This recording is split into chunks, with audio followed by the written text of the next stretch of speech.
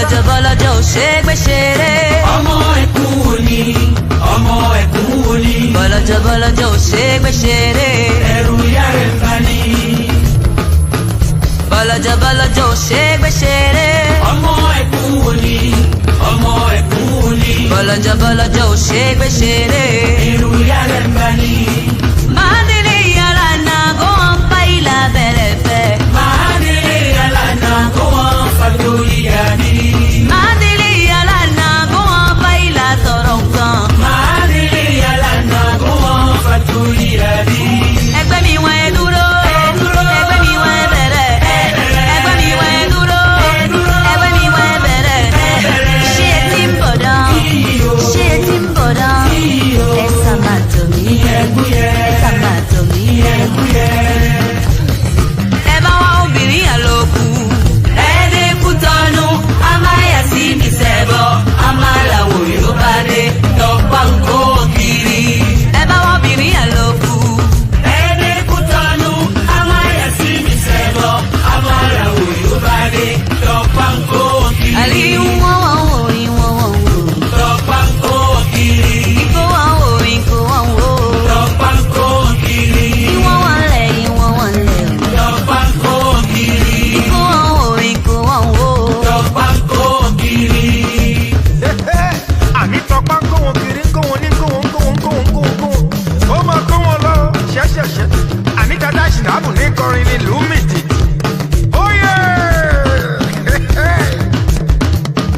Sọ́lọ́jà yíyọ ẹ lọ sọ́lọ́jà. Àní mo ti dúró kí ọlọ́jọ́ lọ sọ lọ́jà o. Lè ṣe àwọn àlàkàràbá ló ń fásitì lálọ́ lóyún. Sọ́lọ́jà yíyọ ẹ lọ sọ́lọ́jà. Ìtànkè alùgbé bàbá ń fọ òun òde. Ìdàbà ń ṣeré gbogbo ìlú kan ń bì títì. Eléyìí ti mọ̀. Bàbá ológun ló sì yé eléri ògùn mọ́. Òrìṣà lúwà là ń ṣe bí ń dọ́gba fáráyé. Ó ní ò bá dọ́gba fún ìyé ìgbọ́hùn òrò. Ó lè ṣe palẹ̀mọ́ fún lọ ìyẹn ò kan wá ó ẹ lọ sọ lọ́jà. Àníkẹ́ lọ sọ lọ́jà. Lè ṣe àwọn àlàkàràbá ló ń fásitì lóyìnbó wí o.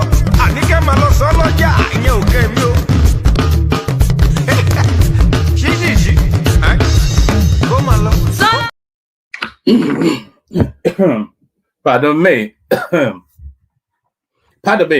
Good day to you. Good to be in your company. How are you? So we do it again as we always do it. It's going to be a short session because I'm somewhat, in fact, not somewhat. I'm completely beat. Actually, I'm completely beat. I've had quite a, we're in that festive period, so you're just all over the place constantly. So a little bit, the wear of it is a little bit on. But nevertheless, to fulfill all righteousness, will fulfill the righteousness of having today's session. So before we hold on, let me just let me send the link into the comment section. Anybody that wants to come join.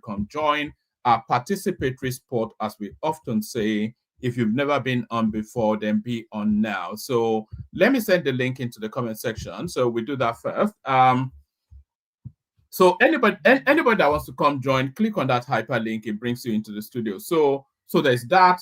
And then what is on your screen here, we're mounting a campaign for the release of this gentleman on your screen, Ajele Speaks. So free Ajele Speaks, who's been held in incarceration since April this year. So the immediate release of this man is what we're demanding. Spurious and vague reasons for his detention are at the instruction, at the behest of a preacher man called a Booker. So if the Booker man feels slighted, he should follow the Are Afebabalola route and file a case for defamation. And I'm sure Ajele will meet him in court, not to use the weight of his money to have this guy to have this guy locked up in perpetuity. So hashtag free Ajele Speaks. We'll make it as loud as you possibly can. So make it as loud as you possibly can.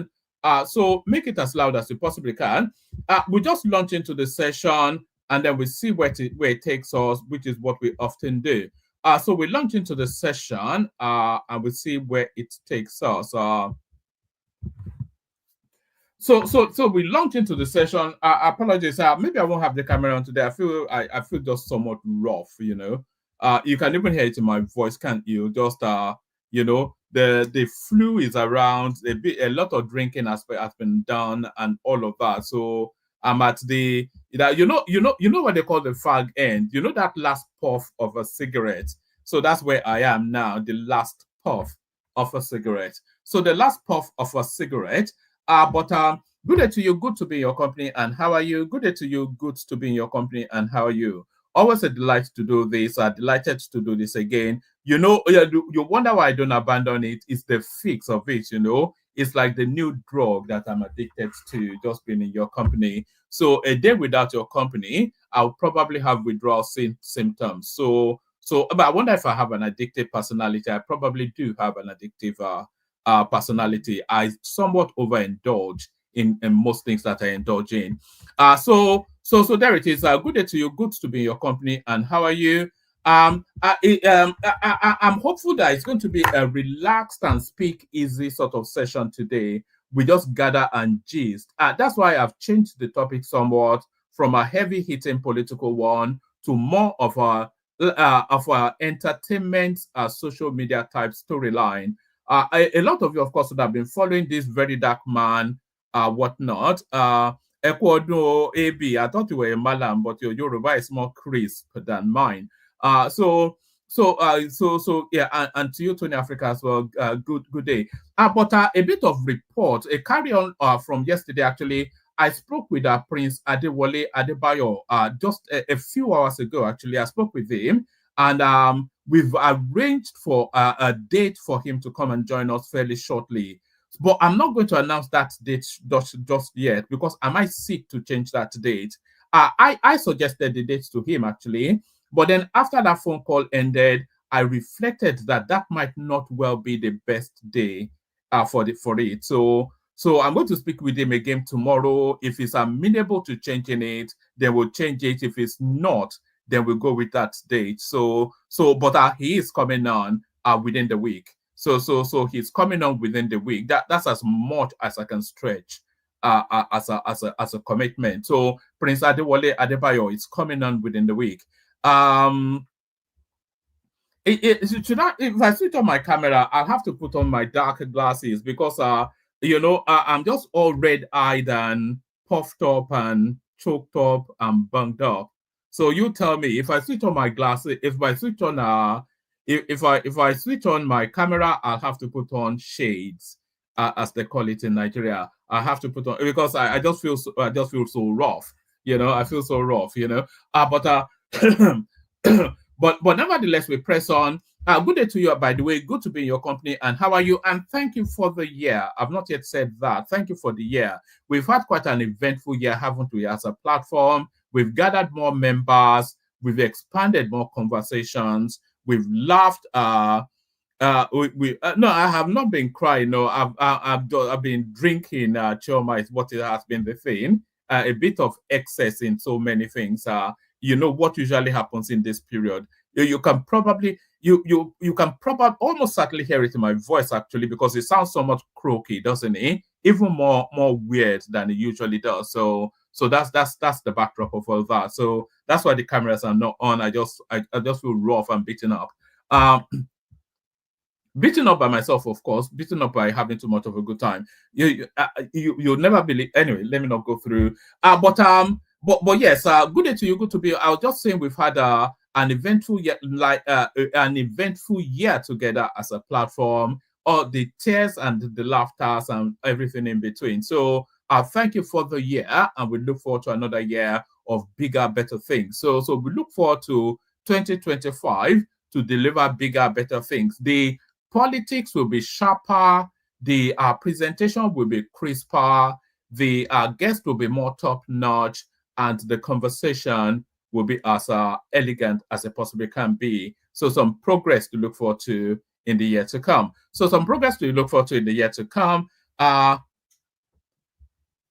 Yes, we're looking to have more hosts actually, Choma, but we're a bit reticent in just the sort of people we're having on as hosts. So if they are off Choma's quality thereabouts, so those are the sort of people So we've got Thomas, we've got Mike somewhat, we've got Choma as well. So if you're at that level of functionality, then because I want the streams to last as long as they possibly can, but I cannot carry the weight of it for more than 4 hours, you know. So but I'd like it to run. I'd like each stream to run at least 7-8 hours just to give it the fullness of it. But I'm not going to carry all that by myself. So if you pass the vetting, then we're happy to have you as a host. We're always looking for hosts.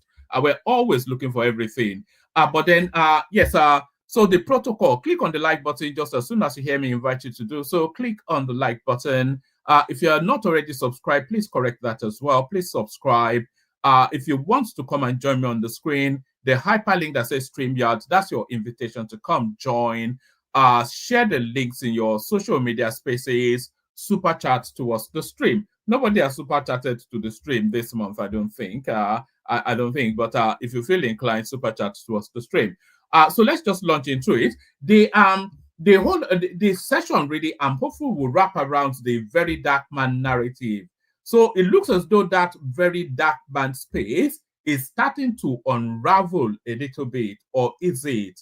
Because there's been big movements within that space, and there's a lot of focus on that space. I'm sure a lot of you are aware of what is going on, but if you're not aware, I've got video clips that will chart you through the trajectory, of where this storyline began and where we are now in the very dark man narrative. The very dark man narrative, it looks as though it's just another typical Nigerian narrative, which is not a deviation from what we're trying to rail against or what he claims is railing against. So wait for the very dark man bit. But before we get to the very dark man bit, let's do a little bit of our heavy lift politics. So heavy lift politics, propagandist MAHDI SHEHU circulates 2013 Mali video as evidence of French troops' presence in Nigeria. So we're going to be seeing more and more of this sort of goings on, the excesses of this sort of elements. So there he is right there. His credibility now completely short. It looks as though he's actually now taken down that propagandist video, but it looks as though the damage may well has been fully done already to his reputation. Everybody in the north is railing against this, by the way. Propagandist MAHDI SHEHU circulates 2013 Mali video as evidence of French troops' presence in Nigeria. So here is another mischievous Mullah doing a bit of TAKIA. A popular fake news merchant and propagandist, MAHDI SHEHU, from northern Nigeria. Let's do that again. A popular fake news merchant and propagandist, MAHDI SHEHU, from northern Nigeria, is trying to prove the baseless claims by the military dictator of Niger Republic, accusing Nigeria of allowing France to establish a military base, shared a video apparently shot in 2013 showing Nigerian and French troops offloading supplies on his X handle. So this was the clip that he shared that's now landed him where it's landed him. So this video clip right there, as far back as 2013, was that even Goodluck Jonathan's era? That wasn't even Buhari. That was Goodluck Jonathan. It just clicked on me now. Actually, it just clicked that was even during Goodluck Jonathan's time, and he went that far to dig it up. The video went viral with many believing. It to be true. However, upon a reverse search of the video on the internet, Podium reporters discovered that the video had been in circulation online since 2013. The video is a news report by the Associated Press, which covered the arrival of troops from Nigeria, Benin Republic, and Togo, who came into Mali as part of a military mission from the Economic Community of West Africa to assist a peacekeeping operation in the region. The troops had arrived at the Senau International Airport in Bamako, Mali, one of the countries where the peacekeeping mission was expected to operate. In the video,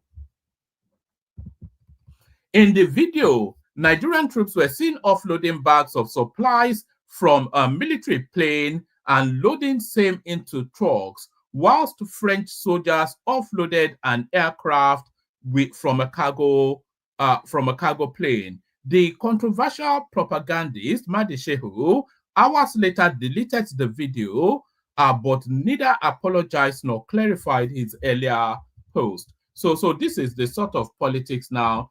So this is the sort of politics that they're going to play all the way through. Let me see. Can I read what is written there actually?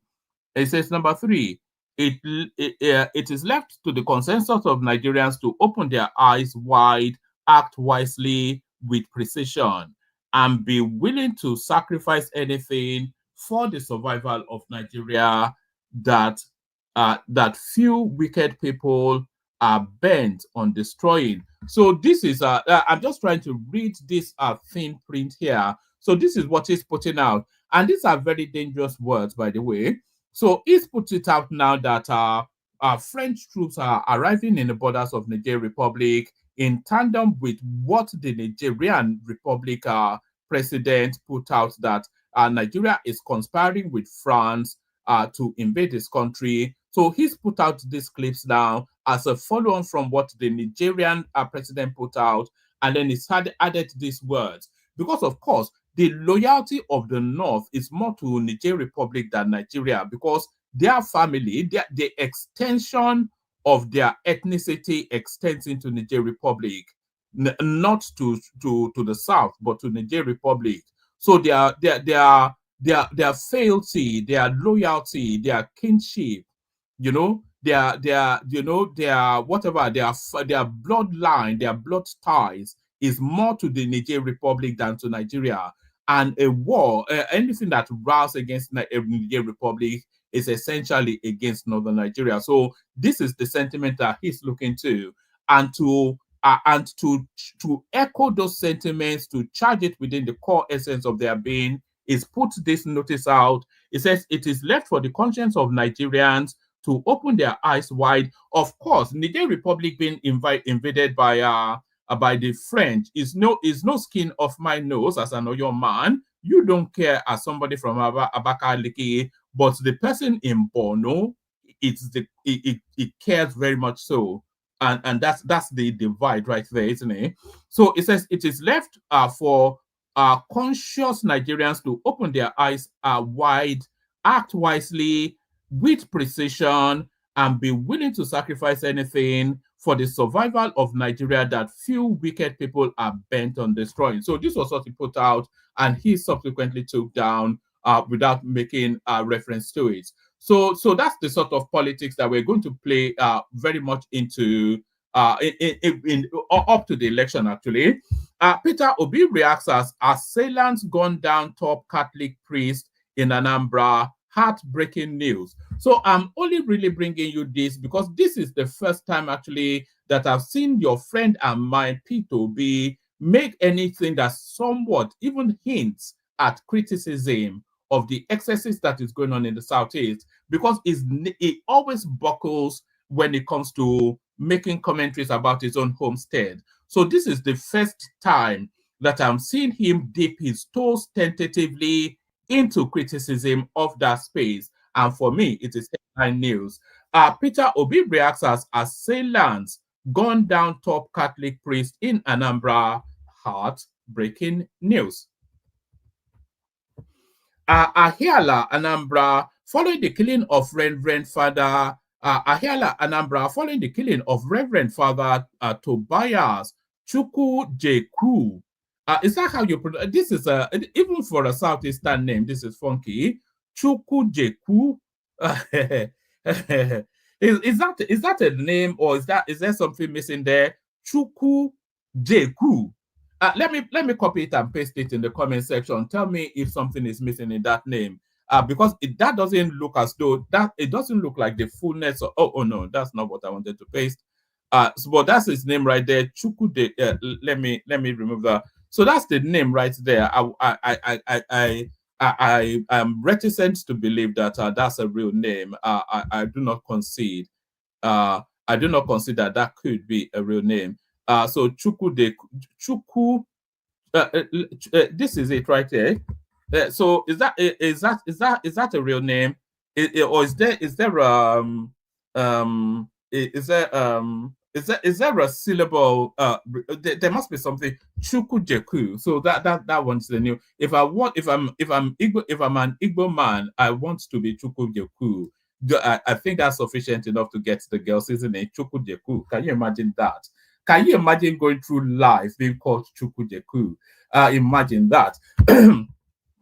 Ahiala, Anambra State, following the killing of Reverend Father Tobias Chukwujeku Okonkwo, Peter Obi has said many parts of the nation has said, let's do it one last time. Ahiala, Anambra State, following the killing of Reverend Father Tobias Chukwujeku Okonkwo, Peter Obi has said in many parts of the nation, lives of innocent Nigerians are being cut short as a result of insecurity. In a statement on Friday night, December the 27th, obtained by correspondent, Obi, a presidential hopeful, prayed that God heals our bleeding nation. So it's not actually speaking to that specificity of that incident. It's speaking rather to the broadness of insecurity nationally. So this is what I thought you'd do. Obi always buckles Obi always, anytime that an incident happens in the southeast, is radio silence from Peter Obi.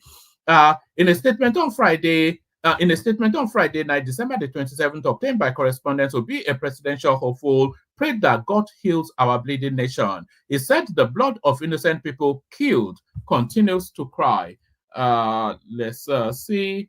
So yes, Obi bemoans Tobias Okonkwo's killing.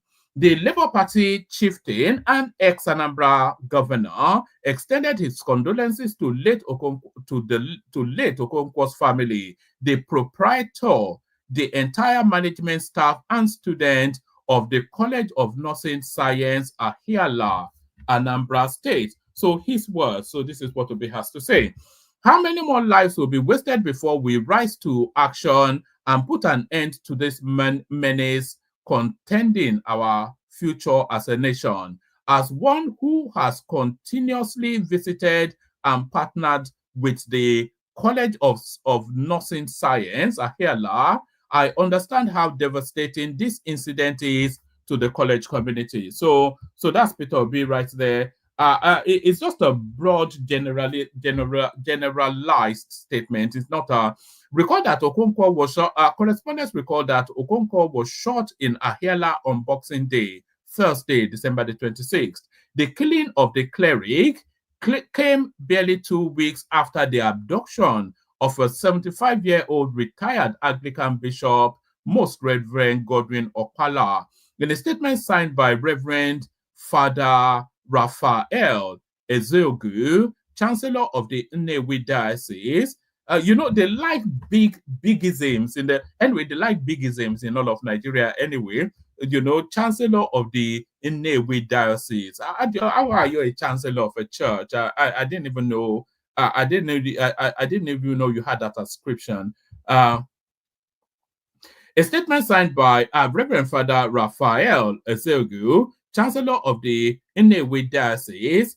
Reverend Father Raphael Ezeogu disclosed that Father Okonkwo was killed between 7 p.m. and 8 p.m. along the Onitsha-Owerri Expressway. The statement described the incident as a devastating loss, but expressed faith in divine consolation. So, is this unknown gunmen again, or what's going on? The whole, man, that place, man. There it is right there. So, Obi finally comes out to make somewhat of a critical comment about something going on Southeast.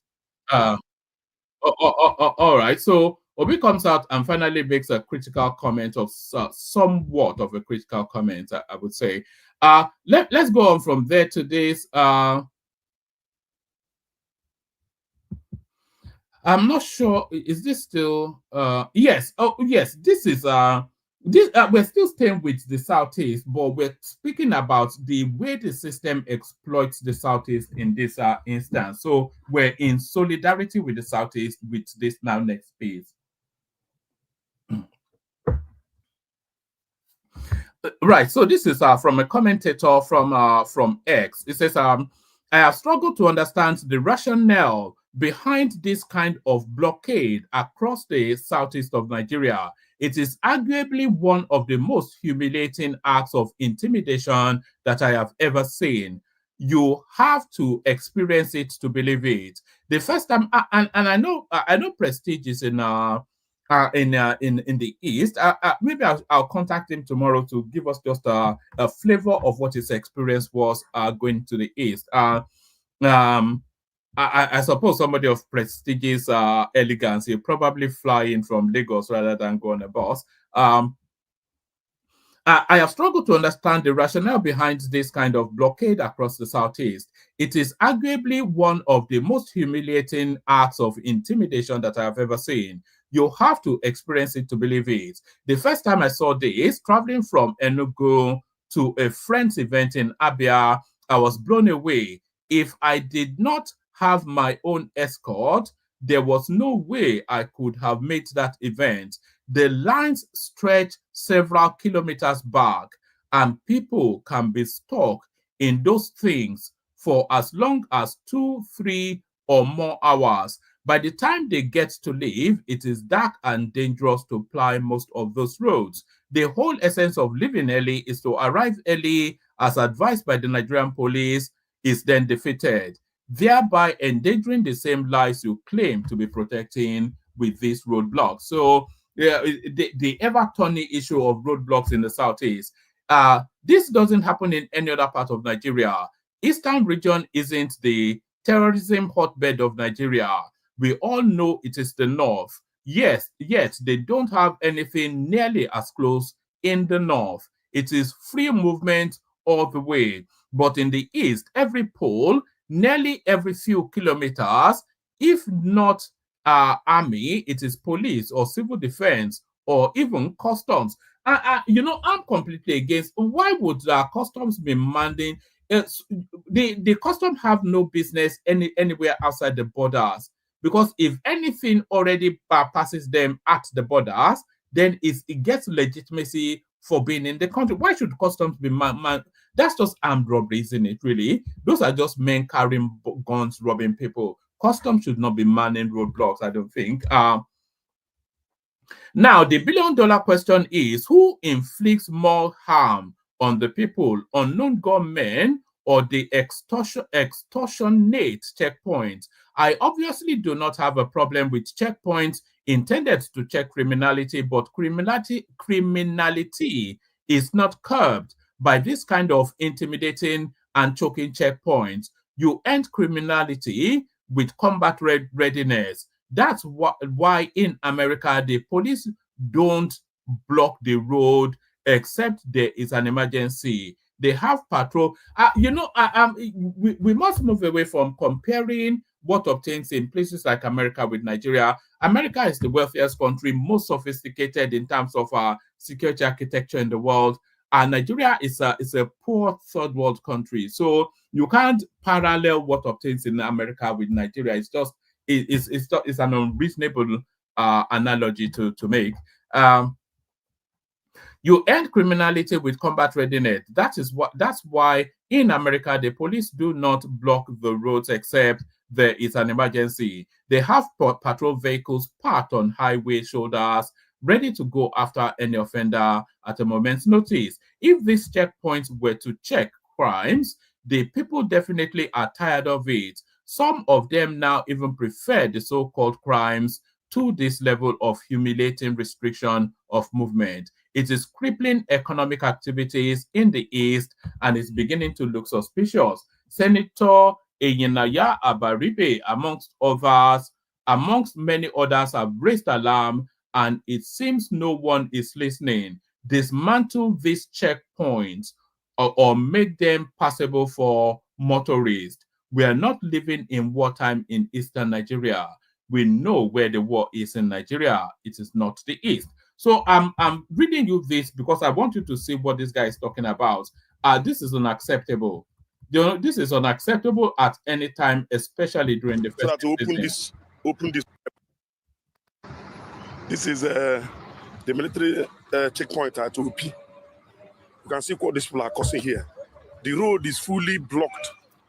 Can you watch the go slow from here to far? You can't believe it. What is happening here? You can't believe it. See, go slow. This is unbearable. Please, let it too deep make a call to those who are at OP Junction. OP, those army at OP, so that to open this door. They will open this road for motor to pass. This is too much.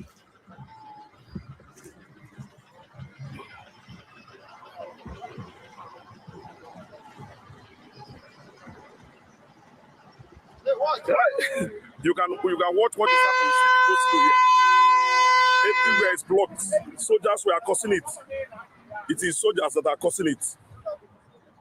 At OP Junction, at OP towards OP, those soldiers there, they are causing this go slow. Please let them make a call to them. Let them make a call. Let them. So yes, we should be long past this now in this country, as it's just unacceptable. If the Southeast needs to be policed, then there needs to be a lot more sophistry in the policing of it. How can this be right? This cannot be right. There's no way that it's just all shades of wrong. That's just all I can say. All shades of wrong. Free the Southeast now. We'll leave that mantra as well. Free the South. Let my people go. Let my people go. Let my people go. Who sang that song? TINUBU. Let my people go. So we're back to the Ibadan Stampede, and the Queen Mother, she comes out to speak. Oh, was it the Queen Mother? I saw the Queen Mother. It says Ibadan Stampede, Queen Naomi's brother addresses crisis in new video, claims it was arranged. So there's somewhat of a political undertone to the goings on to just that Ibadan narrative anyway. There seems to be an undercurrent of a political narrative right there. The brother of prophetess Naomi Shilekunola, so she's now reverted back to prophetess. See, I thought once you were a queen for life. Once upon a time, she was Olori Naomi. Now she reverted back to prophetess. The brother of prophetess Naomi Shilekunola, the former queen of Ooni of Ife. She wasn't the queen of the Ooni of Ife. She was the queen of Ife. How can she be the queen? Who wrote this? Is this person literate? Let's see the name. How can she be the queen of the Ooni of Ife? She was the queen of the Ife. This is all right. Okay, okay, all right. I see who wrote it now. Anyway. The brother of prophetess Naomi Shilekunola, the former queen of Ooni of Ife, which will be queen of Ife, has spoken out about the tragic incident that occurred at the queen's children's party. Reports had indicated that approximately 35 children lost their lives during a stampede as Olori Naomi's children fun fair at Olori Naomi Children's Fun Fair held on Wednesday. It says a Wednesday, so I think this person is recovering from the Christmas excesses. It's just splurge something out just to fulfill a deadline. In an interview with media personality, Daddy Freeze, prophetess Naomi's brother disclosed that some people had camped overnight at the venue in anticipation of the Christmas party. He further explained that in a bid to gain access to the venue and secure gift items, some parents resorted to throwing their children over the fence, leading to the unfortunate stampede. How can that even be an idea? I suspect that these are not parents of anybody. How can I cannot imagine throwing my child over anything except over my shoulders. How can it be that a parent will throw his or her child over a fence? So unbelievable stuff. Following the tragic event, he revealed that Queen Naomi voluntarily reported herself to the police station, where she was subsequently detained. He also expressed concern that his sister was taken to court without prior notice, despite having a senior advocate of Nigeria handling her case. So there it is right there. It says to see the video here. I hope this Daddy Freeze guy is not one of those people that will copyright strike you. It strikes me as one of those types. He is a punk. That guy is a punk, isn't he? That Romanian guy that's now turned himself into a Nigerian. All right, let's have a flavor.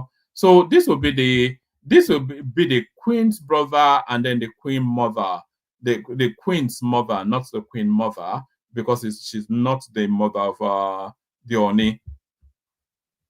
At the venue as at 4 a.m. They slept over. Some of them slept over at the venue, and the crowd was uncontrollable. People were throwing their kids over the fence. If they had even thrown an adult over the fence, the adult would probably throwing the kids over the fence just because we want to probably secure a space. As at that time, nothing was distributed. Either water, food, nothing was distributed at that time. Nothing whatsoever. But people were trying to get access into the venue just to secure a seat.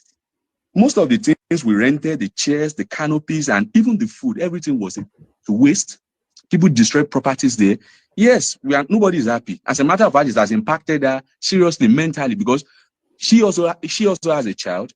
Everybody is a mother. Yeah, I don't have a child, but by extension, people that are close to her, they also have children. So nobody would be happy that, okay, somebody came for an event that is meant to bless people and somebody is losing their life. Nobody is happy about that. And when this thing happened, she personally went to the police station. So, okay, this has happened. She showed up there and it's okay, this is just a minor issue. Okay, what are the next things to be done? And from then we thought it was just a joke. They detained her. Okay, because people are hungry, the opera, okay, they just want to keep her here for some time so that we do our proper investigation, you know, which is normal, which is okay. We don't have any problem with that. It is fine. The first day, the second day, the third day. And I will be honest, by the time they took her to court, I feel like this thing was arranged. That's my opinion. Anybody can have a contrary opinion, but that's my opinion.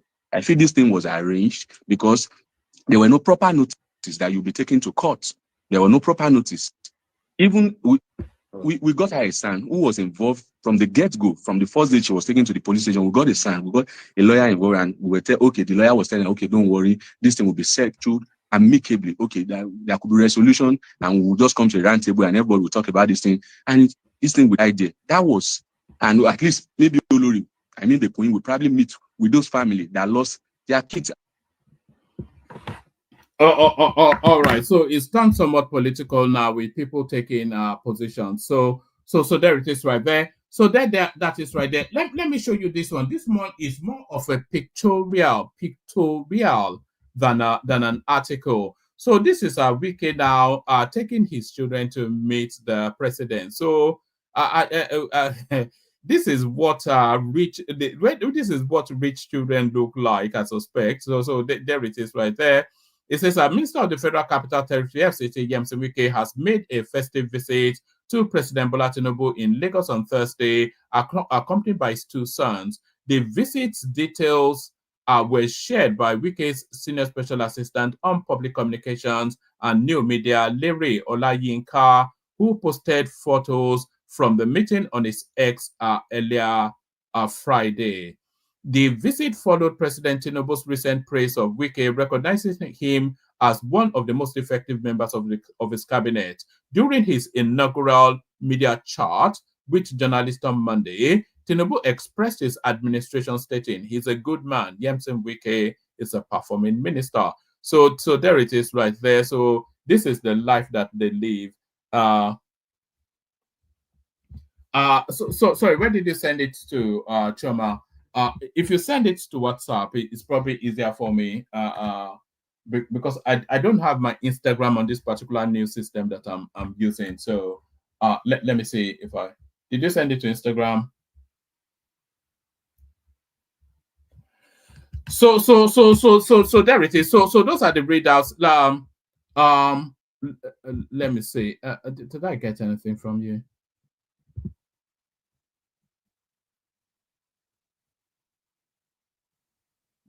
All right. Oh yeah, I think you did.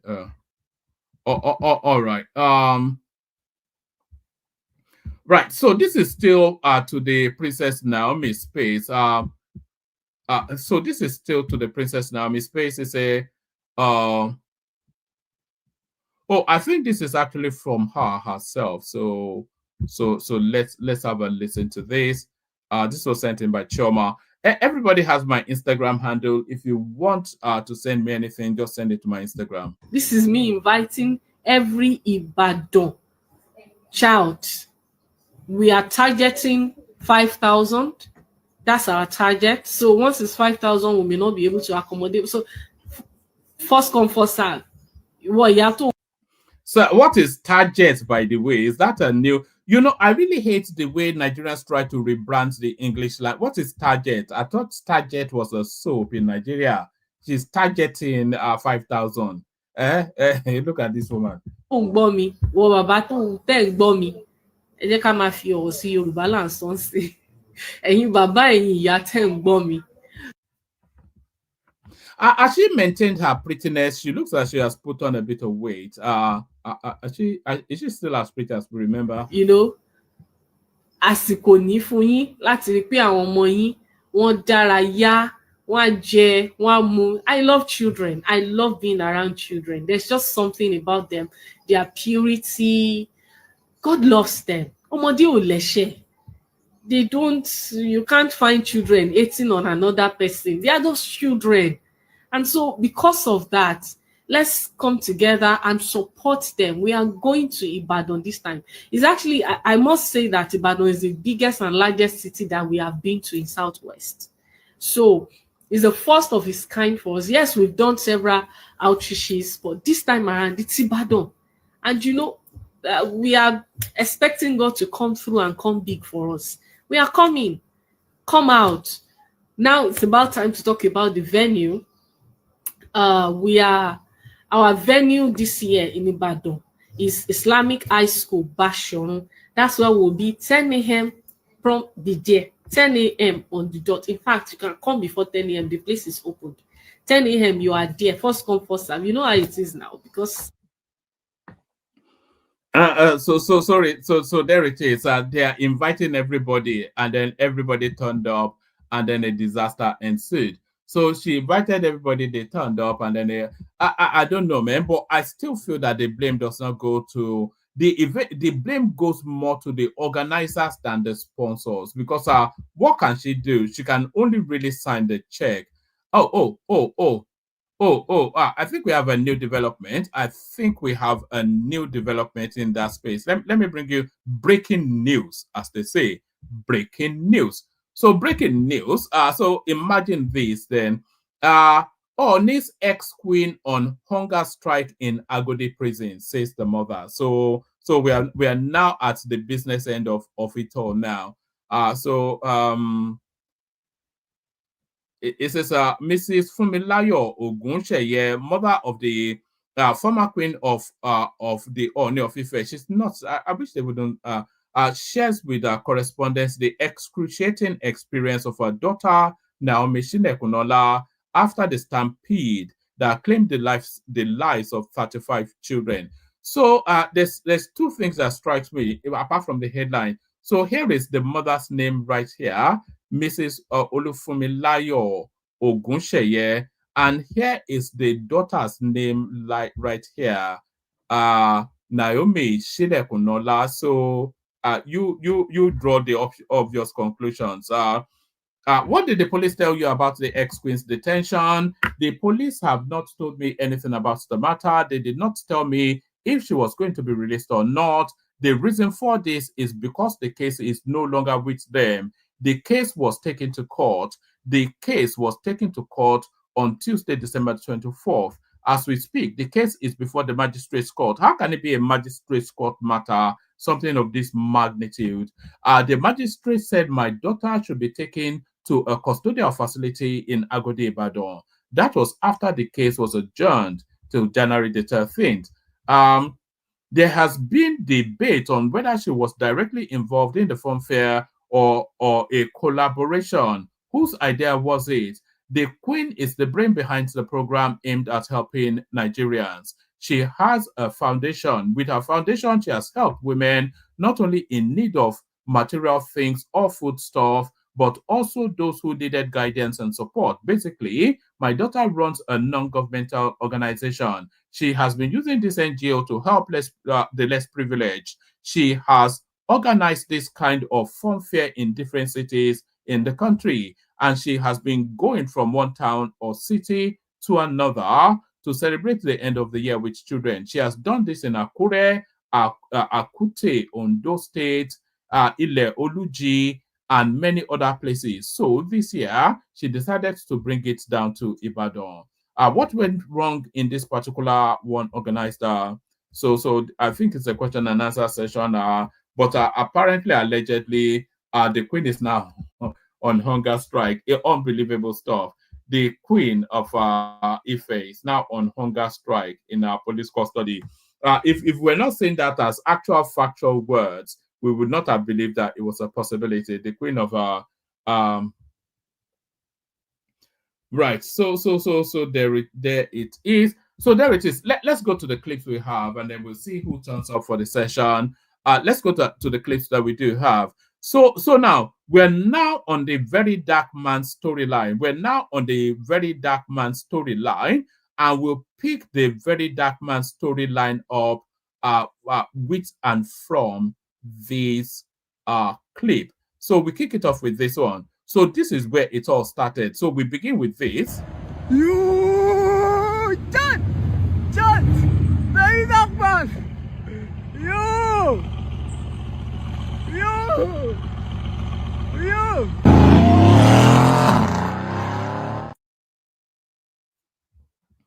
So that's very dark man right there, unveiling a new whip, a 200 million naira plus Mercedes AGM or whatever. So some fancy Mercedes sports car that cost in excess of 200 billion naira. So there he is unveiling this. You John, very dark man. You.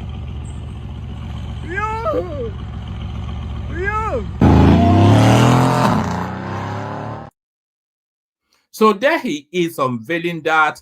And then very quickly, after he's shown us now his 200 million naira purchase, he then releases this video to alert us to what is going on in his life. Watch this. All right, so I'm at the airport. I'll be honest with you guys. For the past few days, I have not been myself. I am here with Officer Joe, and we are going to Jos. The NGO money, somebody hacked into the NGO website, and I don't know how they did it, and 180 million naira is missing. So, but we have, thank God, we have tracked the person, and we are on our way to Jos. And then they've arrested one, so that's why I'm even saying it now. I am excited, and an account has been put on PND. So the account now has 20 million, 160 million has been diverted to another account. So we are currently going there to see how I'll get the money back. You understand? So I just want to update you people. I even had to shut down the app and put it on maintenance so that people will not really see what's going on. But let me just come out plain and tell everybody that this is what is going on. But hopefully to get the money back. So on my way to Jos, I could not even get a regular ticket because flights don't full. I have to go with a business class. Anyways, so I'll give you guys updates soon. Shout out to all the rattlers and that there. Shout out to you all. Thank you all for believing in me. And officer, God bless the rattle. shout out to you all. Yeah, I'm going to bring a positive results. Yeah. A positive result. Thank you, bro.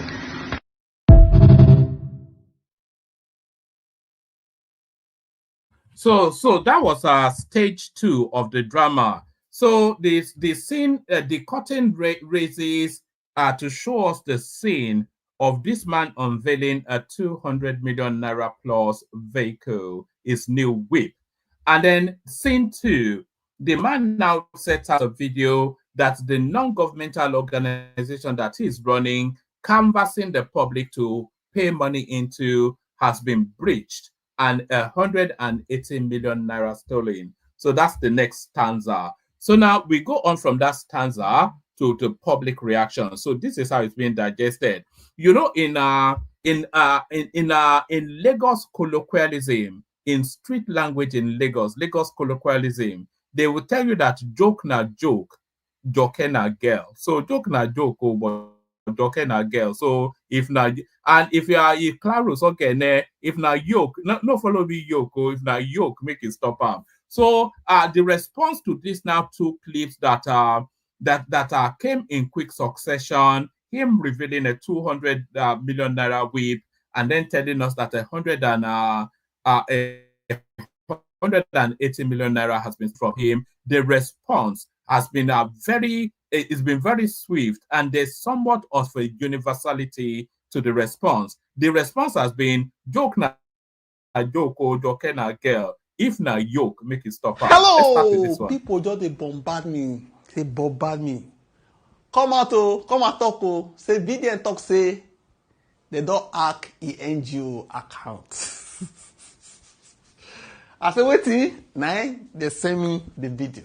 For me, I believe say this one where video in the talk so na December fool or prank. Maybe just a prank now. No, there are so many people that have been attacking me there lately about you chop money for account, I believe say you just want prank them. Because it is not possible. How do I mean? One, the website does not have any connection with the bank. No connection. It's like you have money in your bank, anything where you enter, you go to use hand, the right hand for paper. Okay, person pay 100 naira, you use hand right hand. Person pay 200 naira, you use hand right hand. The website, now the same way. Now the phone, they send the message. And they try to explain to a layman. They send the message to the website and the phone. It doesn't have any connection with the account. Okay? While they talk about the website, they say the message where very dark man talk, he talk say he doesn't know website, account. If there is anything like hacking, it doesn't have anything to do with that website. The website will not be the bank website. Now just website where you create by yourself. They are not linked with the bank. Bank no get hand. As far as the money is concerned, now the bank where you the bank with, now them get infrastructure to secure the money. It no concern VDM, no concern anybody. Now the bank where the money dey, and they secure your money. Okay? 3. The amount where they transfer, so is there no transfer limit? Is there no limit? Is it unlimited transfer? Is there nothing like approval? I'm just asking, okay? I don't know. This one I don't know. Is it unlimited transfer? For somebody to transfer 120, 150, 190 at once, I don't know. Okay? And there was no single fraud alert. Because even when somebody newly log into an account from a different location, even the bank will send a signal to the owner. We stop. Another thing, if this statement is true or whatever, or it's a prank, it directly is telling us that the bank where the money dey, the bank is not secured. Is it directly casting the bank that they don't have good infrastructure to secure the money? That's why I said I believe in a prank. All those one and I just, if not true where they talk about, me I no believe. For me to believe as an IT person, now to see the account, how the money take come out. Okay. So if very dark man, what really address una, say money miss, if no be prank, I believe say go carry the account statement. You go print and say, see, you say very dark man is good at showing evidences like chatting, all those things. You go show, say, see the way where the money go and the account where it go be that. Well, allegedly, for me, as an IT person, doesn't have any connection. No. The bank infrastructure is different from the website. The website are just to the reports like you dey write something, so like a software, instead of using hand to write wetin dey come in, the name of people, you call design something where e go help you dey write am. It doesn't have connection with the bank. As far as this website is concerned, even Zenith Bank don't know anything about this. Zenith Bank does not have access to this, no connection, nothing. So saying the money in the bank is because of this website. Now the account, now prank. You know what I say na prank? Because me, I trust very dark man. Because of the way they do for society, they pursue bad people. I believe say, for me, na prank. What do you think? Drop your comment. Let me hear your side of the story. Thank you. So what that guy is saying, it makes quite a compelling case actually, because breaking his website being hacked has nothing to do with his bank now money's not being missing from his account, because the website has absolutely categorically nothing to do with the bank. You know, it did not tell us that his bank account was hacked. It told us that the NGO's website was hacked. So how can the NGO's website being hacked now transmute into monies missing from the bank to the equivalent of how much he bought his new whip for? So the story doesn't add up. So that's what I said, that joke na joke, joke na girl. If na yoke, I beg whoever carry very dark man money, suppose no say very. So this seems to be the universal consensus. So let me bring you another perspective on that.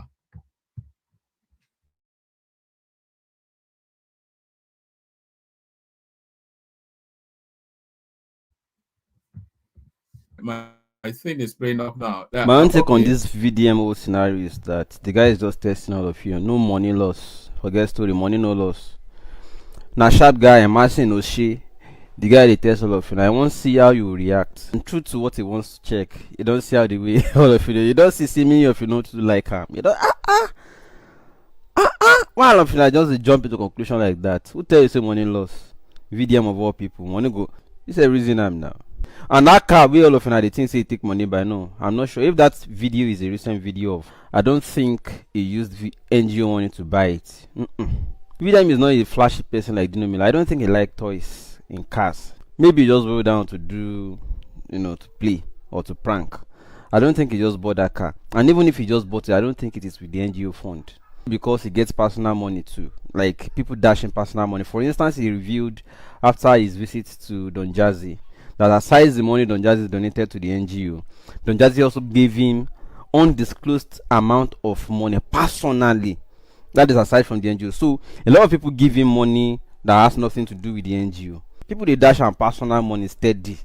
It doesn't even need to touch NGO's money. So forget it. Nothing to that money. It's intact. All right. So forget it. Nothing to that money. So what Shegun is doing, that's Shegun Olo from Objective Media or Objective TV. Go follow him. Is a very well. I don't actually like too many people on social media, because I find a lot of them so-called platforms, I find them but just a bunch of nuisance. But this guy Shegun Olo, there's a truth to what is he is driven by a greater cause. So our Objective Media, his platform is what that guy is actually doing is presenting very dark man with a window of opportunity to untangle himself from the web that he has ensnared himself in, that just pass it off as a joke and we move on. But don't tell us this money is missing, because people will not accept it. But so that's another perspective. So now let's take a third and final perspective on that storyline from a more gullible mindset. So this is how the gullible are digesting. I beg whoever carry very dark man money, suppose no say very dark man now online policeman. So he's like stealing from a policeman. It's like stealing policeman money and go catch you, go return am. You go carry, you don't even carry small, you carry 180 million. For carry all then, because waiting remain. Return very dark man money now. You don't feel steal policeman money. Okay. You don't feel steal EFCC chairman money, online EFCC chairman. Now money you steal, return them now. 180. How greedy. All right, so I'm at the airport. I'll be honest with you guys. For the past few days, I have not been myself. I am here with So that's from a gullible perspective. Who actually thinks, how can you hack a website and then leads to the loss of money? So that's the very dark man. I don't believe a single word of it. I've always thought that guy was a chancer. Hopefully he'll pass it off as a skit and return the money and put it to the use that the donors intended it to be used for. So forget all that BS bullshit. You buy a new whip and then you tell us money is basically you must make people as daft as you. So there's a very dark man trying to do Sakama J on his followers. Hopefully, as the story continues to evolve, it probably make me eat my words. But that's very dark man. Let me take you to a completely different. Where should I take you? Let me take you to this space.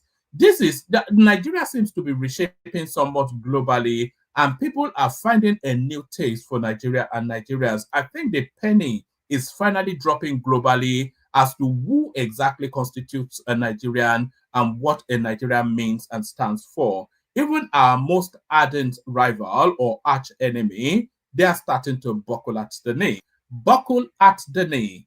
What Nigerians have more experience with South Africa than South Africa has with Nigeria. Because South Africans, they don't want to go into Nigeria. I don't know why. Nigerians have traveled more. South Africa just used to travel a lot to that UK. Let me go to UK, but Nigeria runs UK also. Nigerian UK nationals, there's a lot of them. There's a lot, man. Nigeria has more experience when it comes to being multicultural. Nigeria's been out there. That's why they just respond, like you said, they just react to South Africa. Black South Africa will say some shit or do some shit and then Nigeria reacts. Yes. But Nigeria is not out here to initiate any form of freaking challenge or any form of freaking aggression or confrontation. They're too busy making money for that. They're too busy freaking winning BET awards, like I said. Yes. Yeah, they're not in the mood to start some stupid shit. If there's no money there, Nigeria's not there. They just react. Whenever Black South Africa comes out here and says some shit, then Nigeria says, hey.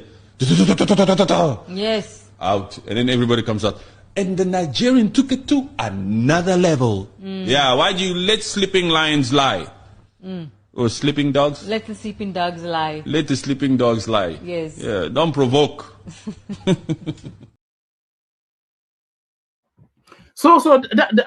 I said, the penny is finally dropping with these people. You see, these Africans, they don't actually know that Nigerians are not actually really that interested in having any sort of atrocious relationship with them. Nigerians don't really care. Nigeria and Nigerians, they would like to carry the Africans along, but they don't really care if the Africans want to come along with them or not. Nigerians are on a journey to greatness. And I think we are now starting to see the green shoots of that greatness now as the world turns in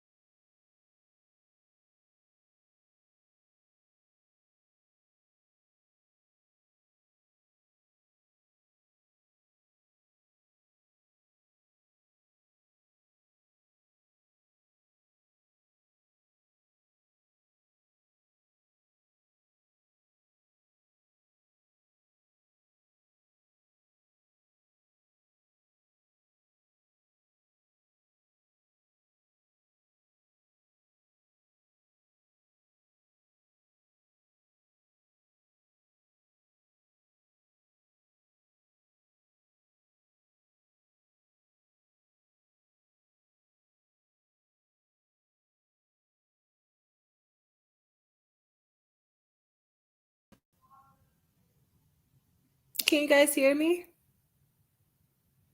One man dropped from the studio, so you guys will have to exercise some patience, and he'll be back on.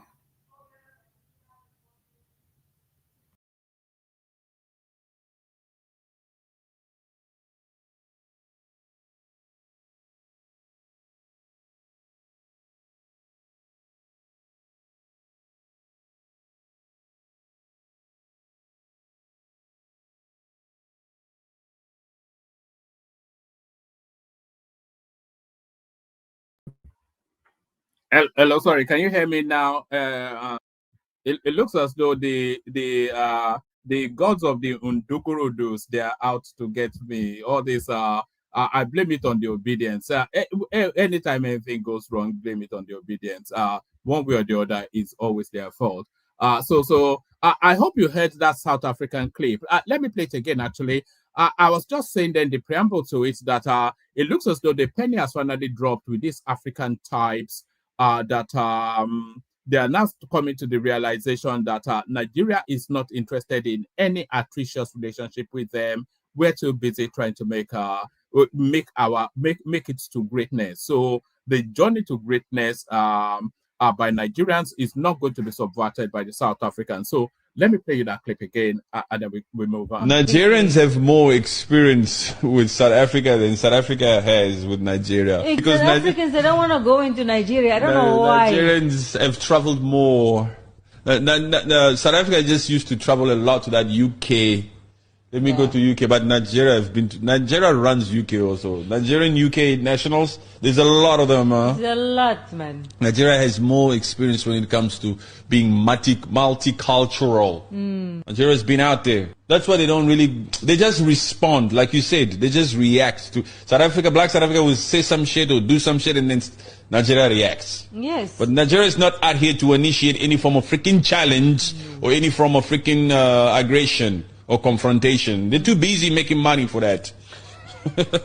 They're too busy freaking winning BET awards, like I said. Yes. Yeah, they're not in the mood to start some stupid shit. If there's no money there, Nigeria's not there. They just react. Whenever Black South Africa comes out here and says some shit, then Nigeria says, hey. Yes. Out. And then everybody comes out. And the Nigerian took it to another level. Yeah, why do you let sleeping lions lie?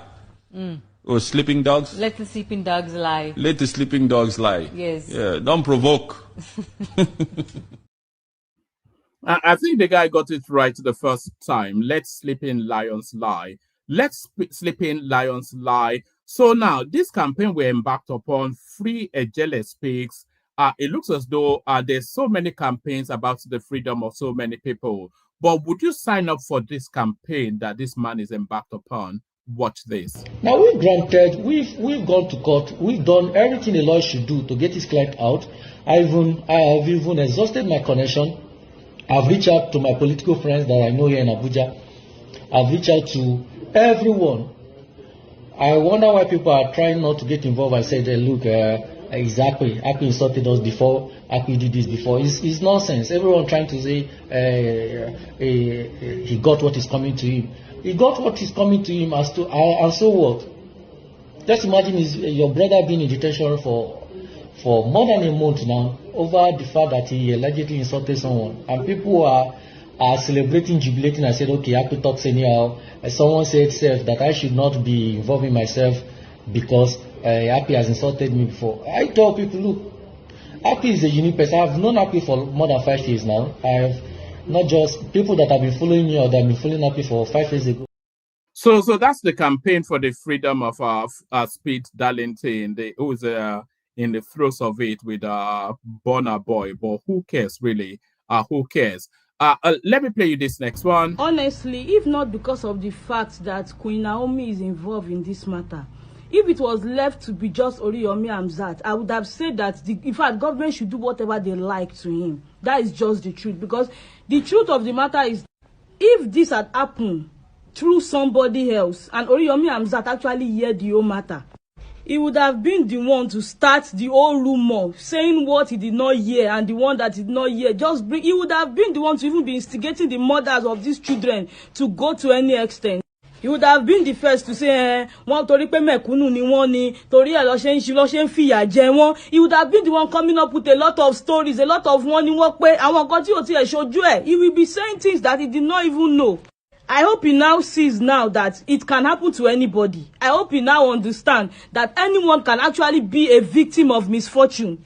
He would have been the one to be saying, kí ló dé tí wọ́n fẹ́ ṣerú nǹkan bẹ́ẹ̀ yẹn, ó yẹ kẹ́ ti provide security lẹ̀ láti bí alẹ́ àná, kò yẹ kẹ́ jẹ́ káwọn èèyàn wọlé, a mọ̀ wípé àwọn olówó yìí tó bá ti di ìparí ọdún, bó ṣe máa renew ẹ̀jẹ̀ ló máa wá. He would have been the one saying a whole lot of... All right, so that's a little snippet of that lady right there. She was speaking to Naomi Amzat, one of the two main protagonists in the unfortunate unfortunate incident in the Badon. And she was saying then if it was Naomi Amzat, he would have said brought in jail, because if he wasn't involved, he would have been putting all manners of spins, including to say that they just used those people for juju or something. So that's a perspective on that. That's a perspective on that. Let me play you Chinedu Rose Vivo, who continues to, in his imagination, straddle the streets of Lagos as its governor. Here is Chinedu Rose Vivo doing the Mr. Governor beat in Lagos.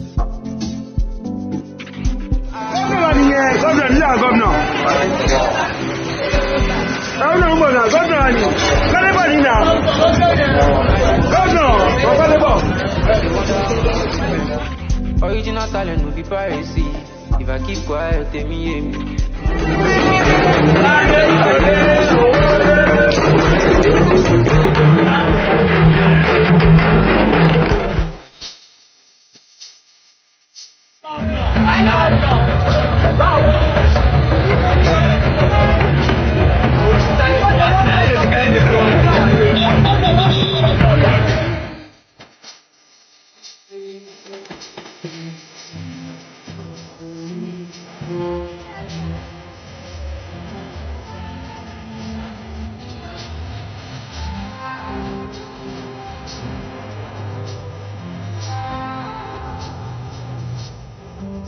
Many talents have been needed.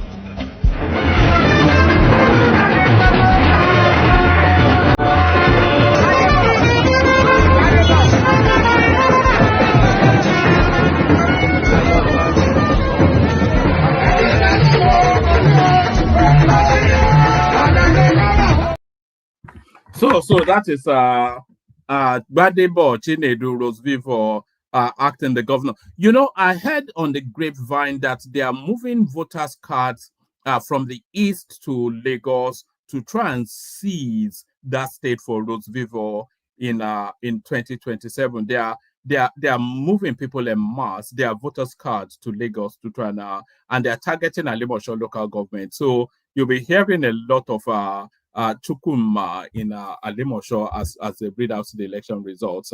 So that's the strategy right there. So that's the strategy. They are moving voters card to that space.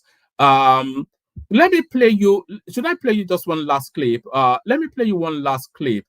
This is the MAHDI SHEHU guy, the propagandist from the north, that is playing clips from 2015, telling his gullibles that they are bringing in French troops to launch at Niger Republic. Here is the guy. No, that's not the one. So where is the one? Okay, let me play to you from here.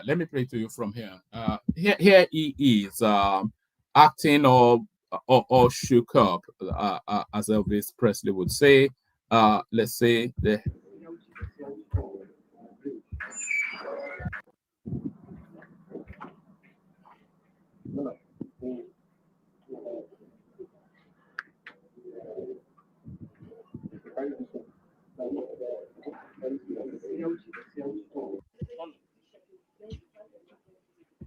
Sorry, don't touch your body.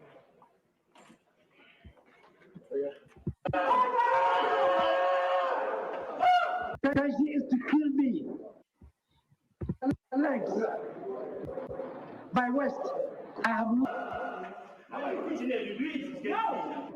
Under the police custody, I was stung by a snake. Under the police custody, I have lost my weight. By west, I have lost my neck. I have lost my legs. The intention is to kill me.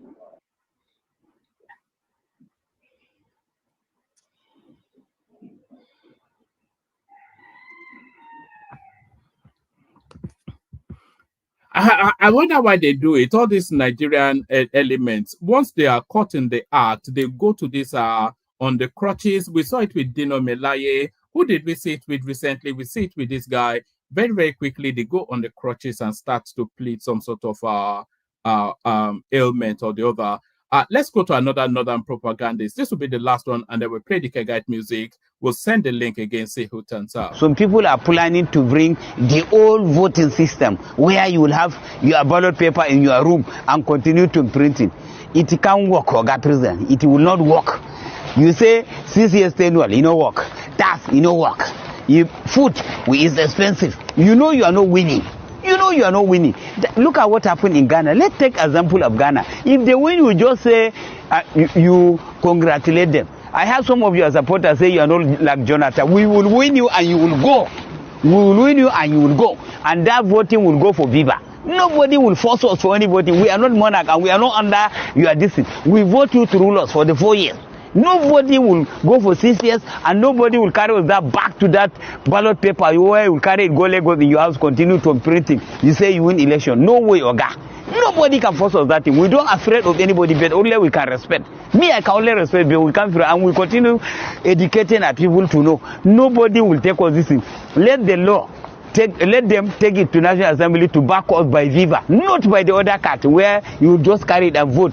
We cannot go back to that system again. Why don't you go forward? Every day we are reversing, Why? Why don't you go forward, Oga? Mr. President, if they vote you, you say, well, we had that you have supposed to say you are not a Jonathan. If they vote you, you will say no. This will, 2027, you will see it. When we vote you out, say you will not go, make we see. You will go. If they vote you out, you will go. If you win, you win. We know why you can win. You cannot win. We will not pray. Me, Gololo, I don't pray for God, make you win. If I want pray, make I die. I don't want make you win. Because I vote you, I work for you, and I see how you take us from the north. So, north and east and south, we will present our vote to the spirit candidate that can flog you hands down. We don't need it. Even the south was no vote. It's not only state. Kano and Kaduna covered the whole of their vote. So we are going for one candidate now. The east and south are not. We are grouping and we are campaigning, and they have understand where we are going. That is where we are going, Oga. And if you vote, you say you are not going, I'll make you see. They vote. If you know they vote, you come out. You win election, and that's why you be a president. And then the win, you say you are not a Jonathan, you can't go. You will go if you lose, Oga. You will go. You don't pass. Everybody have his own right to speak. You will go. Human right. If somebody talk, you will arrest him. If you charge him to court, you give him terrorists. Anybody talk about the government are terrorists. If you not talk, now good man, Oga. Please, this is democrat. As you say, you are the one who fight soldier. Is that how you fight the soldier? You fight the soldier to bring democrat, but you come as a monarch. You come as a dictator. You want to use one party system. It can't work. Even if you destroy PDP, you destroy NPP, you destroy Labour, there's another party. We can carry any party. But I'm still in APC. To when I hear say they give me ticket, that day I drove from the motor. From there, because I will not vote you. And we will campaign against you till we see say that 2027, you go. Bye-bye. Thank you.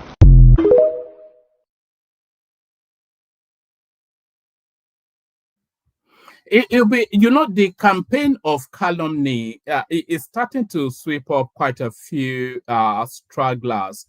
It'll be interesting to see how TINUBU turns this round. It'll be very interesting to. The 2027 elections will be the most interesting yet that we've ever had. That's just my prediction.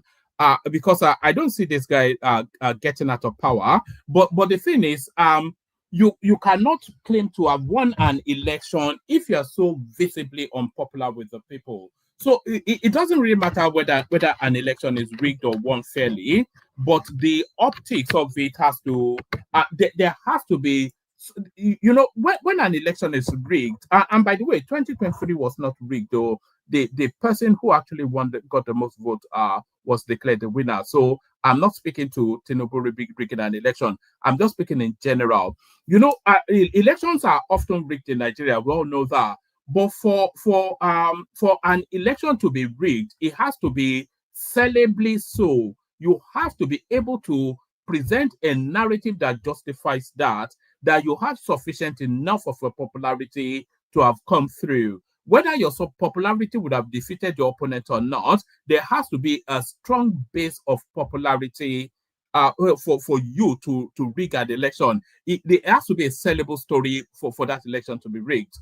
Would you say that either by fair means or foul, there's a portal for TINUBU to be returned in 2027 with this just avalanche of the relentless pumping? They say keep hitting the same spot and eventually it will weaken and all of that. I think that might well be the strategy. Charles Soludo called it an Nzobo strategy. So would sheer brutish force of our campaign of calumny, would it be sufficient enough to force this guy out of power?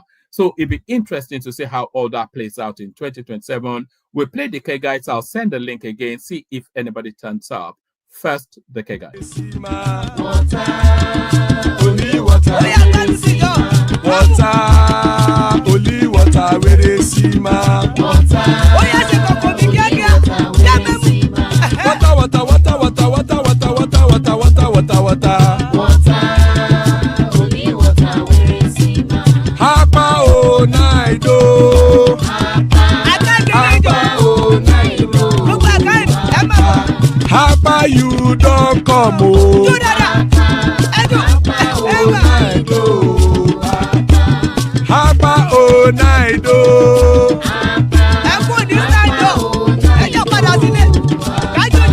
Oro kẹ̀kẹ́ kẹ̀kẹ́ ẹlẹ́mùrè o. Oro kẹ̀kẹ́. Ilé sọ́dí àkẹ́kẹ́ ẹlẹ́mùrè o. Oro kẹ̀kẹ́. Bobby master kẹ̀kẹ́ ẹlẹ́mùrè o.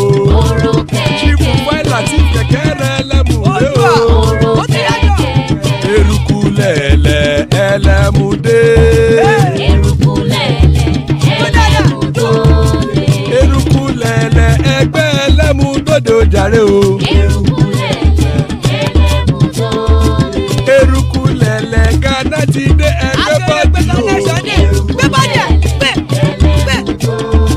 Ọmọ ẹlẹ́yẹ ẹ̀yẹ ẹ̀yẹ o ó dilé o. Olúyẹ̀lá ẹ̀yẹ o ó dilé o. Petrosonana ẹ̀yẹ o ó dilé o. Petrosodunke ẹ̀yẹ rẹ̀ ó dilé o. Ẹlẹ́kọ̀ ọ̀run mú ìní o.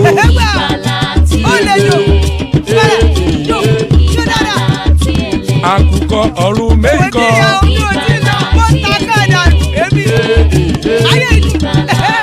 Ikú kò ní ríwà gbéṣe o.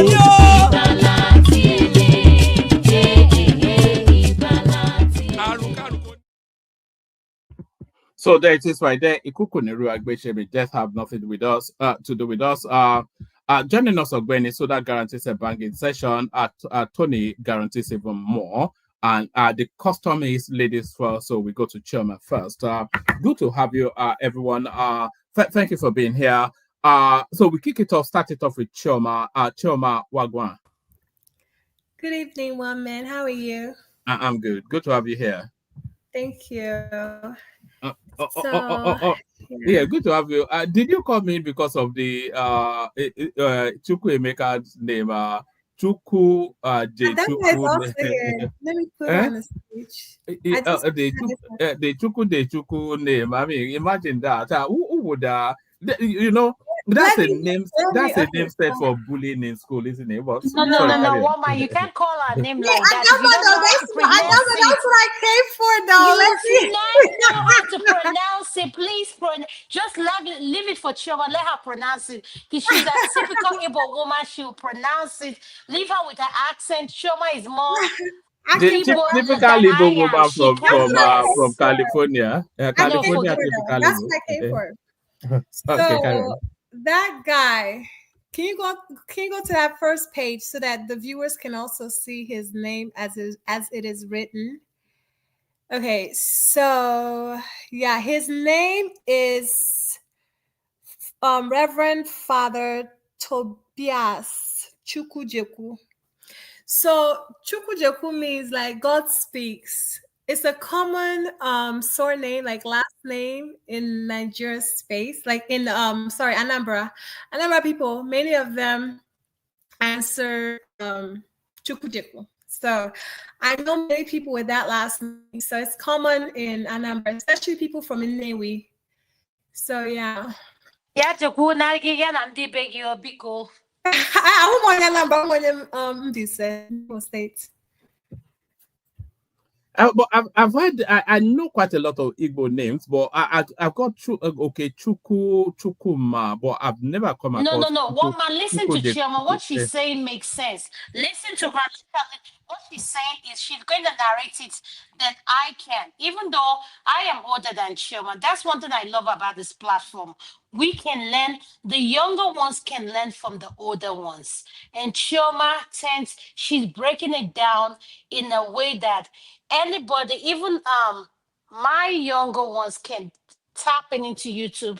They can understand what she's saying. So she's breaking it down to anyone that tap in the internet and listening to us can understand. So Chioma, please continue to what you're saying. Yeah, so tell us what it means again. God speaks through you, or is that what it's? Yeah. No. Okay, so Chukwu means God. Yes, Jesus, we know God. that. Yes. Jeku means he speaks. You know, Jeku who speak. So J is like the verb. You know, so Chukwu Jeku. That means God speaks. It's a common last name for a lot of Anambra people answer those type of names, you know, with Christian meanings. But because like us from Imo, right? Like Imo State people, right? Like the real Igbo. So we have like Igbo last names, like Okocha, you know, something has to do with market days, something that's symbolic to culture. I don't know if I'm making sense. Yeah, you are, but under what circumstances would you give somebody? Is it as a result of waiting for a while before you have your child? Is that, you know, because what would lead to this is actually a last name, like a surname, like a last name. It's common last name, but I don't know why he has it as a first name. But people take their father's name, like their grandfather's their first name. Yes. Especially if they come from a family that, you know, like that's like Osu. You get what I'm saying? So they want to break that line. No, Chioma, let me correct that. So a family that comes from a prestigious family, like a kingship family, like when we have king, princess, and stuff like that, they tend to turn their. Sometimes when they have certain diabolical thing attached to their name, they take on. They will use their last name as their first name. Yes. So where was I wrong? Because I missed. Sorry, Adana. Is it kings? You don't have kings in Igbo land. No kings in Igbo land. No princesses. No queens. You have no historical fact to back it up. Mr. Tone, please, Chioma is the only one. Chioma, I came in specifically because Chioma is speaking. Mr. Tone, I want you to listen to me. I want all our viewers to listen to me. And I want all of us to learn because it has nothing to do with age. The Igbo, our culture is something we can learn from the older and the young culture. I am older than Chioma, but whenever Chioma speaks, I can learn from her. And there's something Chioma writes in Igbo. What I'm trying to say to our viewers is this. The ability to come to a public space and say you can learn from a younger person doesn't make you a naive person. I came and I said to one man, let Chioma break this down because I am listening. Not just I am listening. My brothers are listening. I have a house full of teenagers. Not teenagers. Teenagers who are scholars just like her. They are PhD holders. They are but they can write Igbos more than I do. So you want to learn from them. You're not learning from them because how do I explain this, Chioma? I see how do you say that? Okay, wata, you just keep quiet. Like when an older, like how an older was, what is, Choma, please explain this to me. My mind Well, is all over the place. but they also have the same thing for elders, though. What an elder can see, a child cannot see, even at the top of an iroko tree. You understand? So they have different versions of that. I don't know the younger variation. I only know the older one, the older, meaning to that. But yeah, what you're saying. Mr. Tom, your question, Choma, hold on. Mr. Tom, what is your specific question so that we can cover Okay. it as Choma is this? Okay, thank We're you very much. covering the Thank you very Igbo much. dialects, yes. No, thank you very much. So what happens that historically in that space we have all those Obas of Benin or King Jaja of Opobo, and then the Obong of Calabar. We don't have any historical facts to back it up that you have royal families, that you are royals in Igbo land. You are not. You are never royal. But Mr. But No, they you need do to have. stop. Can I They say do this, have. Mr. Tom? Can I say One man, please, let me tell you, because even in Congo, all those places we have the king. Hold on. Who is the Obi of Onitsha? Thank you. No, that is that's a Benin man. That's a Benin man. Hold on, that's a Benin man. All right, we are starting woman. it funky. We are starting funky today. Yes. Listen, believe what you want, okay? But let me finish my submission. No, not you. I was not countering you. I was just trying to correct my sister Adana. No, I'm trying no, don't correct me. Chioma, listen. Chioma, you are a perfect Mr. princess Tony, now. listen I to know me. they challenge you now. Mr. Tony, listen to me. Hold on. Mr. Tony, carry on. listen to me and listen to me carefully. I want you to listen to me and listen carefully. Chioma is my younger sister. Okay. I want you to listen. If I can shut up my mouth and give her the due respect, let her translate something all of us can learn from. Doesn't mean that. But once you are interjecting, you have to interject correctly. Chioma, Chioma is never wrong. It's never wrong. Only your interjection when you make. Hold on. No, Hold on. Listen, Look. I'm an Edoma. When we are talking, you let the woman have to little bit cool down. Do with Edo or Igbo. When a woman is talking, and it has no, the woman don't talk too much when we are, when we are talking in our place. Regardless of whether it's a woman or man, the point is when someone is trying to make a statement that all of us can learn from, let us learn to be quiet and learn from it. Yeah, That's teach I correctly. From. Teach correctly. Don't say that you have royals. Mr. Tone, listen to me. Go yes, and watch madam. last night's segment. I get you. It's okay. Let Chioma continue. No, Chioma, Mr. Tone, no. Let You her do continue. this all She's the never time. wrong. No. No. Forget your emotional sentiments about Chioma. Sorry. One time you are from Israel. You want to come and say that you have a royalty in your land? Everybody hold on. Including Adama. So everybody hold on. We go back to Chioma, but let me just say this to you, Tony. There is nothing that rankles more than somebody trying to know your culture more than you. I know me as an Igbo man. I will not tolerate it that somebody alien to my culture telling me my culture that, so Mr. Tom speaks from his emotional point of yes. view and his love that he has from Chioma. And I'm not trying to debunk that. That's not what I'm saying. I am trying to say to you that as an elder, when we come to this platform, we have Baba. Chioma corrected me on the chat. Okay, Audi, okay, don't do it. Mr. Tom, listen, Mr. Tom, it's Friday.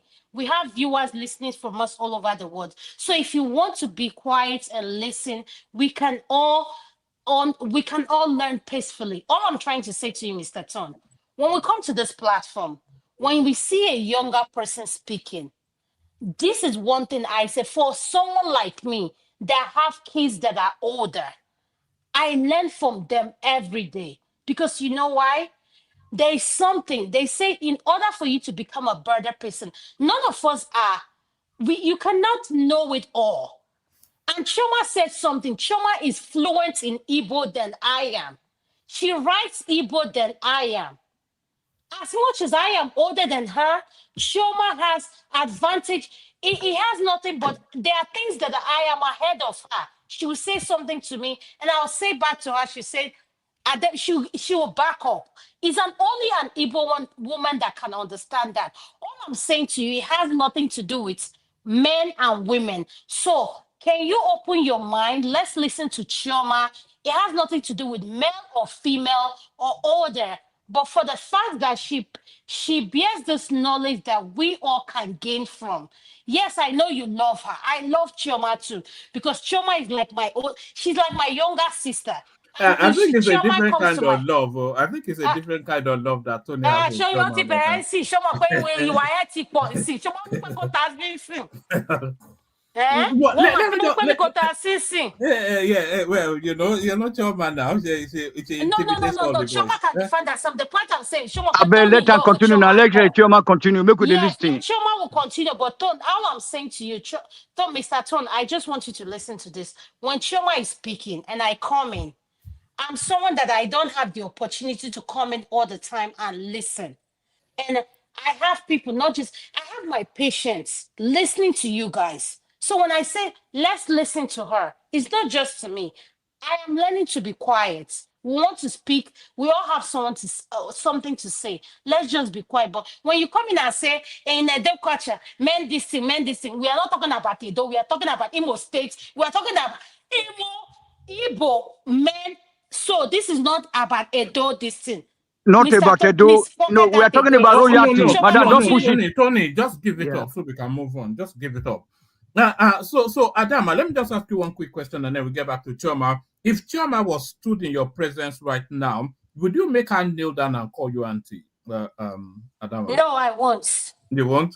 Oh, all No. right. Okay. Because I'll tell you why I won't. Can I tell you why I won't? Carry on. The relationship I have with my nieces and nephew and family members is not about how old you are. It's about the personal relationship you have with them. This is my family. So it's not about how old you are. You can be older than them and they will see you, they will snub you. Because I come from a family that everybody is educated and everybody is comfortable. So when we come together in love. It has nothing to do with whatever your status in the public life is. So when I come to this forum and I say to this one man, go back to any time I comment in your chat, the first person I greet is Chioma, and after Chioma is you. Go back to, one thing I love about StreamYard keeps record. People think I'm stupid. It's not about being stupid. It's about, as an elder, you know what the right thing to do. I never knew Chioma from day one, but Chioma has accorded me the respect. It's just like when I'm in the front of Dupsy.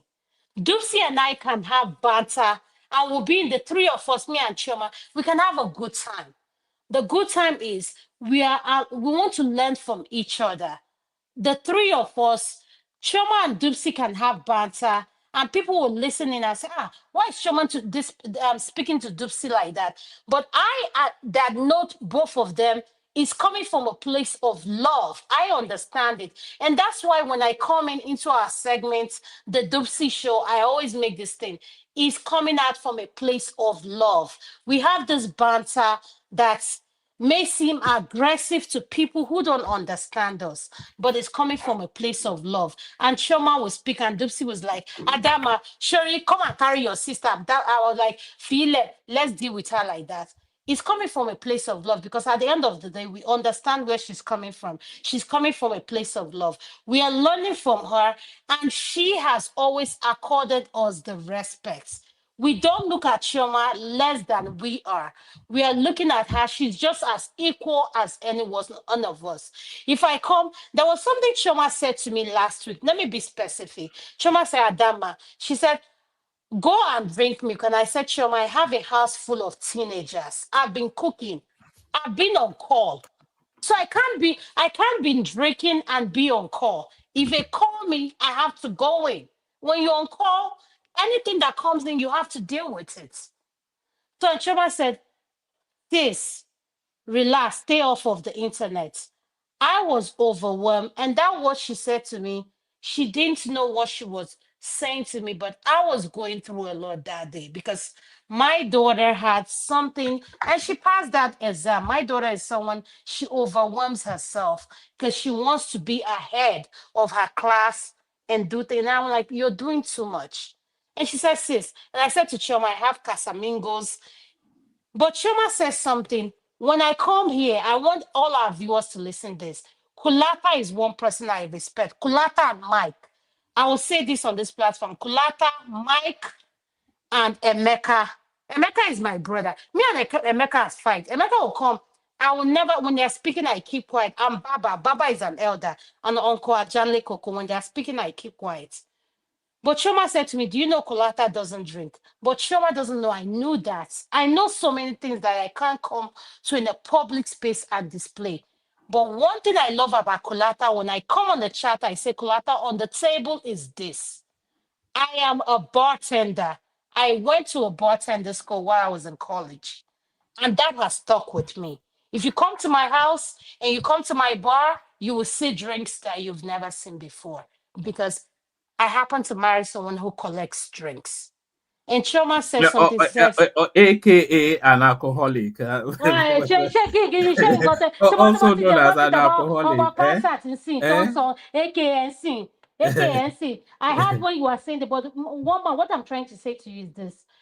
I want us to keep an open mind because what I happened to witness last night, I enjoyed it at the same time. Mike had a show.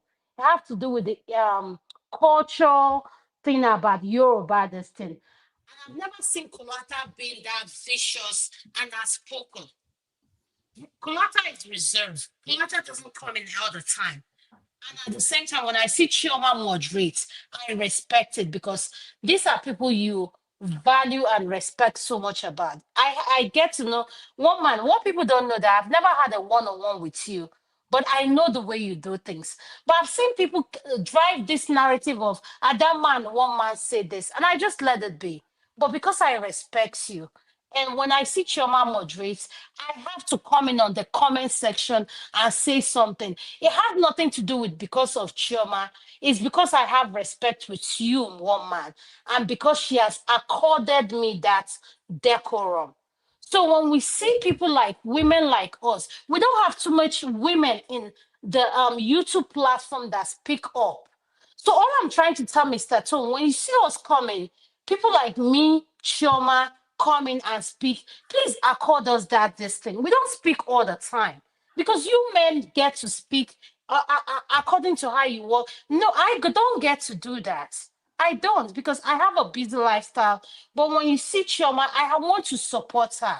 So all I'm saying to you, Mr. Tone, and I just want to take this as a correction. Last night's segment was a learning lesson for me.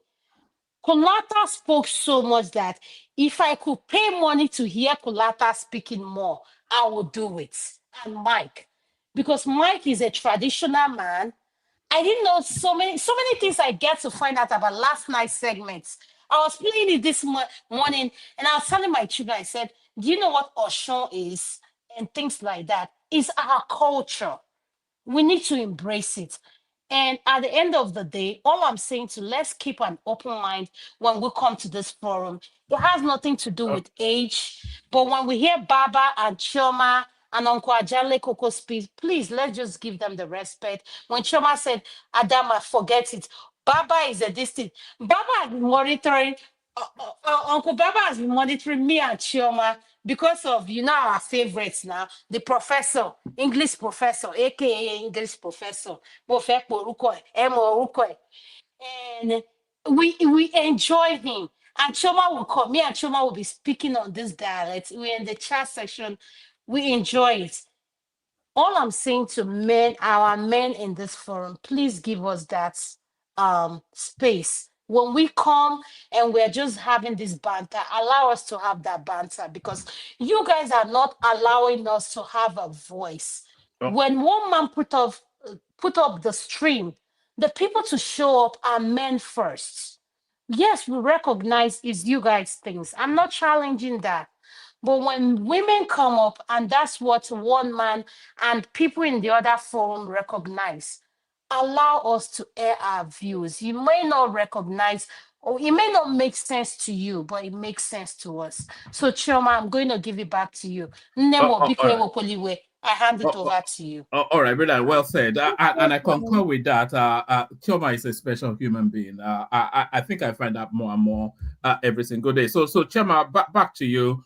So now you've corrected us on the proper pronunciation of that name and the depth of its meaning.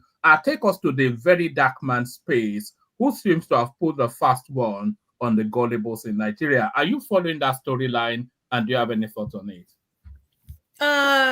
I wasn't following that until I saw it on the headline, and I do believe very dark black man, because this is my opinion, right?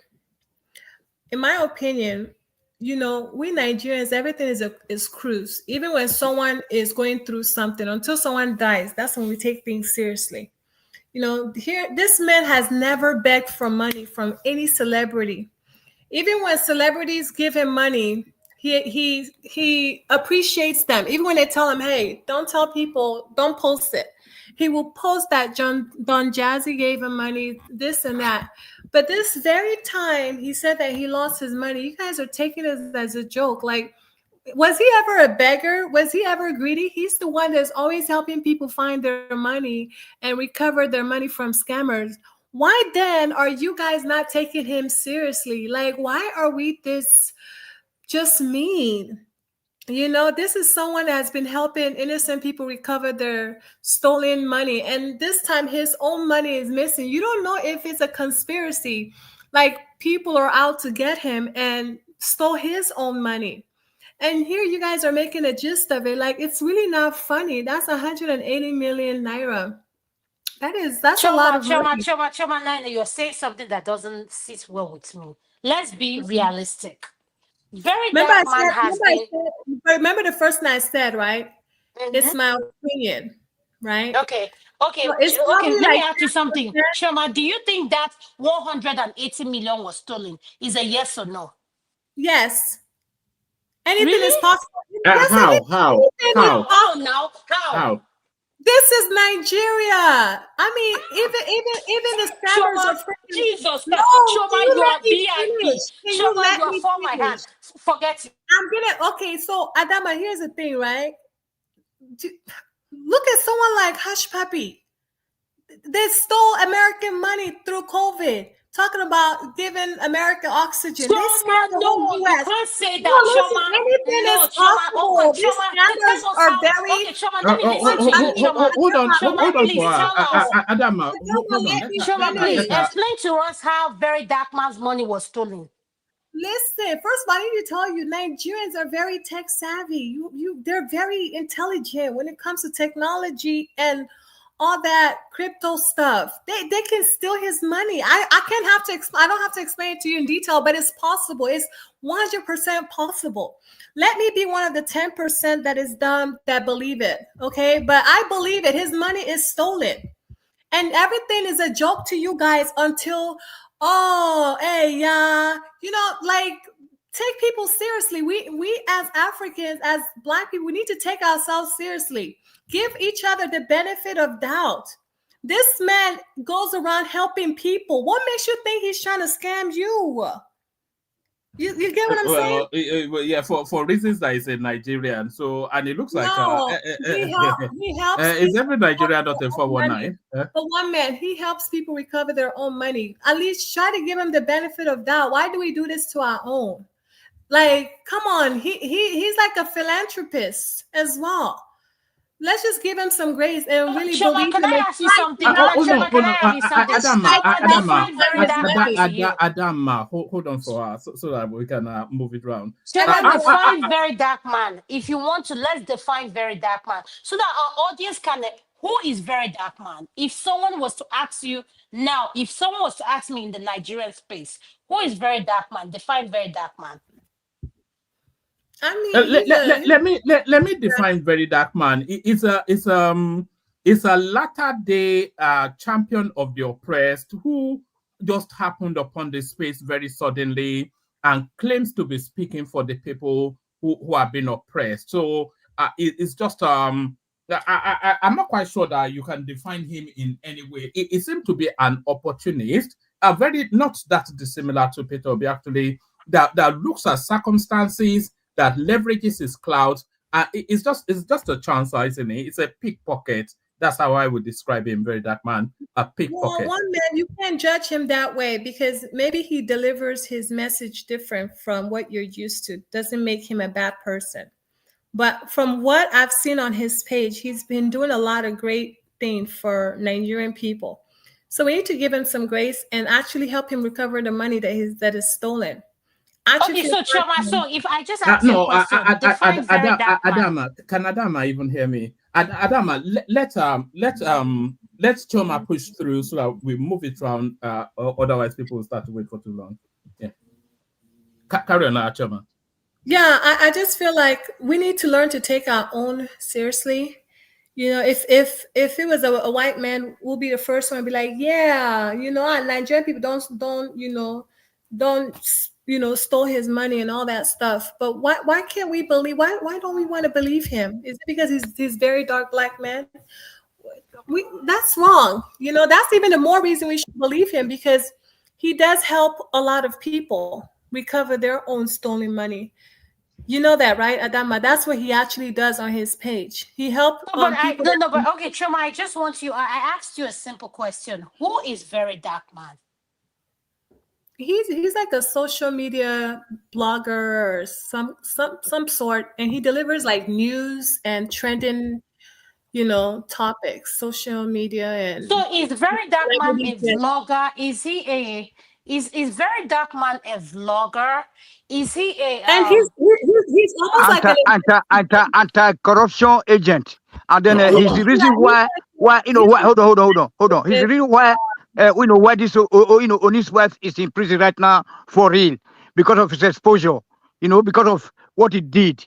You know, it's otherwise never in the history can you just hold our Oni's wife and put in a play because of what he did that day regarding Bobrisky versus those Falana, etc. That's why now that there's kind of sanity, you know, in the system. So, Mr. Tonda, can I ask you something? Is very dark man an influencer or anti-corruption, anti-corruption agent who is trying to right the wrongs.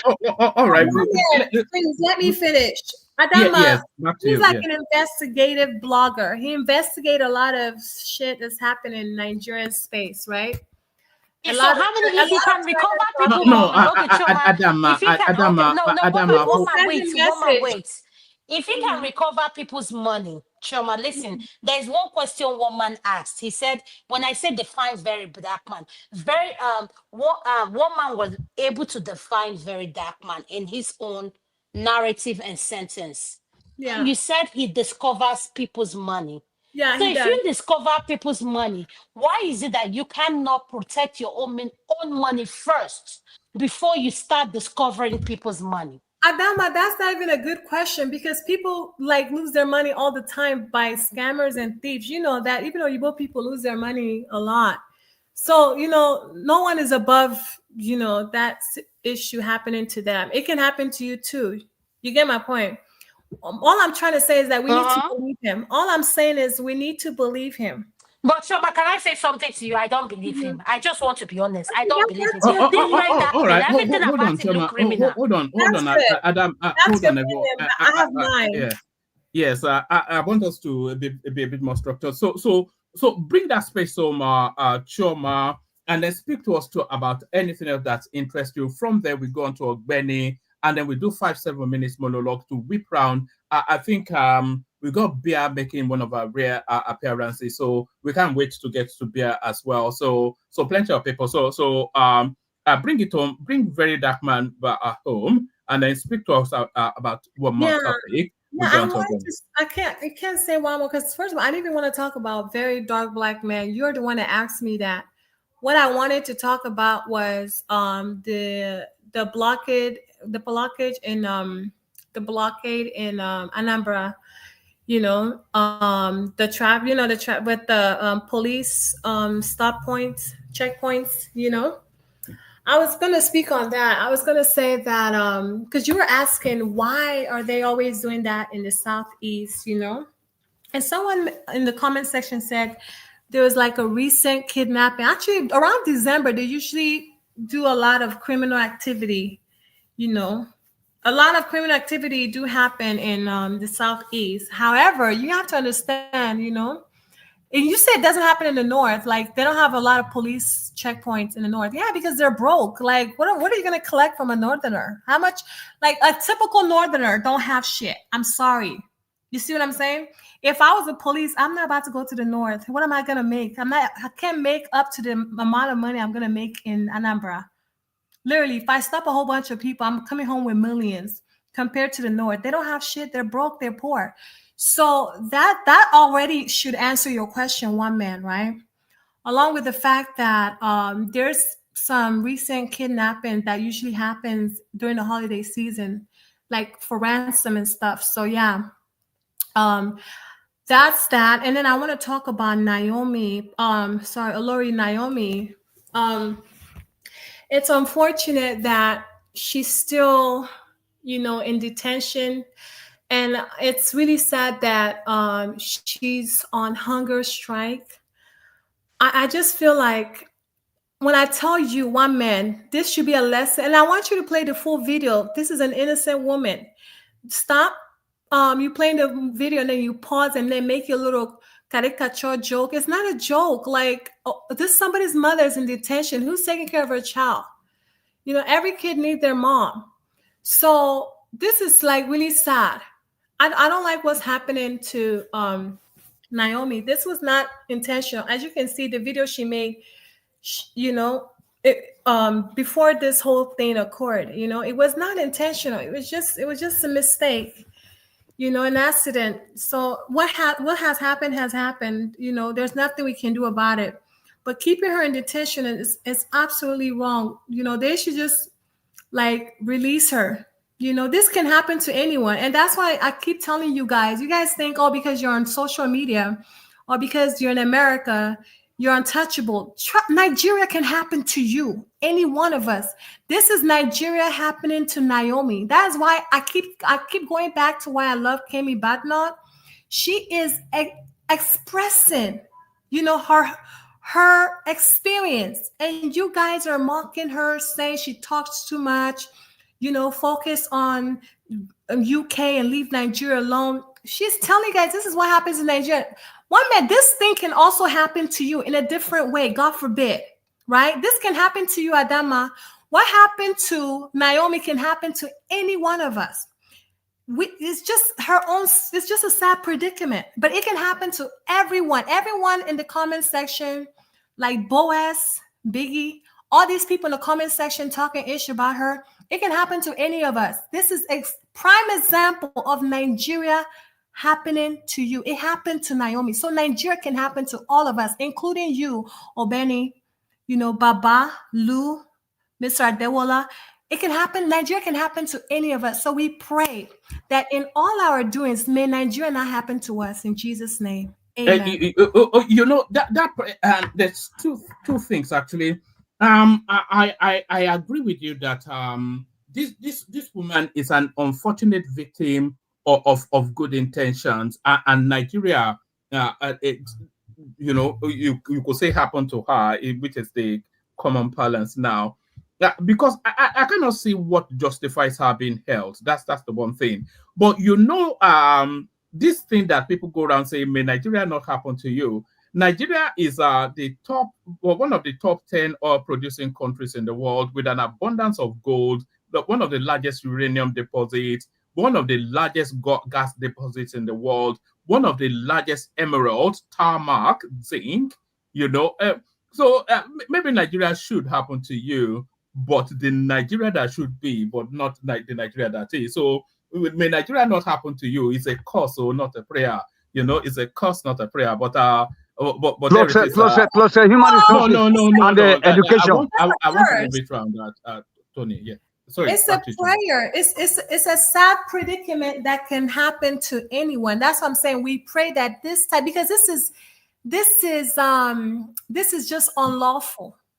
You know, even Travis Scott, that people had at the Stampede in his own concert, he wasn't arrested. He was just called in for questioning for only like 3 hours, and they released him. He didn't have to pay nothing because it was an accident. You see what I'm saying? So this is what I mean that Nigeria not happen to you, because they don't do things the right way. They just pick people up anyhow. They do tit for tat. This is tit for tat, because trust me, if she was in Oni's palace, this would not be happening. So one man, take it seriously when I say, may Nigeria not happen to any of us, because this predicament can happen to any of us. So may it not happen to any of us. It's such an unfortunate situation. That's all I have to say. Oh, all right, thank you, Choma. So I agree 70% with what Choma had to say. A lot of sense always from Choma. So thank you, Choma. Stay with us. We're going from Choma to Ogbeni as we get back. Ogbeni, good to have you. Thank you. I would have loved to ask share my own simple question. Of course, carry on. The floor is yours. She appears to me like Adama put her, like somebody understand probably the historical fundamentals of this southeastern Nigeria, which I love listening to. So when she said the royal blood, and I think Tony tried to intervene around that side, can you enlighten us more? What exactly is the origin of Igbo royalty? And this is the angle I'm coming from. I know Igbo has they have decentralized leadership in terms of the Igbo traditional practice. What we were made to understand it was Republican, the Republican form of governance, which no centralized kingship, no princes and princesses, and no hereditary positions at all. So you fight to become leader, or by age you become elders. So can you enlighten us on your understanding and what is the origin of Igbo royalty? Where do they get this royalty thing from? Well, in Igbo land, in certain places, they do have their own, royalties, and what you were saying, you're absolutely correct. When you become an elder, they give you a title as well. We have a centralized kind of kingship, but Igbo don't have, to be honest, Igbo don't have like someone like Oni of Ife. I don't know if I'm making, but certain places, like they have Obi. You get my point. But see, in Imo State, we don't have that. You get what I'm saying? But every community have an Eze that they look up to, and we have many Ezes. You get my point? So it's not big. Like, okay, just like you guys have the same things, just like the Obas. They have so many Obas in Lagos. It's like that for Igbo. For Igbo people. You get my point? So, but we don't have like an Oni. You get my point? That's what I so, mean. So what I learned from history is all those, if you start from Obi of Onitsha is not a core southeastern. That position was created by the Bini. If you read the history of Obi of Onitsha, it wasn't an Igbo position at all in the street sense.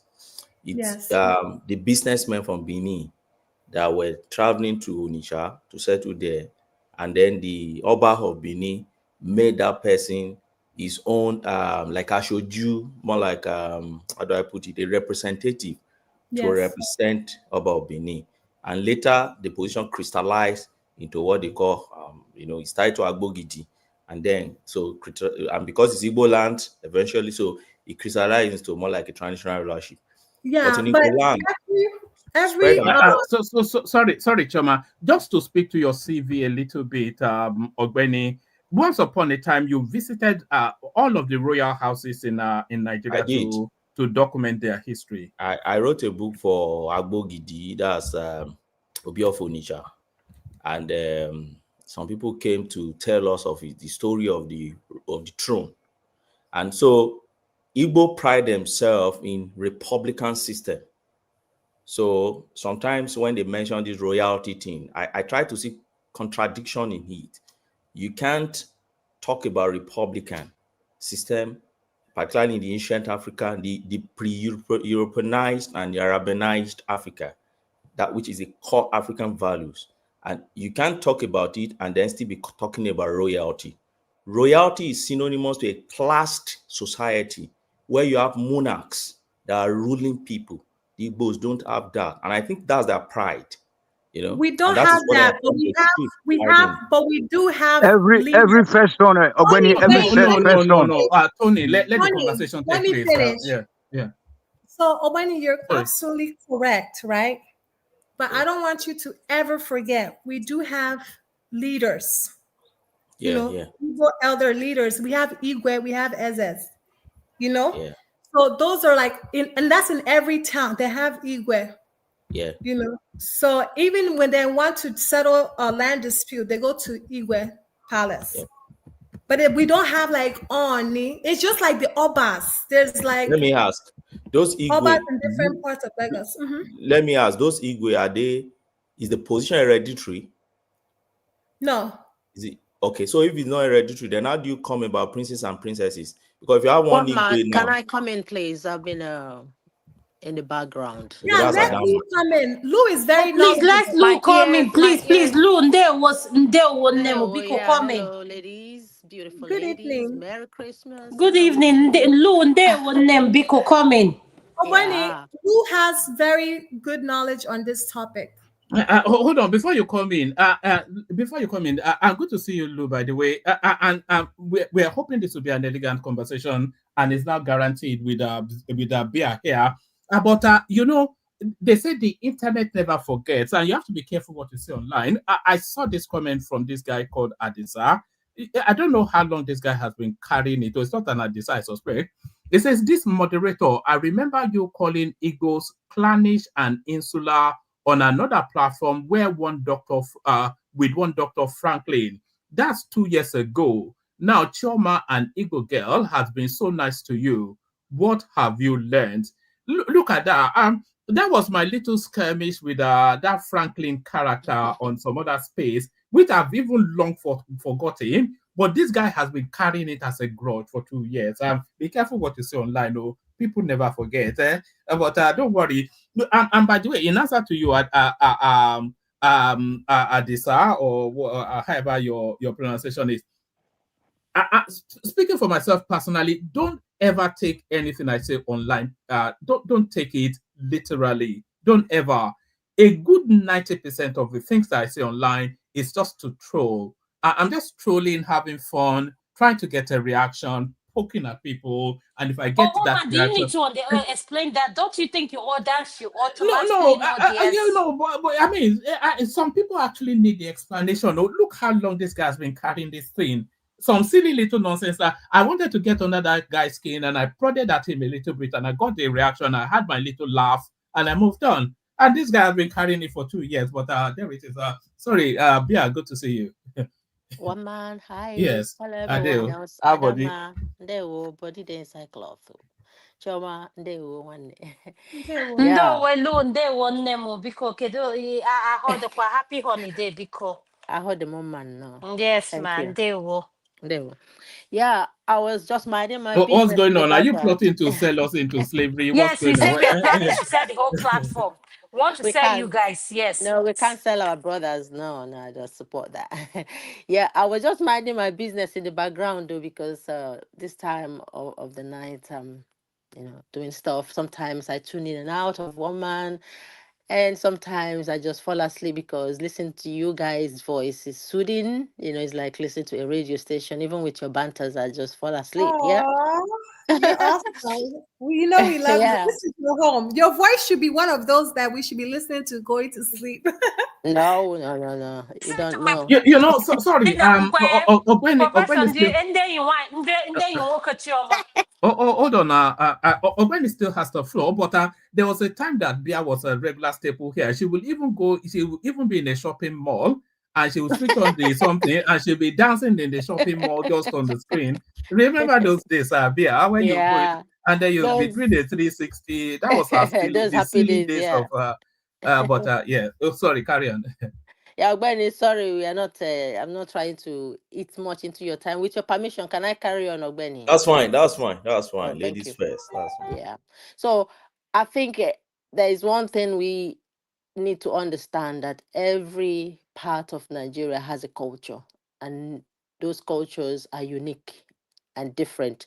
They are not going to be the same because people are different, and that's why what makes us all beautiful and should be respected. It's not about you have this and we don't have that. It's about you knowing your culture, you know, using your culture for the benefit of your society to improve the quality of lives of your people, and then others that are visitors in your land, if they love the culture, even foreigners, they can, you know, if it attracts them, they follow the culture. You know, it's transferable. But what I don't support is the you know, the destructive competition of like poking, yeah, you have this, I don't have that, I have this, you don't have that. It's not a competition. I am a pure, undiluted Igbo girl. I know my culture very well. And I remember when I was in the village for quite a while, I did farming. You know what that means. I know we have Ezes, and they are generational. They are passed from generation to generation of those families. If you're not from that family, you're not going to sit on that throne. And when there are disputes in the village, we have a community leader appointed by the Ezes. Under the Ezes, you have other chieftaincy titles, you know, just like, I'm not going to compare our Ezes to Oni, because Oni is unique and our Ezes is unique as well. I hold Oni in a high esteem, my Eze also in high esteem. So no competition there, no comparison. And as we live in our community in the Igbo land, when there are disputes, it's passed down with people who have been selected strategically in their positions to see to the successful operations of the villages, and people obey and abide those rules. It's just like a local traditional courts that are well organized. I don't know how long you spent in Igbo land, Ogbeni, and the people you spoke with. Every Igbo, say Imo, the ways we do things are a bit different from Anambra. We are all Igbos. Even our dialects are a bit different, but we still understand one another. Just like when Oyo speaks and Ondo man speaks, Akure man speaks, if you know what I mean. So, growing up in that village, I can remember an incident where a young man, a very handsome young man, stole a chicken, and it is forbidden to steal in my village.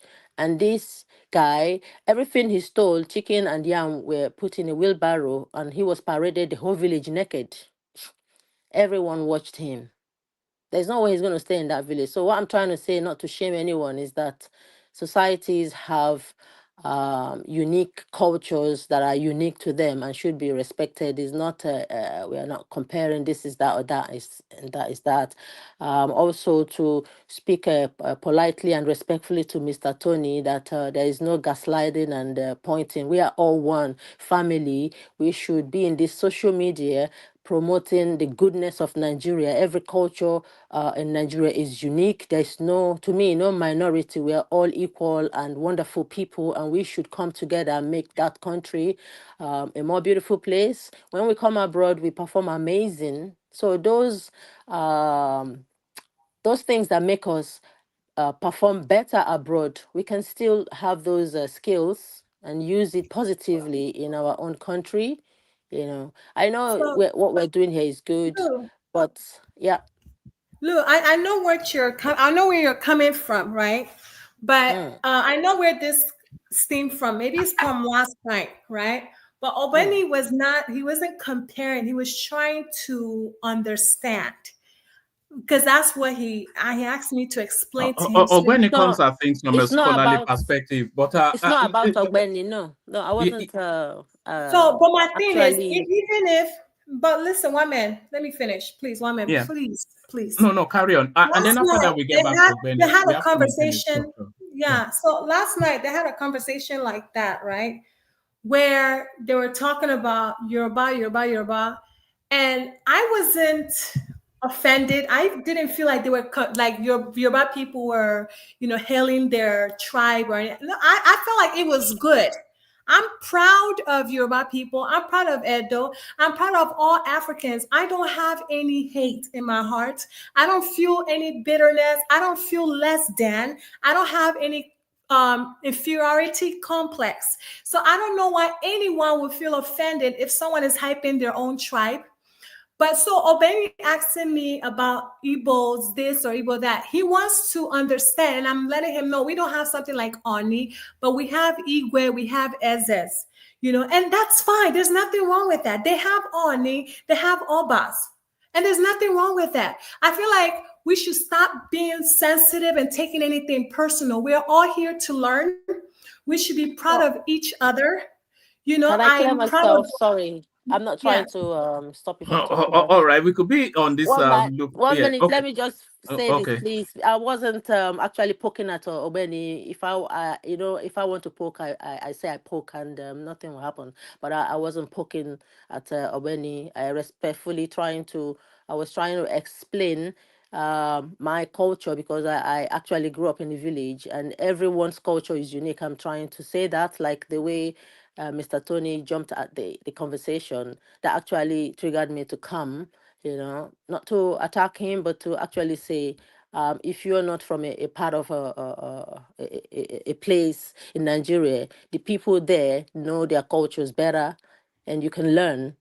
Yeah, we can compete positively, but every culture in Nigeria is unique. I love Yoruba culture. I love my culture, and I respect all the cultures. So I'm not trying to say the Yoruba should not, be proud of their cultures. Of course, you should be proud of who you are. That's not my problem. It's dangerous, unnecessary pokings at one another, little nitty-gritties that are very unnecessary. That's all I'm saying. We should be No more problem. together. No, Yeah. Woman, just give me 1 minute now. But it's not good. Let me just respond to her. Hold on. That is the way it I is. just want to say hello to her. Guys, guys. I'm done. I'm not sorry, fighting. guys. Can I have your cooperation? We have to have a structured session. Because people like Ogweni, he will just wait, and then he wait and maybe get a bit frustrated. So let's have a bit of structure. Let Ogweni have a slot, and then after Ogbeni's slot, we go to Tony, Dewale, Alu. So let's move it round. Ogweni, back to you. Okay. Thank you, Oma. Thank you, Adama. Thank you, everyone. Shoma, and then the person who came in to enlighten us a bit. I'm just a kind of person who I'm a Pan-Africanist, and I love African history, particularly Nigerian history, and I've done a little bit on traditional stools, in Nigeria and their history. So, and I'm not actually denigrating any tribe or any traditional stool, but I like when we pride ourselves in the rich culture which we find ourselves, and not trying to pick from here and there. Like, we go to the United States now as a democratic republic, it does not have a royal system, and they pride themselves in their democracy. They don't have monarchs. Nobody will call himself or herself princes and princesses in the United States, and they are fine with it. They will tell you that is their history. So why should you have a class society? So, and it's one of the things I love in Igbo culture, their history, the republicanism that shows, look, you have to work to earn what you have, and why should you have a class society where some few lazy ones will just be leading you, and all they get from you is just dowries, like we have in other parts of Nigeria. So I'm just trying to probe into that. Why do you have royalty? But that said, Woma, where do I start from? I think I should start from what Shoma said. Let me start from Shoma, then navigate it into what we have today. There's something Shoma said that triggers me when she talked about the Northerners. Yes, I remember now. And she said something about the Northerners that triggers me, that an average Northerner has no, I think, shit or money, or what did you call it? And so why would they mount I a was saying, roadblock. like, if I was saying, right, let me make myself clear. I was saying that, like, anyone that is a police officer that has common sense, if you're trying to make money, what would you be doing in the North? What money you gonna make? If I have brains, I'm smart. Okay. If I'm trying to make money for my wife and kids, for example, I'm gonna be in the Southeast collecting coins.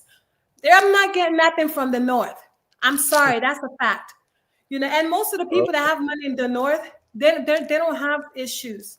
Like, they have all the police tags where you can't even stop them. Like there's like a separate class in the North. It's either you're rich or you're very poor. There's no middle. You're very poor in the North or you're rich. That's how it is. So I will make more money in the East if I was an officer. Yeah. So that's why they have a lot of police checkpoint in the East, because Igbo people, they got money. The Southeast, they got money. They bring home money every holiday. So that's what's up. Okay. Okay. You see, we get to hear this often and often. But you see, that statement, as far as I'm concerned, it simply reflects what I call, a superficial and stereotypical view that does not capture the true complexity and diversity of the northern Nigeria. So sometimes, and I won't blame you for that. That such remark, we often listen to it. It stems usually from a limited understanding of what northern Nigeria is, its people, and its contribution even to the economy of Nigeria, and how rich people are in that space. Many Southerners don't know that. And the reason why I say I won't blame you, I was of the same view like yours before I visited the northern part of Nigeria and lived there for more than a decade. And then I got to realize some things, that some stereotype, typical view that we used to have back in the South. I remember two I can simply share here. Back I grew up in Ado Ekiti. Back in Ado Ekiti, we used to say that, oh, if you go to the north, it's full of deserts. But that's a lie. There are more fertile land that you have even in the South. Big, long expanse of land. There are a lot of fruits, crops grow there. Another thing they will tell you, oh, if you get there, it's full of Muslims. And that's the kind of mentality people like Kemi Badi not carried, and he's calling the entire northern part of Nigeria as Boko Haram.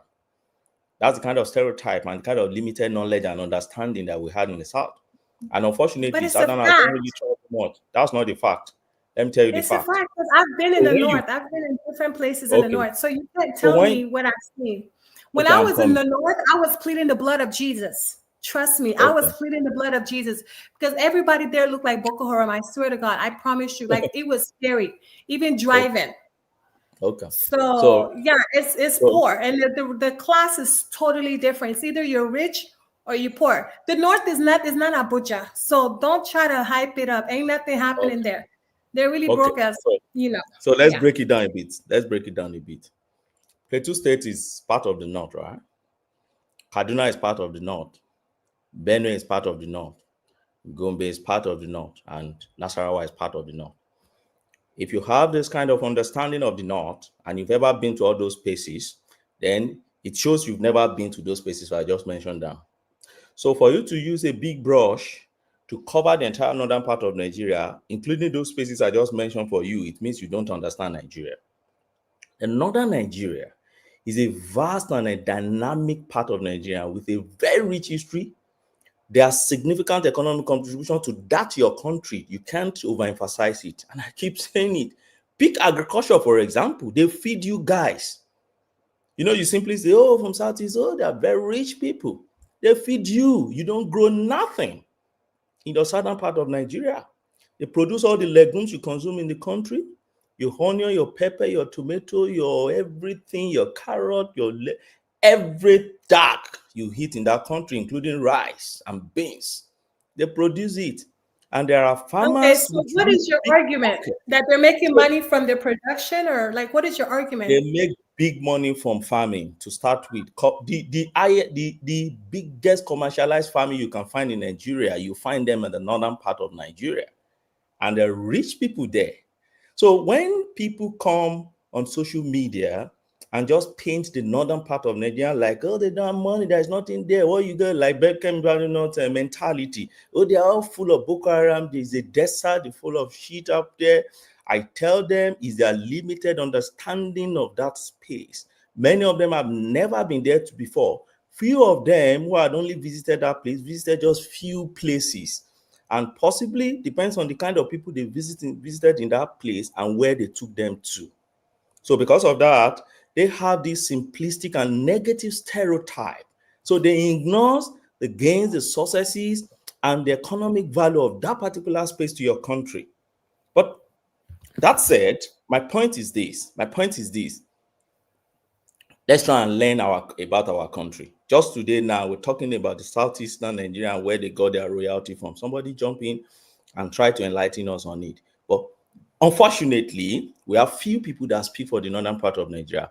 I happen to share their value because I married from the Fulani dynasty.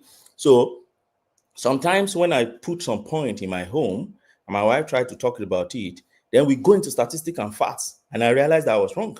In many cases, okay, look at, okay, you just mentioned now they are full of Muslim and Boko Haram and everything. That's not true. Go to Adamawa State. Adamawa is almost 50-50 Christian Muslim. I hope you know. Go to Borno State. You have a large number of Christians in that place. Go to Gombe. Gombe is almost 60% Christian, 40% Muslim. Come to Jos. Let me add this to what you're saying. Let me add this to what you're saying. We have a guest joining us soon. His name is Captain Ado Sanusi.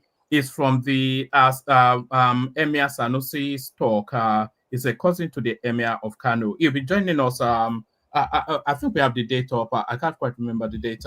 He'll be joining us. I think on the 11th thereabout of January. Do you know the curious thing about him? He's a Christian.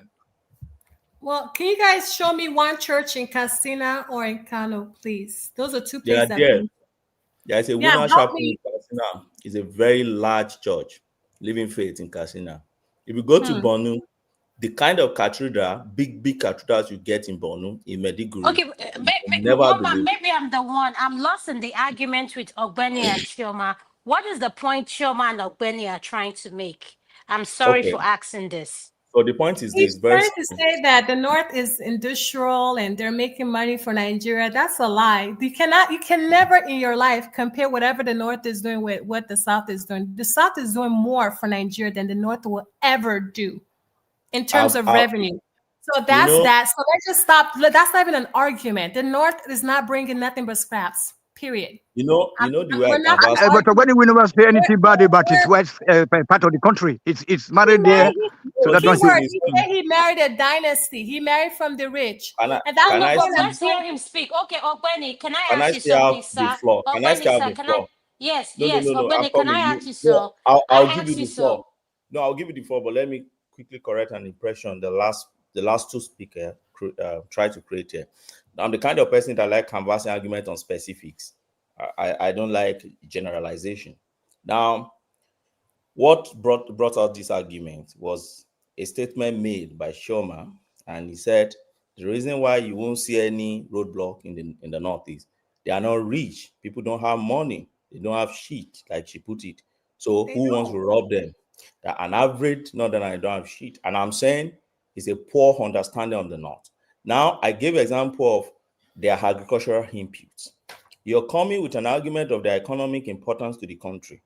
I tell you they feed you. If you think that is a lie, the only thing you need to do is just go and fact check me that the numbers of trailers that travels from the north to the southern, if today they start fasting today in the north, tomato in Enugu, Port Harcourt, and Lagos will start skyrocketing until the fast ends. Do you know when? Do you know why? Because those farmers in the northern part of Nigeria will not farm as they used to farm. If there is a crisis in Kano today, you start seeing the impact on the price of food in your market in Dugbe tomorrow. Do you know why? Because they feed you, both in the southeast, south, and southwest. They feed you guys. You can stay on the computer here and say it is a lie. Fact check it.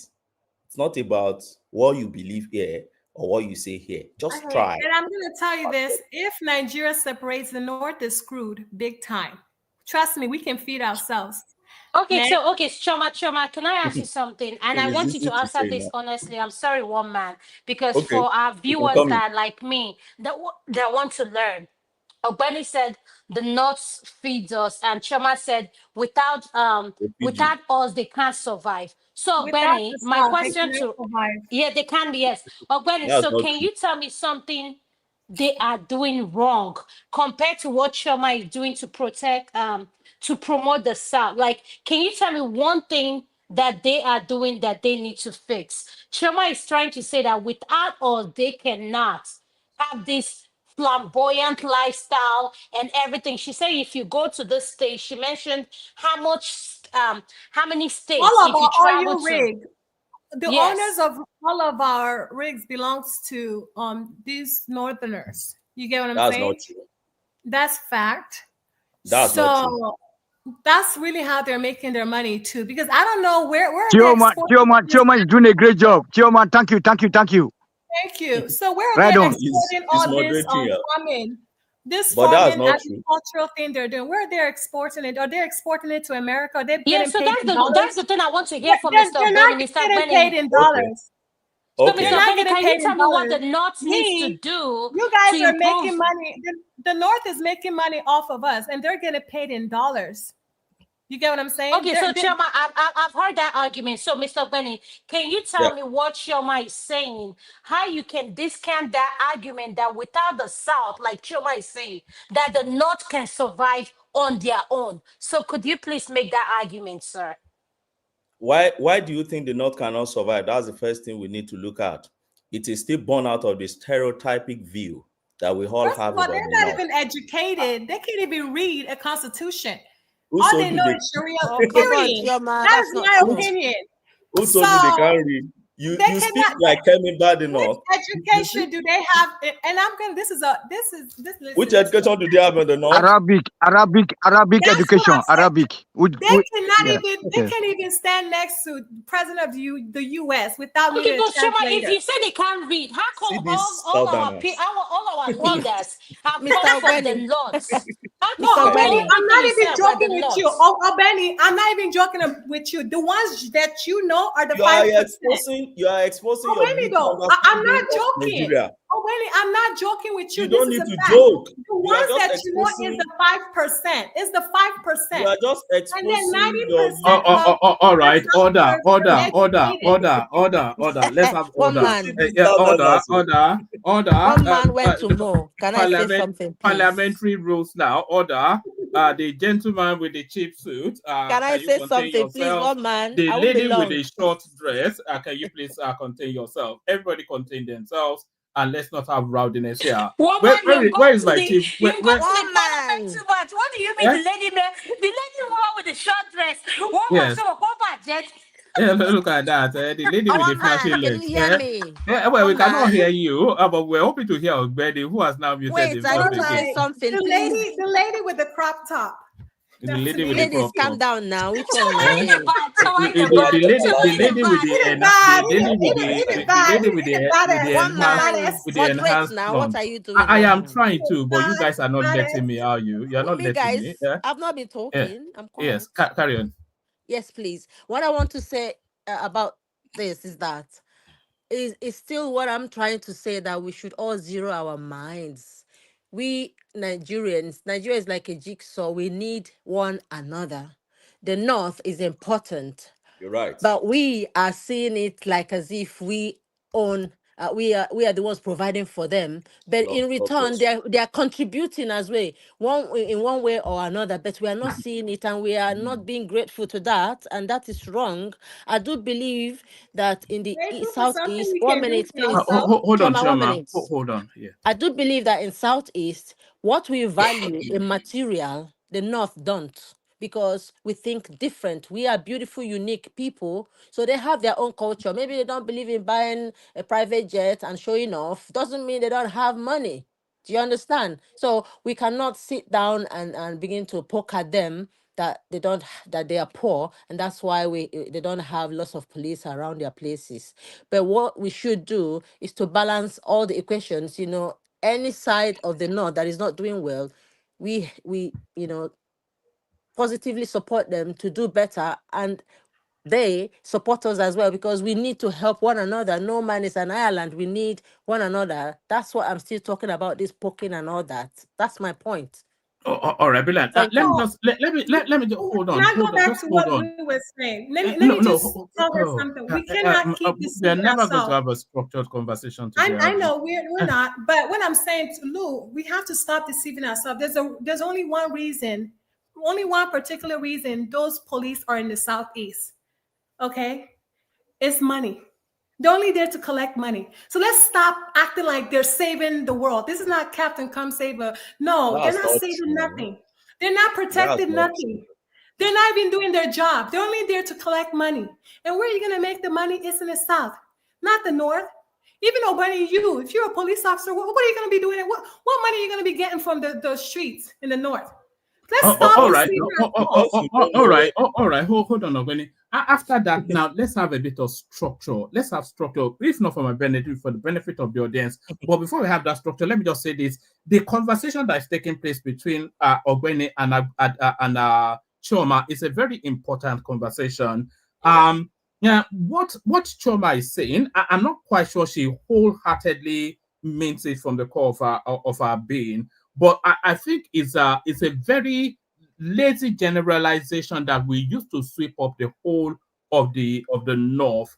And what Ogweni is bringing to the paradigm is that there is a lot of nuance in this conversation. And just the very good example of how the North, the yam comes from the North, the meat comes from the North, the onions come from the North, the tomato comes from the North.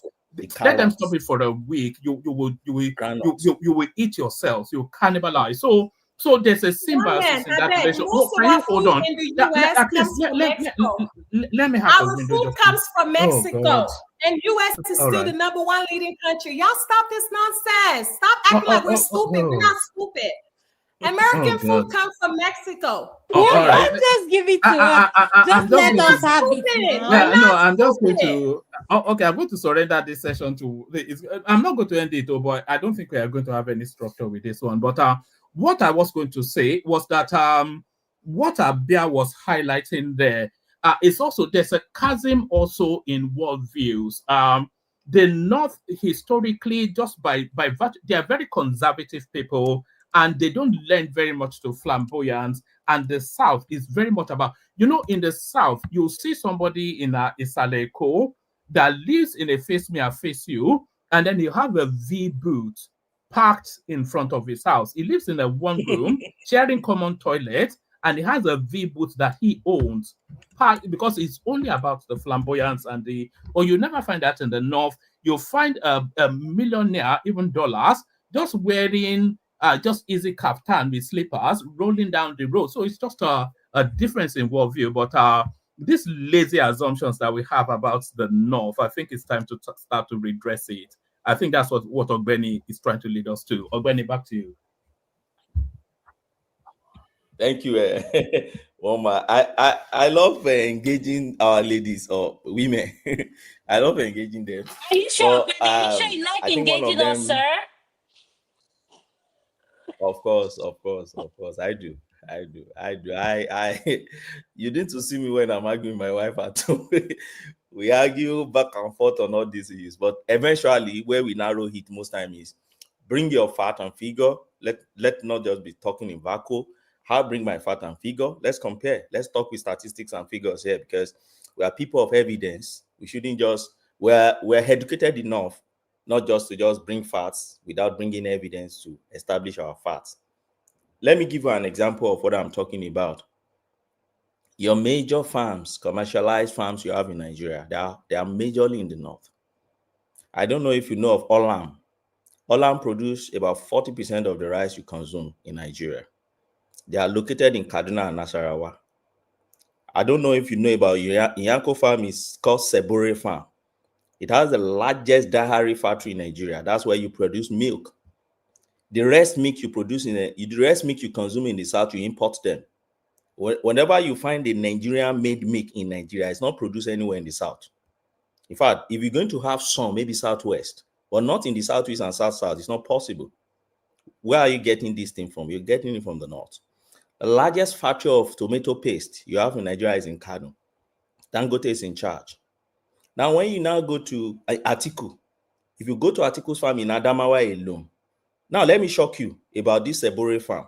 That's the one you can Google and try to look for it. Or use YouTube to look for the factory. You'll be shocked. Murtala Yanko, the former governor of Adamawa State, he had that farm before he became a governor anyway. He was a retired Navy captain or something like that. I knew he was in Navy. And his retirement package, he retired into his farm. Admiral. He has a very large farm in Adamawa. I've been to that farm, a very big farm in Adamawa. In his farm, he has this special mango in his farm. He exports that mango. They don't sell it into the Nigerian market. It's a special mango. They export it to, I think, in Europe, maybe not in UK. Atiku has a very big farm, Adama farm. Indorama, that is the biggest fertilizer producer you have in Nigeria. They produce the same fertilizer you take down to the few farming you are doing in the south. And a lot of them, is it Boa farm? Is it Sedco? Or is it the sugar plantation? Where do you think you have sugar plantation? The closest to the south of sugar plantation you can find in Nigeria is in Kwara. After Kwara, you can't find any other one again. You will find it only in the north. And so many like that I can't even, is it about yam? They feed us. Benue alone can feed the entire southeast in terms of yam. So my point is very clear here. And mind you, apart from Lagos, where you find headquarters of major banks in Nigeria, it is only in the north you will find another headquarters, which is Unity Bank in Nigeria. You don't find any headquarters of any bank in the southeast and the south. So sometimes when people come up and say, oh, can they survive? I wonder. Do you know when Bank of the North has been existing before they metamorphosed into different and became Unity Bank? Do you know where the headquarters of Jaiz Bank is? That's their home bank. Now they have about 2 Islamic banks for themselves. And what is SARS is doing? Do you have any bank that you can even really call SARS Bank or SARS Bank? You don't. And people that are strategizing on this, you just pick them and say, oh, forget that thing. They can't survive without you. My sister, they can survive without you. The first thing you need to make a nation is feed yourself. They have every way with that to feed themselves in terms of food. But can we really feed ourselves in the southwest? As it stands now, no, we are not feeding ourselves. In the southeast, as it stands now, no, we are not it will feeding take ourselves. a long time for us to be able to feed ourselves because we've become accustomed to the dependency on the north. You know, I'm not even sure. We have to reskill ourselves, retool ourselves, revive the land. You know, it will take a long time for us to be able. Of course, because we're talking about industrialized scale farming that they have mastered, and you know. So guys, now. One man, yes. No, one man, listen now. Why This are is they great. still Why you like languishing this? though? Let Why, us answer our question. answer the question. Please. Why are they still so poor? Why are you guys yes. poor? And the next question is Ogbeni, please. There's a question. Yes, there's a question Choma asked, please. Mango.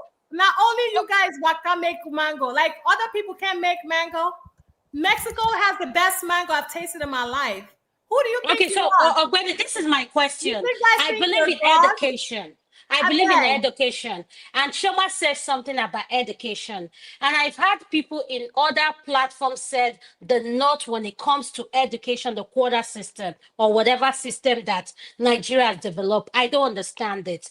They say something about their Islamic teaching. Poor. The North is so poor. Yes. So, Ogbeni, please stop. Okay, I do you give know the credit. They pick dirty rice from the floor? Do you know that's what the North do? They pick up dirty. No. I agree what you question. Okay, Ogbeni, could you tell us? Guys, okay, no, woman, could you please wait? Woman? Okay. So the question I have for Ben is this. What Chioma is alluded, is it true that the North are not as much educated? Like, can you challenge what she's saying in terms of education, because she's not the first person to say this. I've heard that when it comes to education, that the standard for passing a jam or whatever in the north, or the quota system, I don't know what they call it, but Ogbeni, can you please speak in terms of education? Yes, Okay. you've Let me educated speak. us All on right. freedom. I think you heard that. But Did they even know what guys, exam oh is? God. Do they know what exam is? Which Let is education? They don't know Please, what ladies, let's education behave is. now. Come on. No, I don't think we have that. Choma and Adama now. I beg you guys. Choma and sisters. Adama, let me show you Don't be this. upset, please. Yes, let me show you this. If you look on your screen here, you see Ogbeni, you see Tony, Baba is there, Bia is there, Adewale is there, Oroyo is there, One Piece is there as well. They're all waiting to have a turn. And if we don't let Ogbeni have a flow, then they'll get frustrated fairly quickly. So if we can have a smoother, but before Ogbeni answers your question, Adama, let me ask you a question, and then just give me a snapshot answer. Who do you think the best English speaker on this platform is, on this one man's platform? Who do you think the best English speaker is? Is the fake British accent? Is it mine or your friend or what? It's the people from the South. No. Should I tell you who the best English speaker on this platform is? Papa, God bless you, sir. You've answered my question. I always catch you, the two of you. Yes. Do you know who the best English speaker on this platform is in terms of language and? No, don't start. It's not him. No, it's in terms of language, syntax. It's not hold Hassan. on, it is Hassan. No, it's not Hassan. No, it's not. Don't say that. You know. No, I know what you think. You're just all up on him. Like, okay, but woman, just let Choma speak. Choma, tell us who it is. I can't stand people hyping people up. Okay, Choma, we know who it is. Just say it. Just say it. I can't even understand what. Choma, just say it. I'm with you. Say it. I'm with you here. Who is it? Who is the most English person in this platform? No, not the most English. So I'm talking about in terms of language, syntax, and vocabulary. Yes, now, Mama, please start interrupting us. You asked us a question. Let's one man, I knew you were gonna say that. And he's the one person I can't even understand his English. No. Choma, please answer the question. Answer it. Let's Englishman, white man will not understand what that boy is saying. Choma, first of all, Kulata speaks great English. Then, what's his name? Larry. Larry speaks wonderful English. Then one man. You don't make him stop running around. Go to the person's name. Who is the person's name? It's Mr. Arogadiba, right? All right. So guys, hold on. Shall we put Choma and Adama on the naughty step so we can have a session? Back to your Glenny. Okay, Mama, I'll just speak on there. Yeah. I think I'm okay with that space. At least I've been able to enlighten our ladies a bit about the northern space. We taught you a lot. Period. about the northern space. So next time, guys, please remember when you mention north, don't be like Kemi about the north. She doesn't know jack about the north. I'm not even sure she's been there before. And listen, we went to her white party. We left AB there. AB was begging us for a ride up. Now. And unfortunately, again, I'm not sure she has. I'm not sure she has picked some books, some good authorities or source, materials to read about the northern part of Nigeria before calling all of them Boko Haram. So please, guys, next time you're talking about the north, remember Plateau is part of the north. Kogi is not, Kwara is not, Niger is not, Gombe is not, and remember Benue is northern part of Nigeria, Nasarawa. And when you're talking about the north, don't pick your sense of Kebbi and Sokoto and then be transplanting it and spreading it on the entire northern part of Nigeria. It's a very dynamic space, so you can't use one big brush to brush that's the entire 3%. State. Oh, wait, you're speaking of the 3%. Yeah. We're talking about majority. You're talking about 3%. That's the majority. No, it's not. How many states? Okay, let's go. The majority is languishing in poverty. Period. That's it. Adam, Choma, help us out now. Let Ogbani have his monologue so that we can go on. Anyway, most time when they come over and say, "Oh, the majority is," I remember the last World Bank International Poverty Rate told us that Ebonyi is number 4 in terms of poverty threshold in Nigeria. Go and fact check me. But can I say something, Ogbeni? You're not answering the question I answer you in terms of education on the northern. You're just going all over. Could you answer the question I asked you specifically in terms of taking an exam when you, like, I don't know what exam I'm learning, but one thing I know Choma has said, and I hear people in the platform say, the North. So can you speak to that? And given that you're married to a Fulani, at the end of the day, you speak in your truth, and we want to learn, and your children and our viewers listening want to learn from us. So let's not elaborate and highlight what they are good at. Can you speak on specifically? People have said when it comes to education, they are not there. Do you agree with that statement? Yes or no? All right. No. Hold on, Ogbeni. Hold on, Ogbeni. Ogbeni, so you can lie? Guys. Hey. No.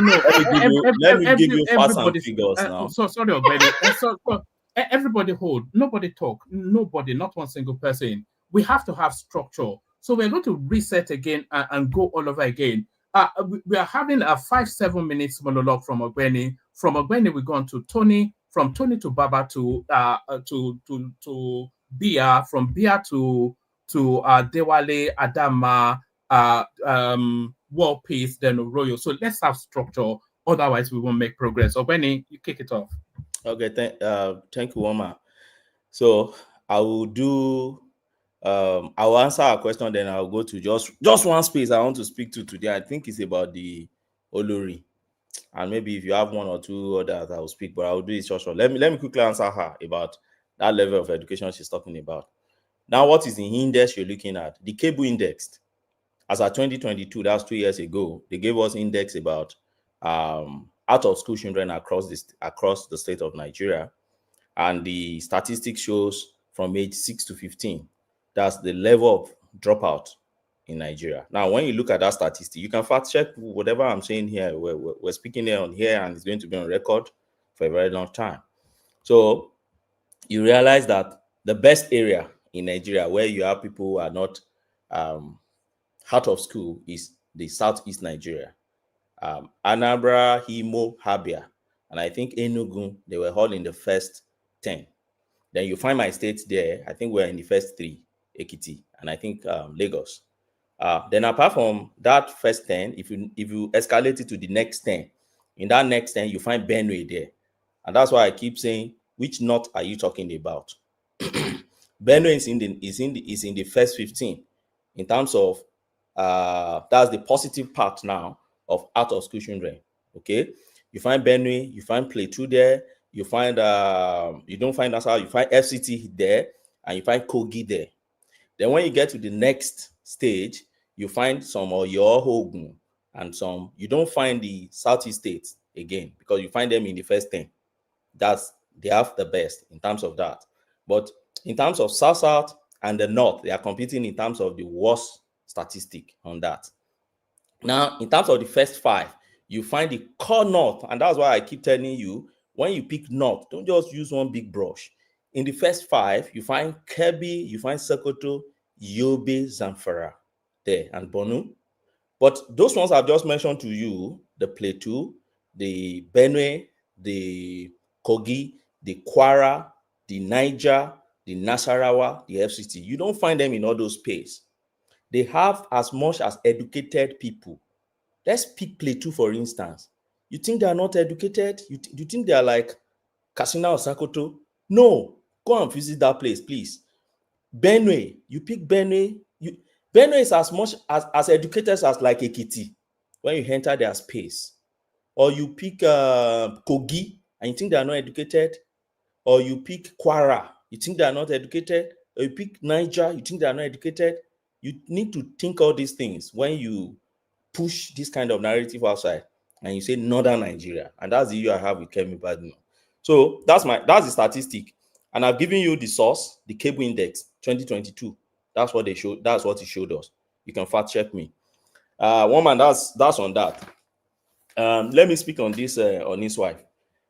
I saw Olori Naomi talking about we're only expecting 5,000 people, we're not expecting, and things like that. And I've seen many people talking about, I think Shoma also talked about it and say, oh, we should just leave that woman to let the woman go.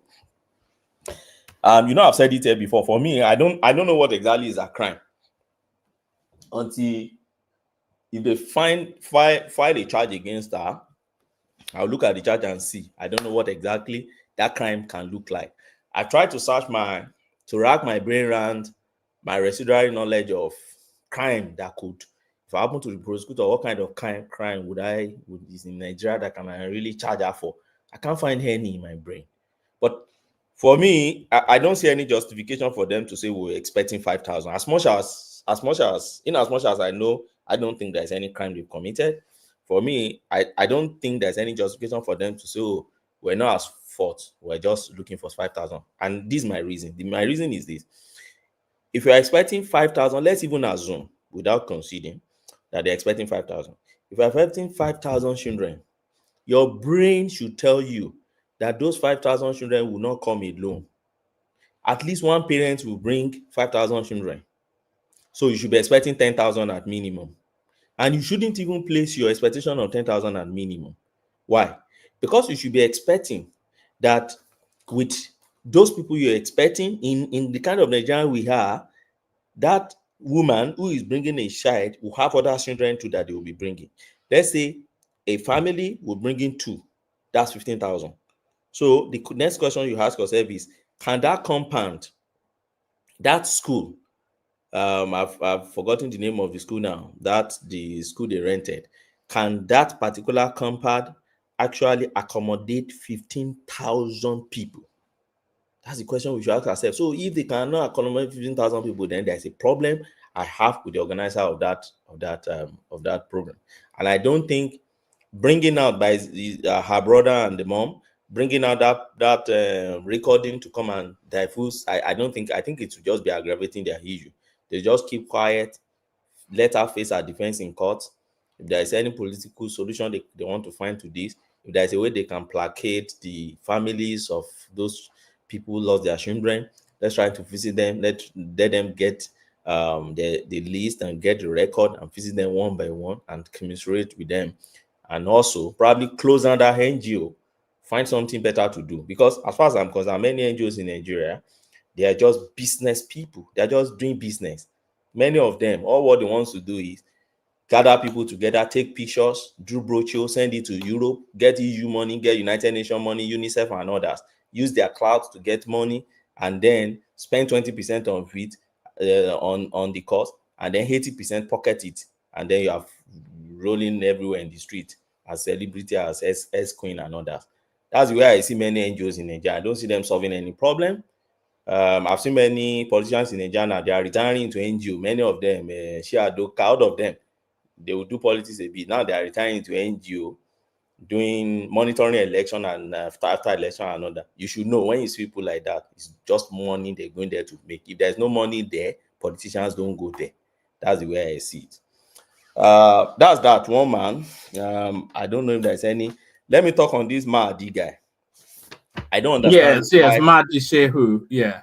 Why do people still listen to that guy? I don't understand. You know the danger of that guy. It's not so much. You and I were too sophisticated to be swept along by somebody like him. But we are not his target. It's the Ahmadiyya, the Talakawas, who are the abundance of the North. You know, they would look at him as somebody senior, a cleric of some sort, a man of knowledge, and they would digest, because they digest their own prejudice. It's a very dangerous man, bringing out clips from 2013 and telling us that they're about to go and kill their cousins. And it's a very dangerous game. They should arrest him, in fact.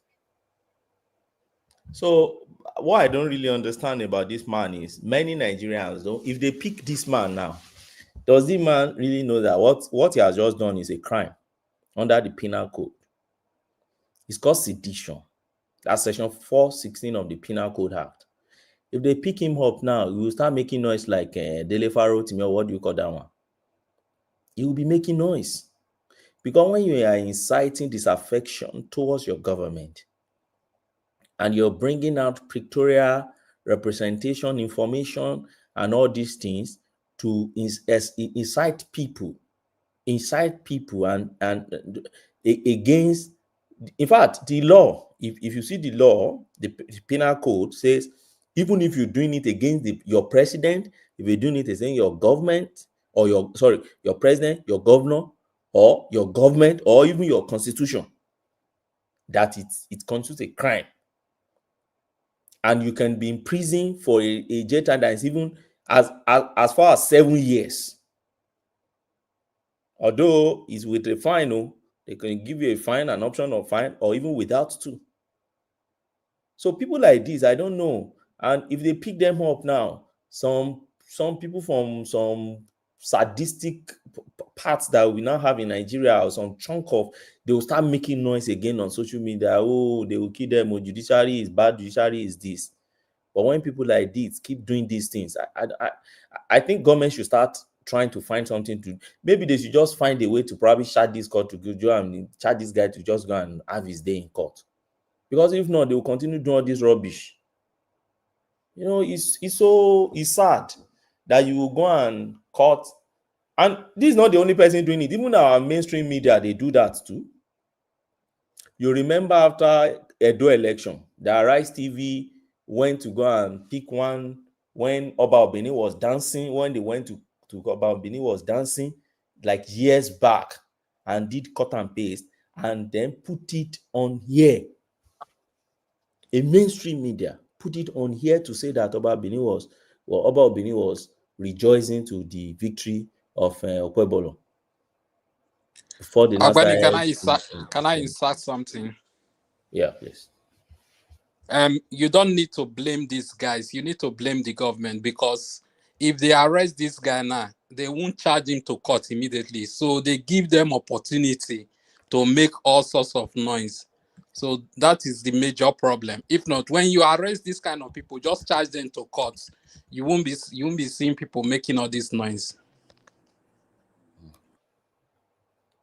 Yeah, I agree.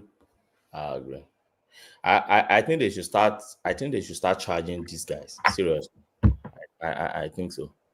One man, thank you for having me. All right, Bilan. Somebody was asking where they're able to purchase that book you wrote on the royal houses in. Yeah, I think I've sent a link to you. Is it available on Amazon? They've exhausted it on Waterstone, but is in some libraries. I'll get the link now and send it to you immediately now. All right, Bilan. Maybe it's well worth a reprint because there seems to be an appetite for that. So thank you, Ogbeni. So that's Ogbeni. Stay with us, Ogbeni. We're still in the theme of our 5-7 minutes monologue. We'll take it in the order that is showing on the screen. Apologies if it doesn't fall in the order that people came in. We go to Tony, 5-7 minutes monologue. Baba, of course, the voice that a lot of people waiting to hear from, 5-7 minutes monologue, etc., just as it is on the screen. Tony, floor is yours. Yes, sir. Good evening, sir. One more time, So, Ogbeni, we don't miss you here. Mukiyo. Yeah. Thank you. Ever objective. Yeah, ever objective guy. Don't want to say, although, say me and you will still get one trouble, we will never settle how to extract our oil, by ourselves. You say it too expensive. We need to be, Okay. That's a job by the wayside, though. So, that's your research on our royal something Nigeria is very, very important. That's why we now land our Oba as the number one. I was trying to interject earlier on that our Oba is very unique. It's typical African, hereditary. Once you are a first son, you get that seat. Like myself now, I'm a first son of my father, and then I have a lot of privileges in the family. All my uncles, my aunties, they do give me so many regards. Now let me chop all the hearts of all the MLA when they kill. Only me will chop all the hearts. They go through the everything. So because that's our culture. So and then you find that that was what landed me, into say that the Obi of Onitsha is one of our children. If you go to the palace, you see the resemblance of the Edo palace. You see our Ada and Ben. Ada and Ebe, that's those two that look like cutlass and arrow. Woman, that is what you see in the Owo.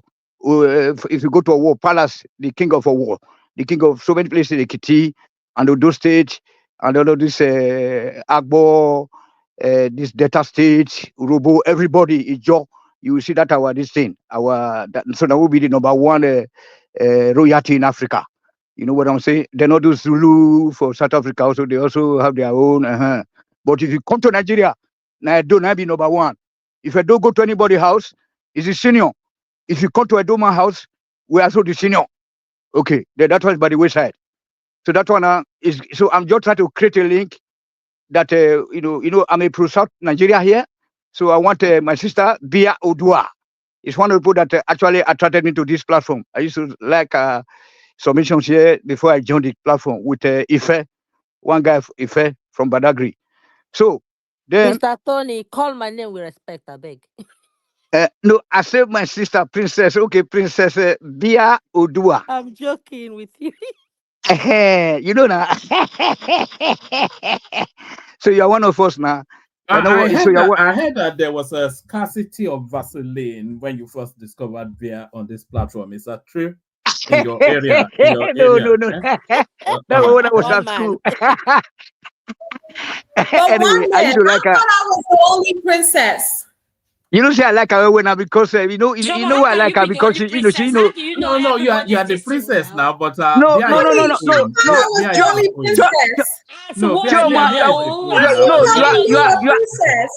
You are a queen now. You don't say you are one of our queens now. You are an Edo queen. You are an Edo queen. Hey, hello. I don't want title. Yeah, I'm happy that you are. So you guys now you are now embracing us, our culture. Now we get to now. Okay, no wahala. So you are part of us, okay? No, because Chioma that has you. It's Chioma. I don't know. It's not me and Lou. Me and Lou, Chioma will give you Chioma. Chioma, me and Lou, we are just. We say how we have a mind of our own. My thing is, as long as you got the Benjamins, we good, okay? I know that's it. So long as you have money, please. My dad is married to 4 wives. My dad is married to 4 women. So no wahala. So I know the tire. So now let me go to the other space where my head just scatter now. You know, see 2 women and then they get sweet voice, so they just scatter my head. So so where I will go to now? Woman, direct me. Woman, direct me. Show me the way. You don't know how hard I'm laughing. All right. Let me run you through what we're talking about and then just pick 1 or 2 and then we'll move on. We're talking about this MAHDI SHEHU, who is propagandizing anarchy in the north. We were talking about a very dark man who is 419ing the entirety of the country. Okay, don't do. So don't do. Thank you. So yes, I'm with Chioma submission about the north because I want to let Ogbeni know that Ogbeni, my brother, you know now. So you know that the south. Have you heard about Abakaliki rice? Have you heard about Ekpoma rice? You know Ekpoma rice, where this man is, in Edo, we can produce rice for the whole Africa, and Abakaliki rice. You know, so when you say that, and then we have the palm oil, you know, that was established for us by the Awolowo. We have cocoa, we have everything. So what I'm saying? Cash, I've been a cash crop. We have enough to. So those things that they are bringing from the north, are they giving us for free? So why are you not addressing the fundamental, that Sharia law that is making them not to go to school, that is making them not to even the enumerators, those census officials, they cannot go into the outside, the northern people homes to count their population figure because of this Sharia. Then they will say that they count their MLR and all those malu, and they everything say that 9 be the number of population. You know what I'm saying? So that's why we are saying that we need to harmonize if we want to be the same country with these people, So not be say some people would not go school and then all this kind of stuff, So I'm 101% with Chioma on a submission regarding the northerners. You know what I'm saying? So we have enough food, you know that necessity is the mother of invention. Once the northerners they stop supplying of food and terrorism, then we'll get our ass together and start to grow our own food. You know what I'm saying? In Edo State, you can drop something on the street, After next week, you see that it will just grow by itself, without even putting it on the ground. So what the hell? And then and then let me address also about the Onireke, so the Reke, sugarcane, my people who don't understand Yoruba here.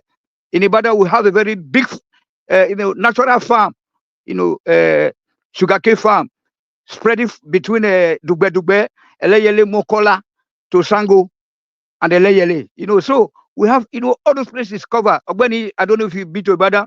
We have enough sugarcane farm there that we can source our sugar from.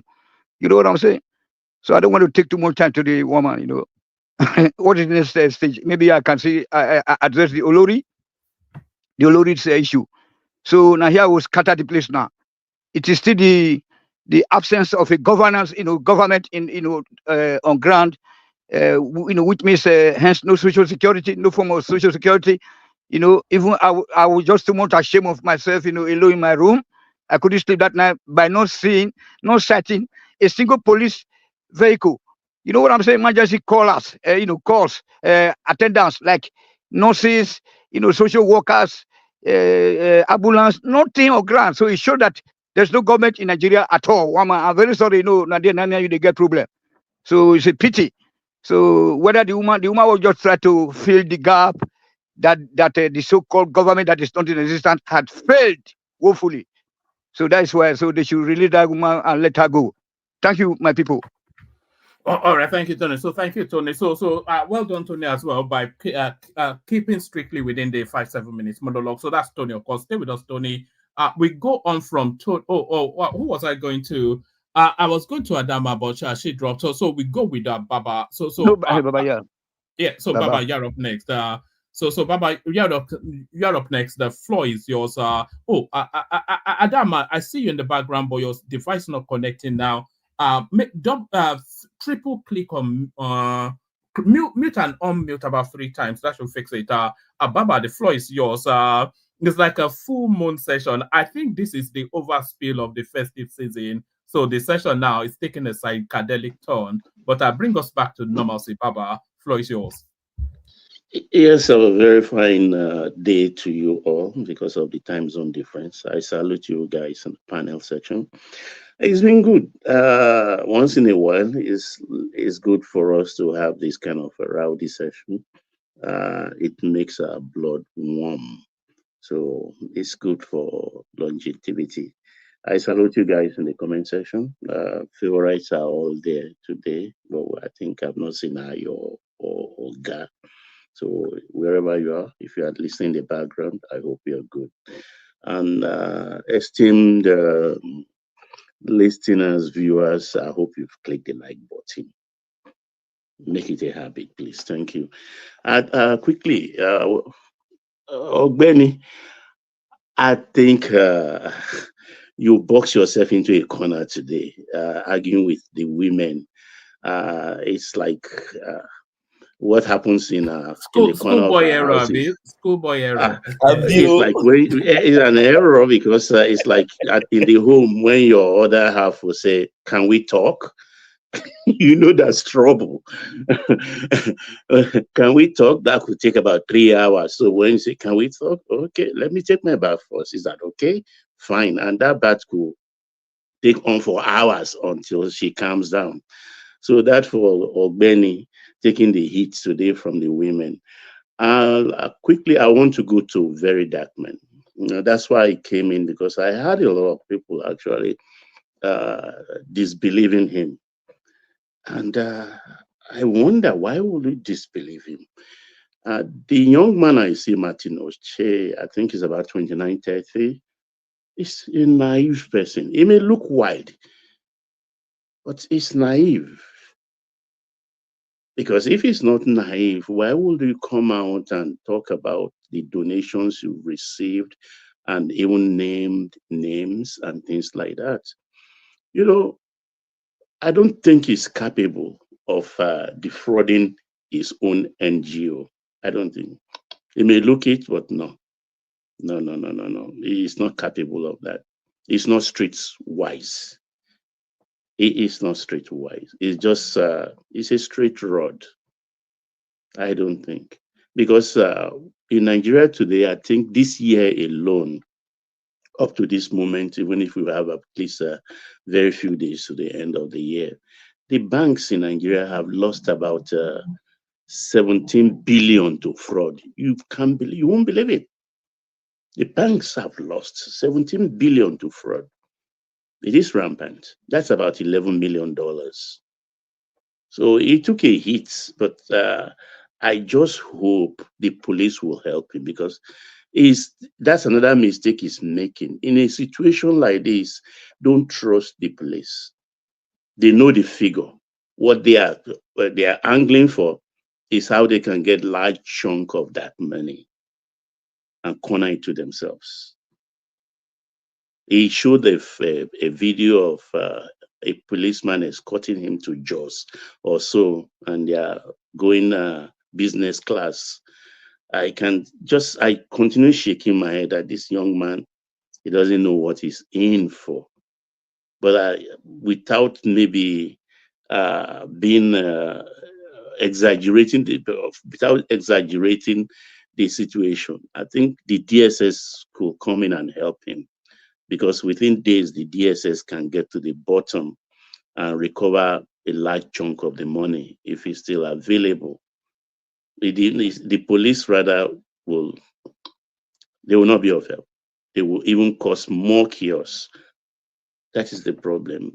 Martino says he's innocent. He doesn't know anything. Forget his looks. Forget his looks. He's not streetwise.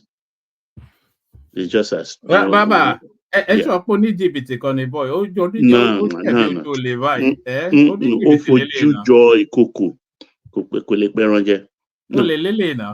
No, my woman, no. Woman, you're a bad influence. And that's why they put me. Only ni Baba. I'm sorry, sir. Only you do it.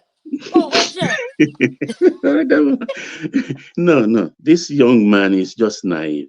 He wants to look street smart, but he is not. Because what he's done when he started receiving that money, I knew he would run into trouble. If you were a thief, look, that money is sufficient enough to kind of intimidate him and make him want to start buying one or two things. Those who don't want, without mentioning names, those who do it, they know themselves. They've made a kill out of this kind of thing. But I watched his lifestyle never change. Rather, he dived more into the depth of his work and trying to do more, trying to put himself in the faces of people he wants to confront and things like that. And there are those that are street smart. We're watching him. He must have given out a lot of information to friends or people he considered to be friends, who will in turn give it to people who can really do him evil by tapping into his account and running away with his money. I'm afraid that money may never be recovered. And that is sad. They will never. You know what that happened is, if it is true, which I still doubt, they would have changed that money to cryptocurrency on the dark web, and it's gone for good. Yeah, woman, please believe him. Believe him. No, I know. Okay, Baba, sir, I'm sorry, sir. I'm sorry for interrupting you, sir, with all due respect. No Please, problem. could you tell us, sir, why you're so convinced that very dark man is so innocent? Because I don't know why we are very quick to celebrate people that do good things without having a background and something to fall behind. Let me say something. What I mean by that is that very dark man, I asked Shoma a question and I asked one man, and one man was the only person to give me a definition on who very dark man is. At the end of the day is, who is very dark man? I am not discrediting what he has done. Let me make it clear. Adama is not discrediting what that very dark man has done for Nigerians in terms of sticking for the right and standing up for the citizens. But my question is, who is very dark man? Until we are able to answer that question, and secondly is, we are quick to glorify people without knowing what their background is, because they put up this thing. I've said something. I said something. I asked something, and this is a question my own personal daughter asked me: is Barry Darkman an influencer? Is he an activist? Define what Very Darkman is. None of us can define this because Very Darkman I'll is all try. over the place. Well, thank you, Adama. I think I'll try to define him. I look at him. See, I only access YouTube. Don't go anywhere. YouTube is where I see all of these people, and you won't believe it. Both the intelligent and unintelligent, the idiots, the crazies. I listen to everybody. Everybody. I don't discount anybody because there is knowledge to be acquired by doing that. Even the infamous Dr. Kemi Olunloyo, or I listen up to maybe somebody I learned from too, or Reno Mokri, which a lot of people do dislike a lot, and so on and so forth. I just go, I listen, I read, I voraciously. I follow this young man when he posts things. I listen. I don't make any comment. But coming from a very poor background, and he discovered. Let me use the word advice. He discovered the cyberspace. Particularly is YouTube. I see him, and of course there is some money to be made. And he carved his own niche. He looks very dirty when he started with this tank top that is 2 sizes larger than himself, and hanging something on his neck that makes him look like a babalawo or apprentice babalawo and things like that. So I see him, he wasn't more about the money. All he was or is interested in is just getting attention from people, the high and the mighty. And he is a very crude person. You watch him when he encountered the interior minister, how he grabbed hold of him against protocol and things like that. It displays some naivety as far as I'm concerned. And coming from poor background, you get my point. I think getting about 200 million naira in his account, which he can control, on a scale of 1 to 10, only 2 can resist the urge to acquire some things that he lacked as a youth, or some things he desired. But he has not done any of that. He still wears raggedly clothes, and he still talks the way he talks, and he doesn't carry himself as if with some sense of self-importance. So that made me actually believe him. Even if you look at the way he reported it, rather than say, look, my account has been hacked, he said my website has been hacked. And people are thinking that maybe it's playing prank. You don't play prank with such a thing. He doesn't even take it, it doesn't look as if it's serious, even reporting theft. So a lot of people will jump to conclusion that if he lost 180, how will he be doing like this? Baba.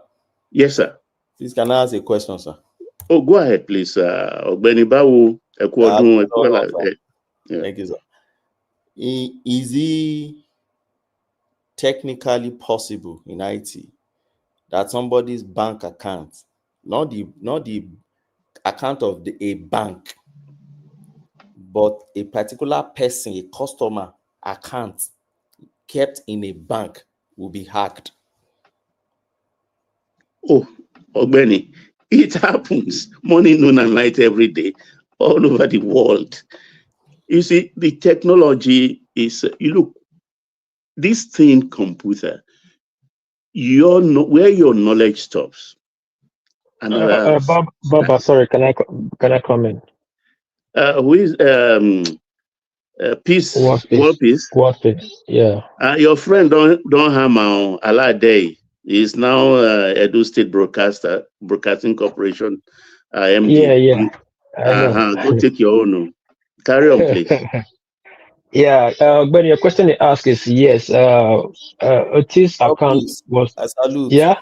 I agree to you. I agree to my brother. Pardon. Yes, yeah, it's possible. Yeah, the reason being that he caused it by himself. By link, he wanted to be very transparent to the world how he's doing his NGO, forgetting that there's a risk to that. What he was doing was okay, but was not right.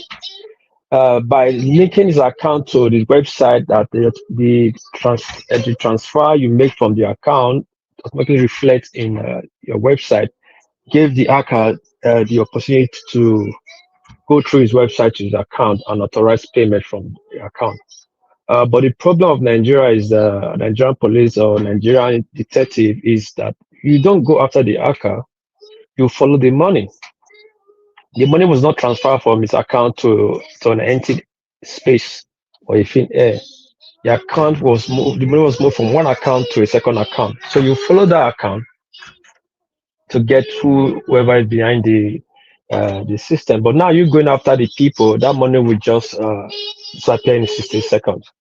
It's not a big deal to find, but he made a silly mistake. He was warned when he did that thing on the live chat. People were warning him, other hackers were warning him, with this thing you're doing, yeah, well, your website, we just fact check your website, is vulnerable, it's not 100% secured. They can hack your website through your phone, through that website to your phone, to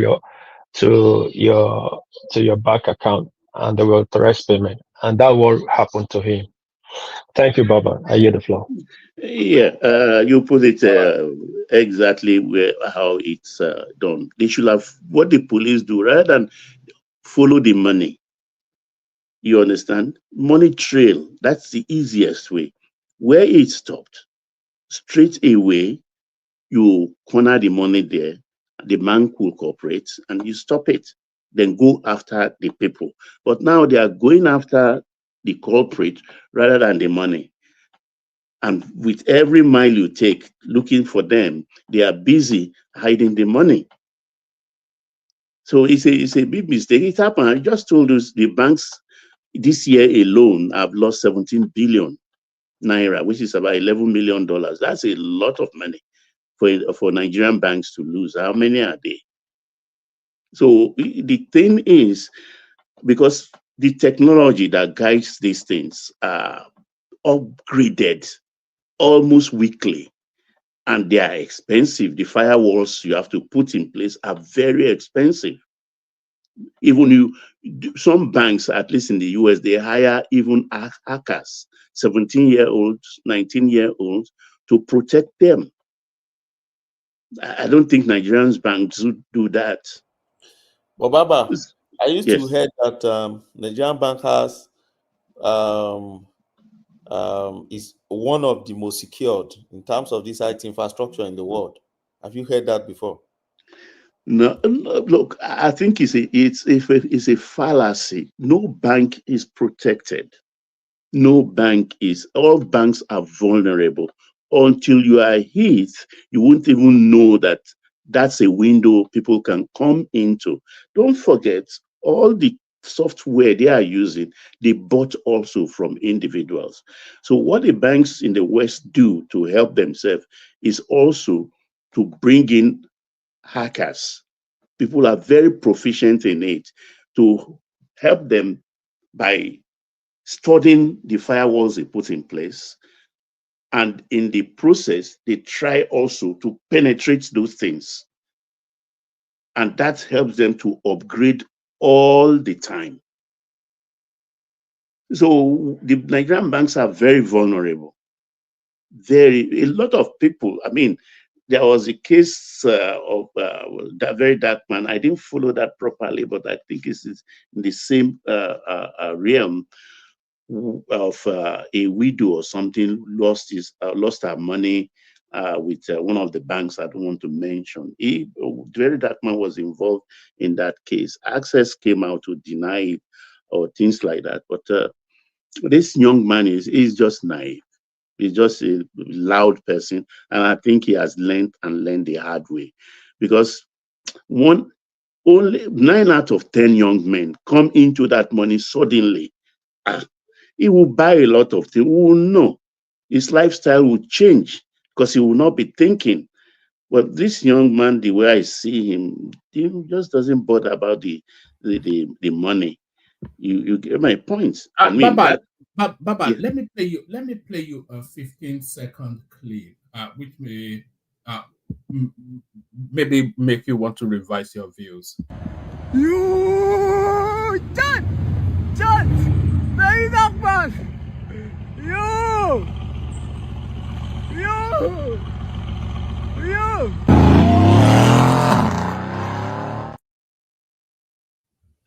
Okay, one man. This is the thing. I saw this video.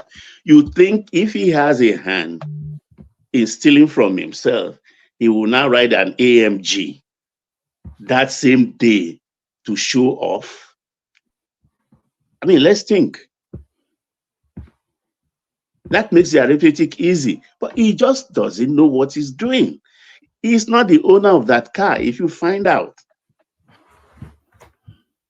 He's not the owner of that car. Maybe he just took it from a car lot, and I don't know how to explain that his character. But that's people who will not he is. accept it if it comes out today or the day after and says, "Oh, it's a prank." People will, because people feel he's testing the waters to see how the public will react. You know, it better put back that money. It better not. You know, No, he's not capable of that. No, this I don't like I'm him. supporting. No. Believe me, But I Baba, don't can like I him. ask you something, sir? Yeah. Sir, can I say something, sir? There's something one man said that we need to, and nobody has been able to answer this question. I've been asking you since I said, who is a very dark man? Everybody plays, and one man sees him from the lens that I see him. Why is it that we look at this guy? Why is he so trustworthy in our eyes?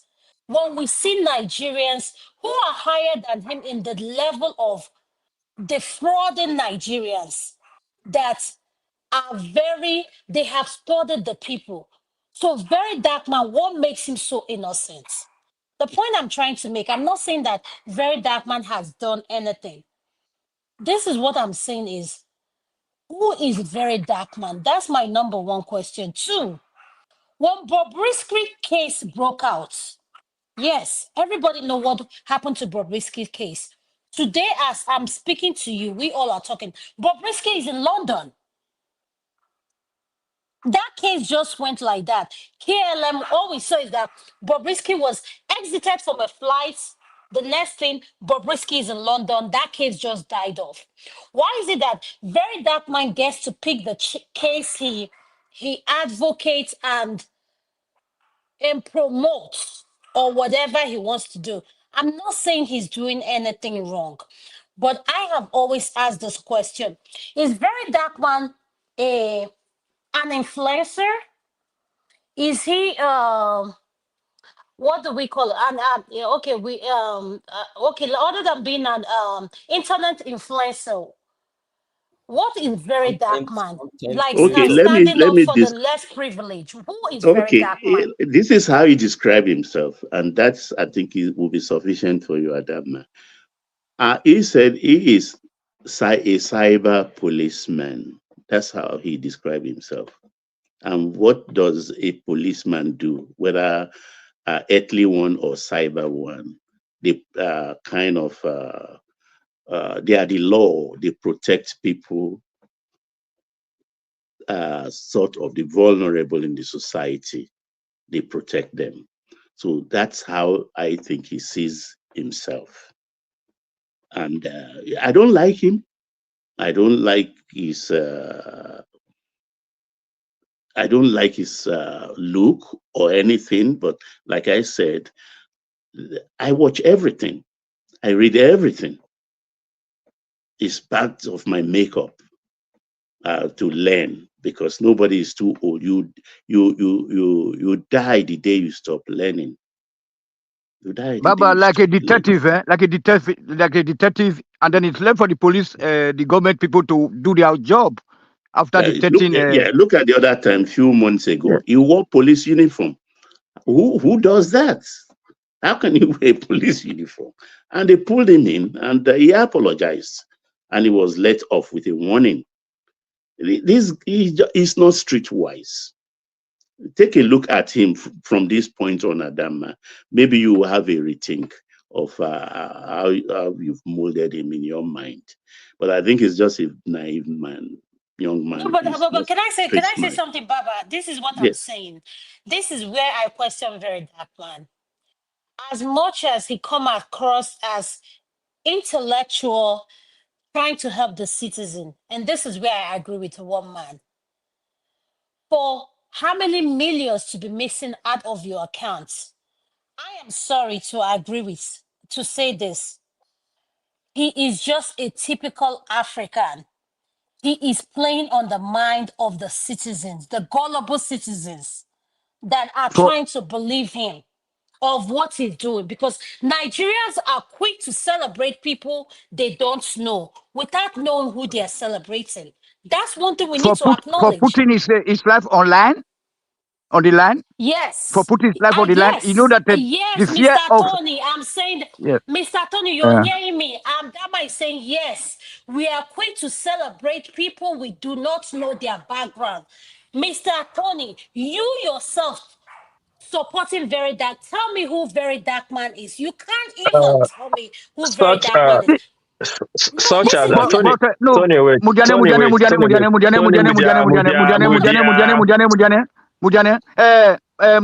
Adama, you know, the Senate, you know, they are afraid of this guy. You know, he was able to, you know, to trigger them or to ginger them to carry out investigation about those prison and all those kind of other governmental agencies. Really, you know, Mr. this is a Tony, great guy. Mr. Tony, can I ask you, say he triggered them, and the person that was accused, which is Bob Brisky, happened to flee the country and be in Europe.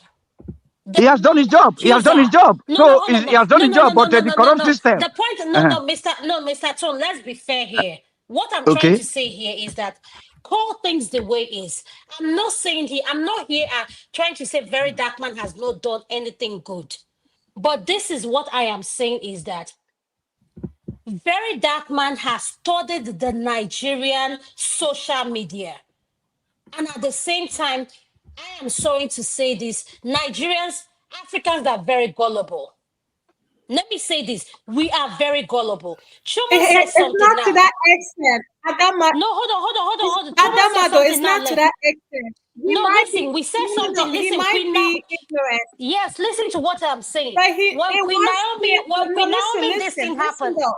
Let me finish my statement. Yeah, finish When your Queen Naomi statement. stuff happened. No, hold on. When Queen Naomi stuff happened, Queen Naomi has been arrested. Oriyomi Hasman has been arrested. Okay, now, there was a hip-hop this thing that happened. A stage collapsed. This is not the first time that stage has been collapsed, where a concert has been had. No promoter has been arrested. No anything has been arrested. And this is why I support what Chioma said. Queen Naomi was giving out what she's doing is giving back to the community. They were quick to arrest her and Mr. Alaji Ahazman. Regardless whether she's a queen or not, she was giving back to the society. All I'm trying to say is this. We are very incorrigible. There is a video that was made before this thing happened, the Stampede happened. Parents were throwing their kids before this whatever she was going to do happened. When it comes to your child, no matter you as a parent, you're responsible for your child, no matter what the situation is. So my question to the Nigerian community, if you arrest Queen Naomi for this thing, not doing the appropriate things, how come a situation where we have a stage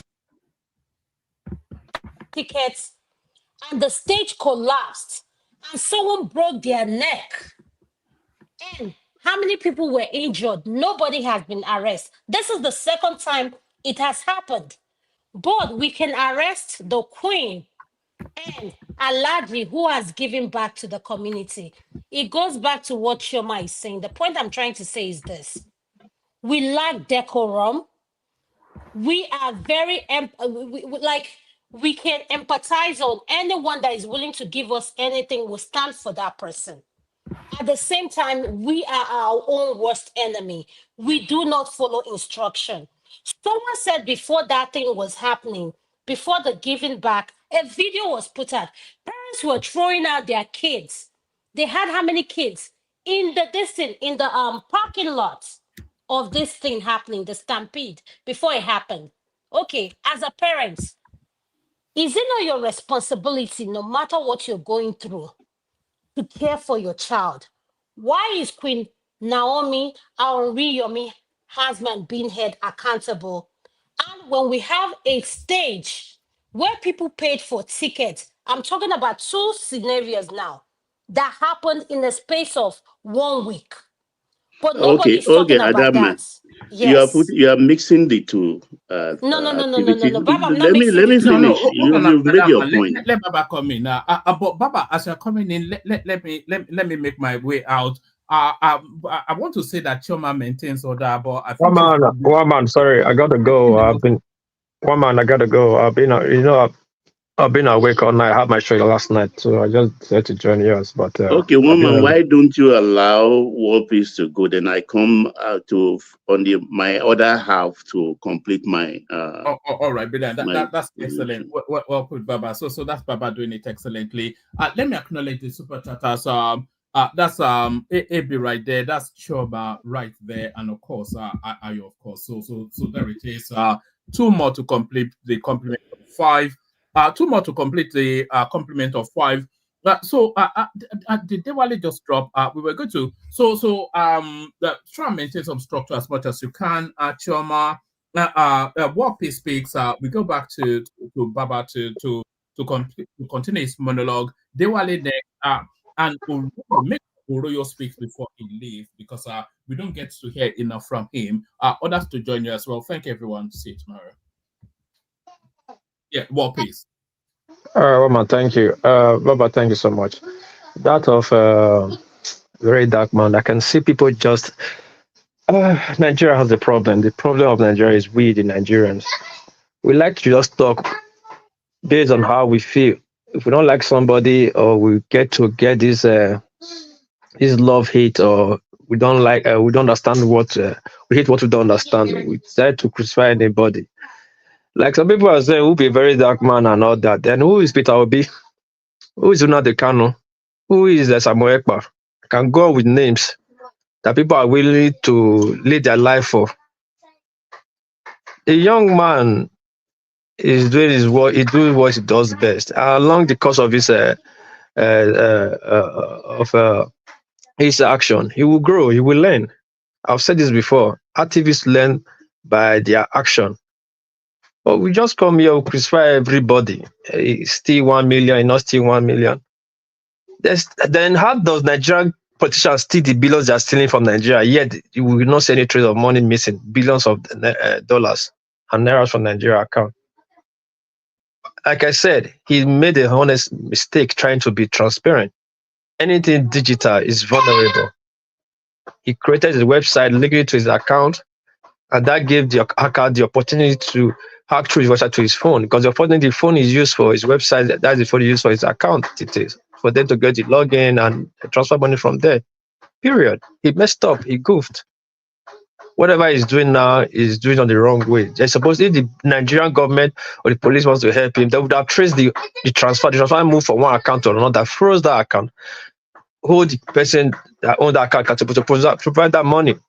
In Nigeria, EFCC wants to retrieve government money or any money that was stolen from whoever. It's easy.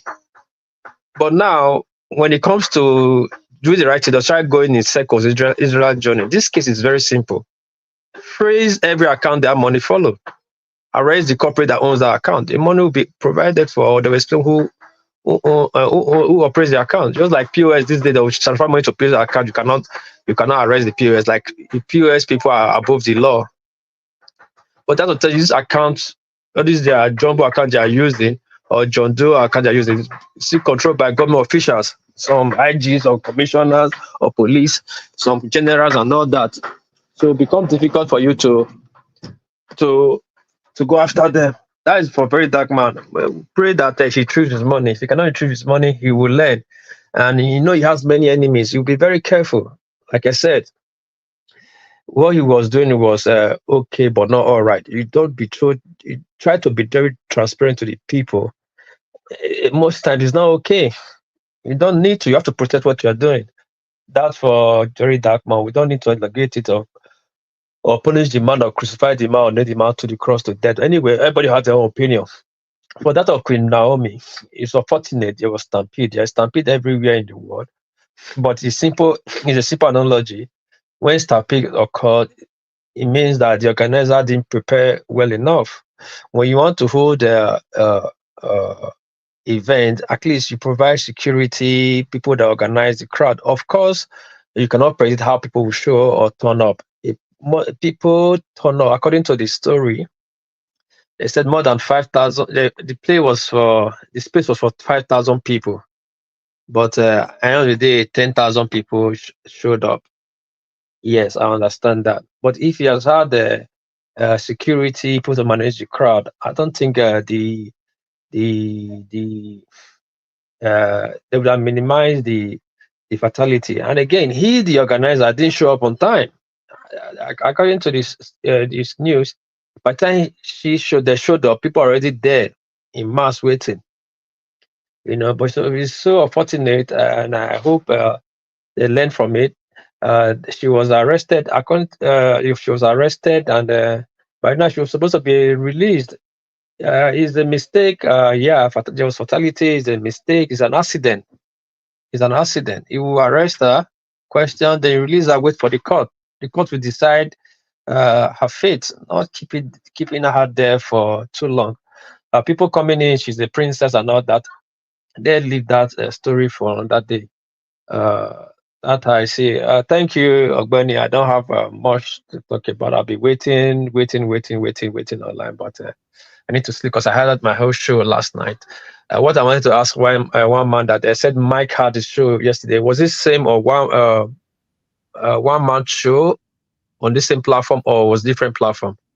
No, yeah, Chioma was moderating. Yes, Chioma was moderating, and then Kulata did a very great job by defending our Africa culture, tradition, and with Mike. But Mike was moderating. So later on, then Kulata dealt with two Nigeria, and then Madam Zita, who who said that she.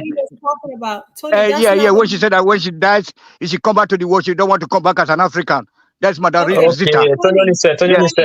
It's okay. Tony. Kulata was very proud of Africa. That when he died, he will come back to Nigeria. Try to be calm down. Try to be calm down. Try to be calm down. I'm gonna start removing people. Can we start? Chioma is the moderator. Can we listen to her? Please. No, I don't have time. Everybody's gonna be wiped out. You know how it goes. So, Mr. Tony, that's not what World Peace was referring to. He was just asking a simple question. Yes, to answer your question, Mike has his own page, and he linked with one man, and they did something. So that's that. Thank you. I don't know if it's okay for me to ask for Mike's page. Is it okay for you to tell me the name of his handle? I don't know his page. He didn't. He never shared it on this page. They only did a show together. If you look on one of the live, maybe you might see Mike's show.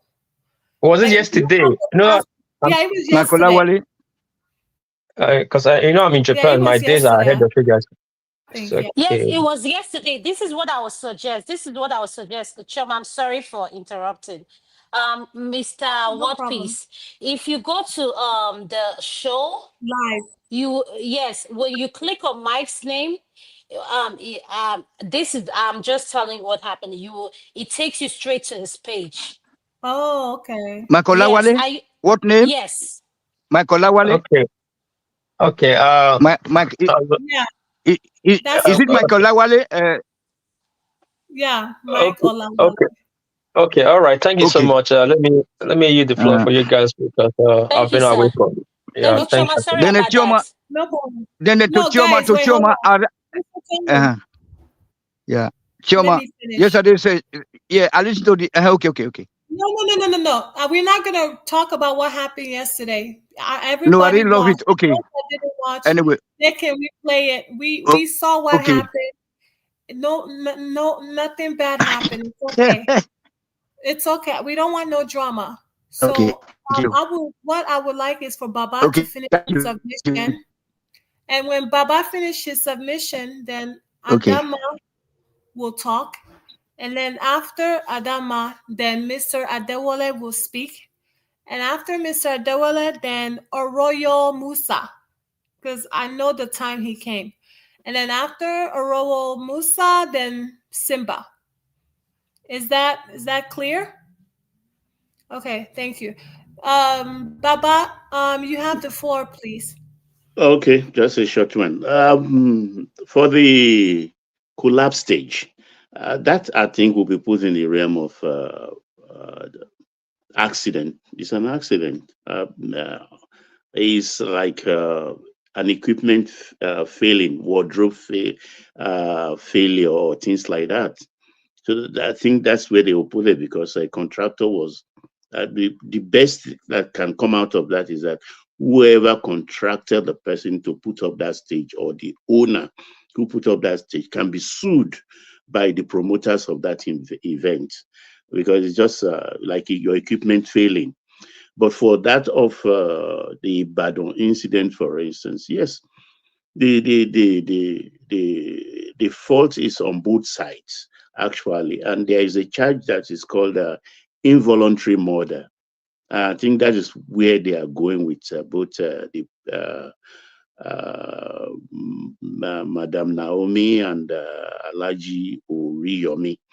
But like knowing Nigeria very well, what they do, what's happening in that case is they are on holding charge, because they took them to magistrate courts. And if they are on holding charge, they've not giving them bail. The next appearance, they'll give them bail, or feeling which they themselves can also take their case to the High Court for their fundamental human rights to ask for bail. The High Court will grant them bail. Just exact. So a lot of people are doing that. I don't know why they are not tapping into that. I think their next appearance will be January 13th or so. I don't think I'm correct with that date. But before that date, they can institute a suit in the High Court for their fundamental human rights to be restored by granting them bail. It happens all the time. And besides that, if it's going to be an involuntary murder case, it's not in the purview or the realm of the magistrate court. That's a higher charge, is bigger than a high court. So, I mean, bigger than a magistrate court. They have to take them to a higher court. But such cases have to go for a kind of, they call it, the prosecutor's advice, DPP, that is DPP advice, to know exactly what charge to appropriate for, against them.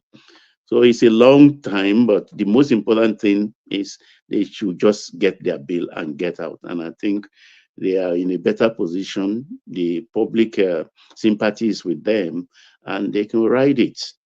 It's happened. The parents are irresponsible, but we like hyperbole a lot in Nigeria. They say parents are throwing their children across the fence.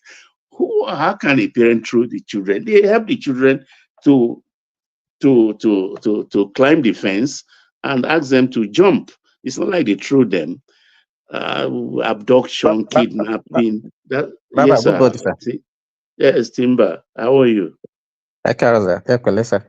No.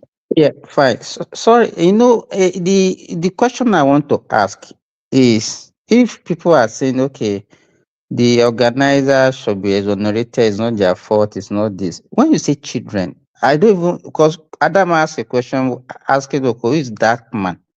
Who is a child? That's the question I want to ask. Who is a child?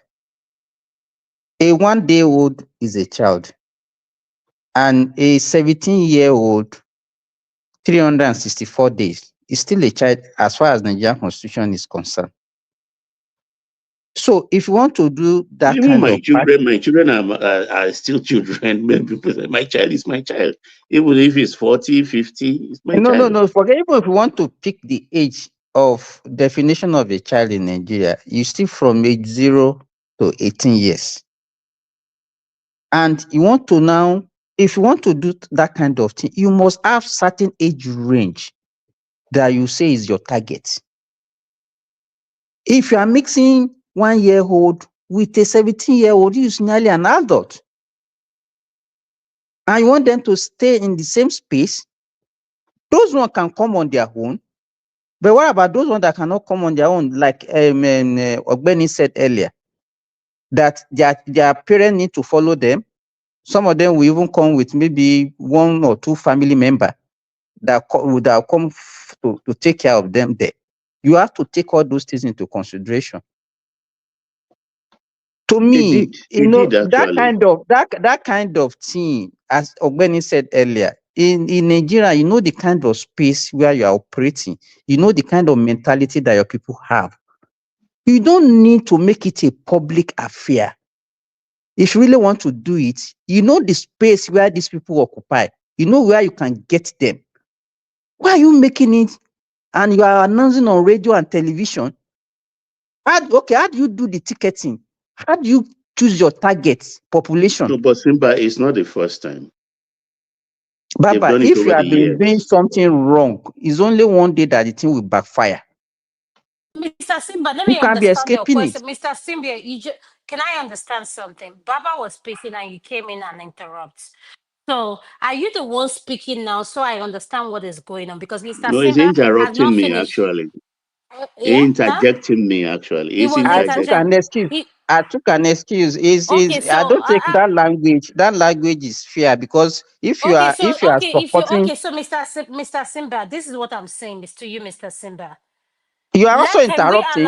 But what you nobody you didn't Mr. seek Simba, anybody's permission before you talk. No, you're not listening to what I'm saying, Mr. Simba. You're not listening. That's why I'm confused. You two are not talking, listening. Baba, If you want me to talking. listen to you, No, I greeted him. Mr. Singer, yes, You are I'm not saying on the yes, I listen platform. you. More about greeting here. Continue some more about greeting here. So let Mr. Baba finish. Kotoma Soroni. Are you the moderator? Okay, wait, folks. Chioma, let me yield for Adama. I think she's raring to go. So let her come in. The floor is yours, Adama. No, Baba, sir. I'm done. I yield, Ada. No. Go ahead. I want Mr. The one in the middle, Mr. Oroyo Musa has not spoken. So I want Shoma to do her thing because she's my sister. I have to respect. She's the moderator. What she said. All I'm saying is that Mr. Simba just came. Baba. I'm sorry, sir. That's all I'm saying. It's a doctor like yourself. No, he's a doctor like your good self, so your colleagues. Okay. Wait, Adama, you know I love you, right? Adama, you know I love you, but you gotta chill, chill out, okay? Everything is fine. You know, Simba just wanted to interject, and what happened is you didn't hear him because your device was not connected. He took permission, so that's what happened. Nothing's wrong. He didn't do anything bad. So everything is good. So let Miss Dr. Simba interject Baba, and then Baba will continue his flow. And I will organize everything henceforth, okay? Don't worry, we're good. Mr. Simba, have you heard one of the interject more?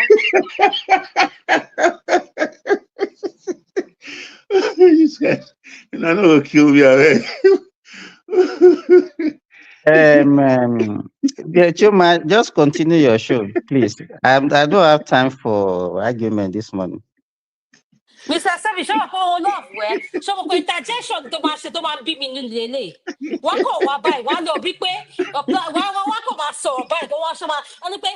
Baba, is that your greeting? One man you use that your greeting to deceive people. Only pay greeting. Oh, greeting it's your mouth. Wako interject. One mama go so Lord. Hello, Shelley. What is wrong with you, Adama? Adama, Baba, I told you to be drinking milk. I told you to be And drinking milk. Choma, Adama, you have to also That's what realize. is making me bad. That's why Hold I on, need to be. I'm on call, and that is what is Choma, making me mad. Choma. Simba just came. He just started. He said, "Baba, greetings, sir. Sir, can I say?" That's what he always does. Only, sir, can I say? Can I ask a question? Can I ask a question? He will talk for 7 minutes. For this or that. Adama I love this show. Mabinu, Adama. I beg no Simba, now vex. you are talking. Mabinu, carry on. Thank you, sir. More love, we know. Okay, thank you for your love. I think you have you know what I'm saying. Don't let us when you are talking earlier. I think this is a lead show, and you can make it interactive. You understand? We are not many. Even all these other people that you are talking about.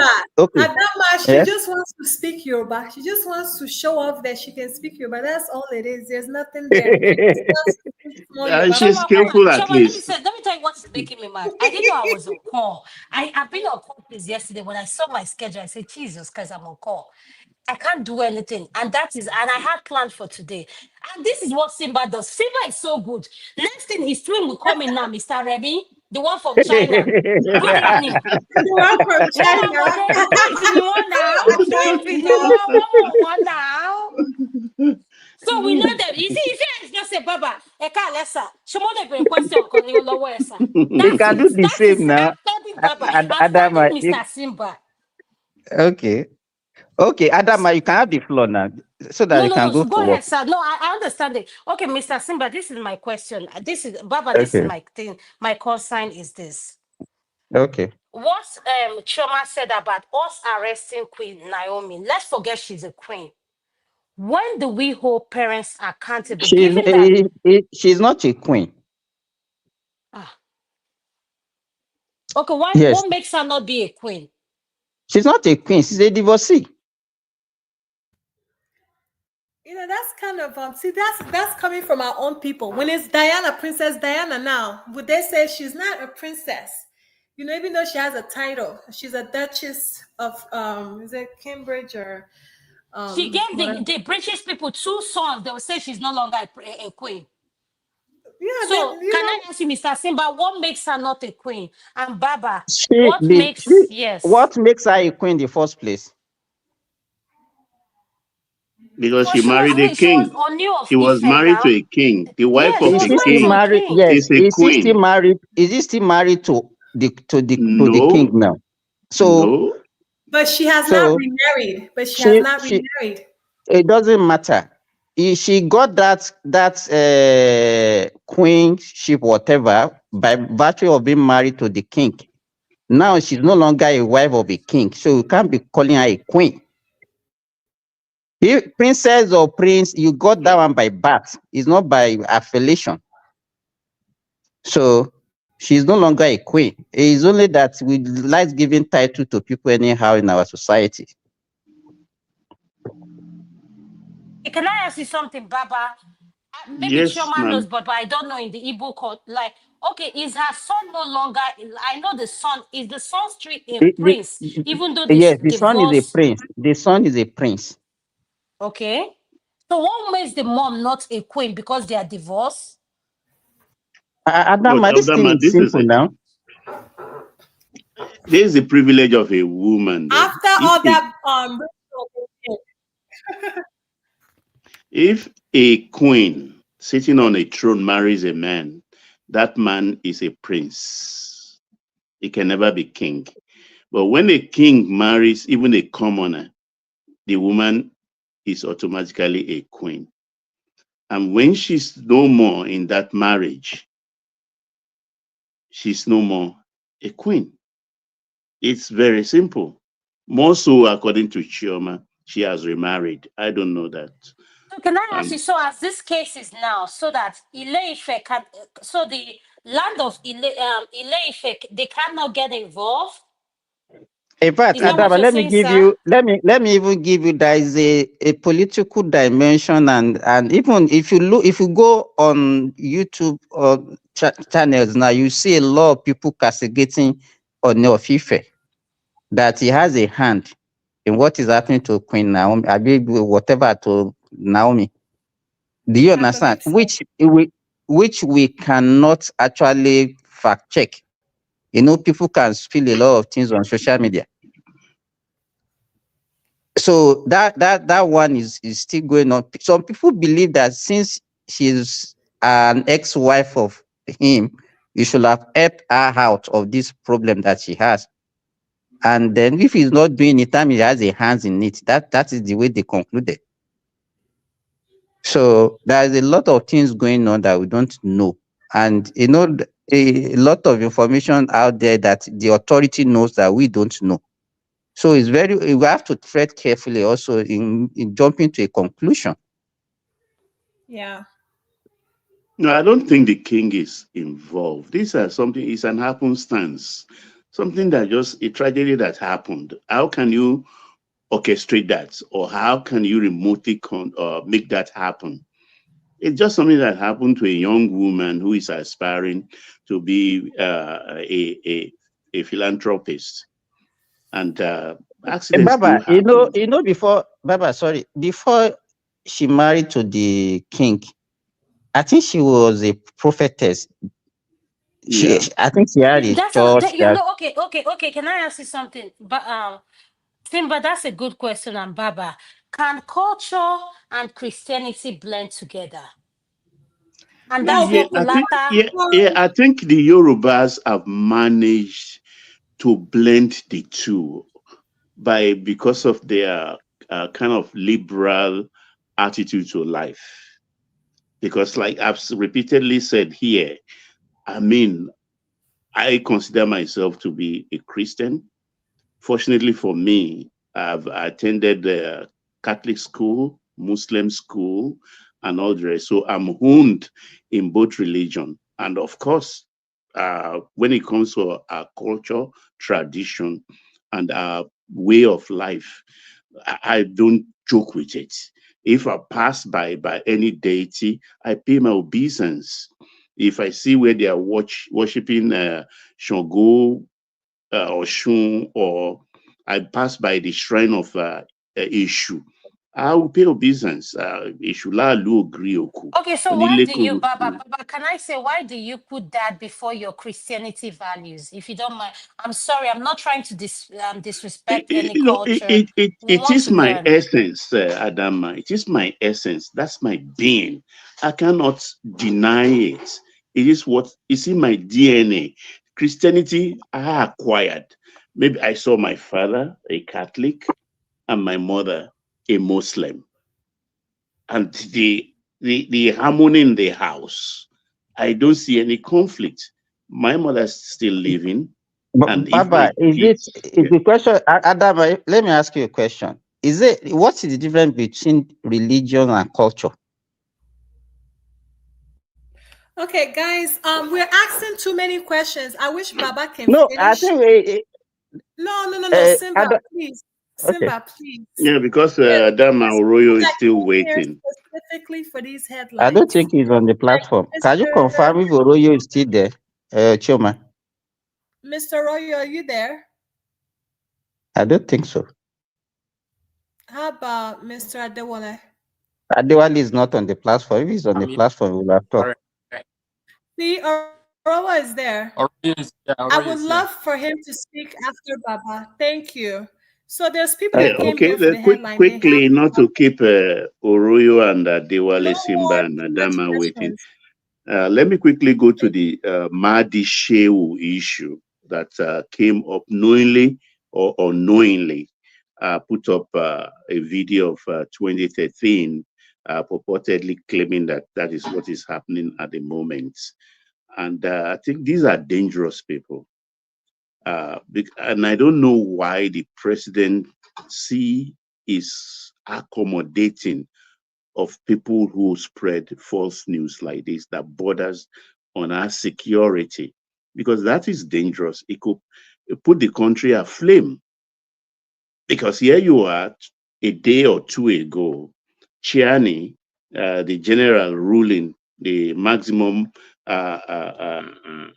authority ruling, Niger came up with an accusation. And here you are, a Nigerian, backing that claim of that general, that true, it is happening. And you put up a 2013 video to buttress your point. I think that is evil. And I don't know why they are allowing that kind of thing to just pass. The authority has to take action so that they can put a stop to this kind of thing. Like I said, Baba, can Niger dictate what we do on our soil to us? Well, if we want to engage, situation. if we want to provide a base for France, can they say that? Can they object to that? We are in an unfortunate situation. The border. I mean, if a northerner would say, when now, my cousins about them, did they have any discussion with us before they provided the base for them? And now that they have provided one for Russia, did they contact Nigeria before they reached that agreement? It's all about politics. You understand? To me, I don't even understand Nigeria is there for the taking because of the disagreements that is going on, or the political turmoil we are going on that's going on in our country. So the Niger people, you asked a very pointed, poignant question. You get my point. They didn't announce to us, or they didn't seek a cooperation or permission when they brought the Russians in, the Wana group. You get my point. True. When they were ruling with France, they didn't invite us in whatever gains they had. So why are they doing that? They are doing that because the Northerners, our brothers in the North, believe they are Nigerians, believe they are Malians, believe they are Chadians, and believe us, even though they are Nigerians. So that's what they would rather associate themselves with those ones rather than even the Satan. That's the unfortunate thing. That is the unfortunate thing. Trouble. That is the unfortunate thing. That is why people like this MAHDI SHEHU has to be arrested and dealt with.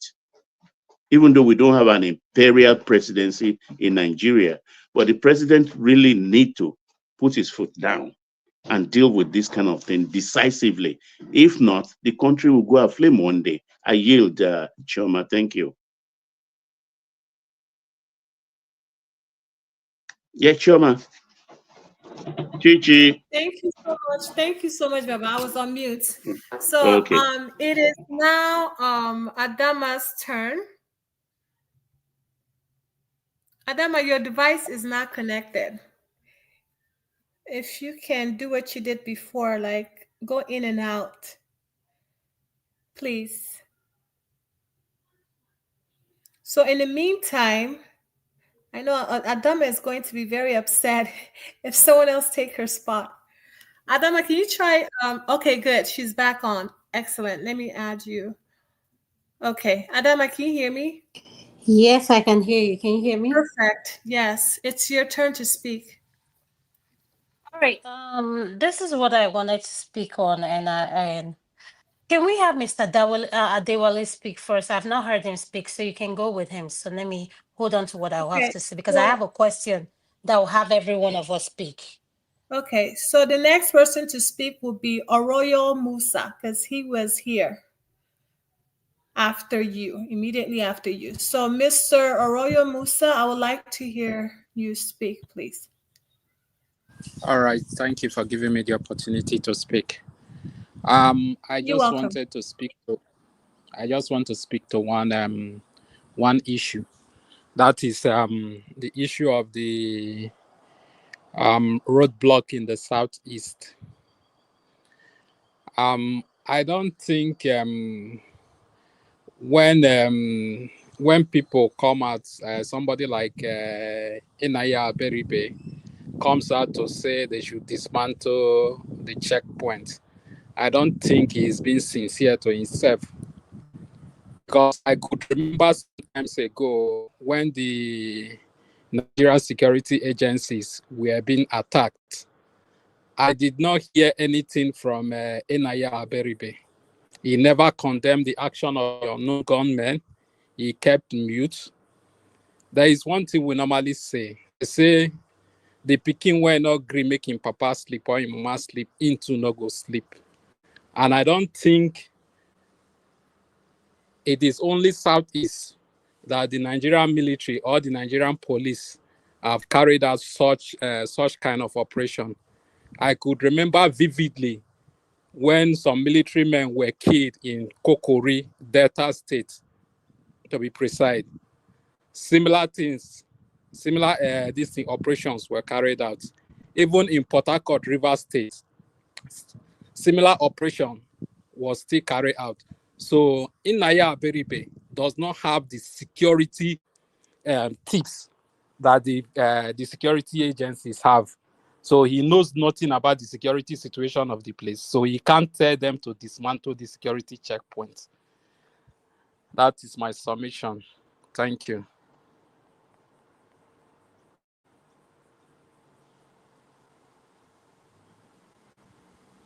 That was a very nice and short submission. Thank you so much. So, Mr. Adewale, I would love to hear you speak. How's everybody doing? Can everybody hear me? Yes, sir. Yes, good evening, sir. Good evening, Good sir. evening, my sister. How you doing? I'm doing good. I'm Compliment not of the happy. season. Sorry about that. You know, you guys are saving life, and no amount of money is be enough to repeat everything that you guys are doing. All the Thank you, doctors in sir. the house, Thank you, sir. you guys are doing Yes, sir. awesome jobs. Thank you, sir. Yeah. By the way, Shoma, I listen to you. Please, sometimes you use some colorful French words. Please, sometimes I know it's all about the passion. Please, sometimes when you you immerse yourself so deeply in the conversation, always trying to not use those colorful words because sometimes some minors do listen and watch the show sometime. Please, so that Okay, so could you please tell us what specific word she used? Because we are all adult. This show is not. If you're coming on our show at this time in the south is at 11:16. In UK it's probably 5 something or 6 something. So Mr. Adewale, Is what it the word S did you word? use? Is it the S word? Yes. 'Cause I didn't use F word today, and I no, didn't use B. you didn't use F word, but you used the SHIT word. Oh, Yes, I know. I you didn't. I know. didn't finish the T. I said she. Like I didn't really complete the Make whole. sure is okay. Okay, Well, all right. it's not about now. Sometimes one man do premiere this show, sometimes play during the day, and some people, I mean, a lot of people sometimes tune in and listen to the show again. So it's not about those who are online right now, but that's just that about that. We don't need to plug that.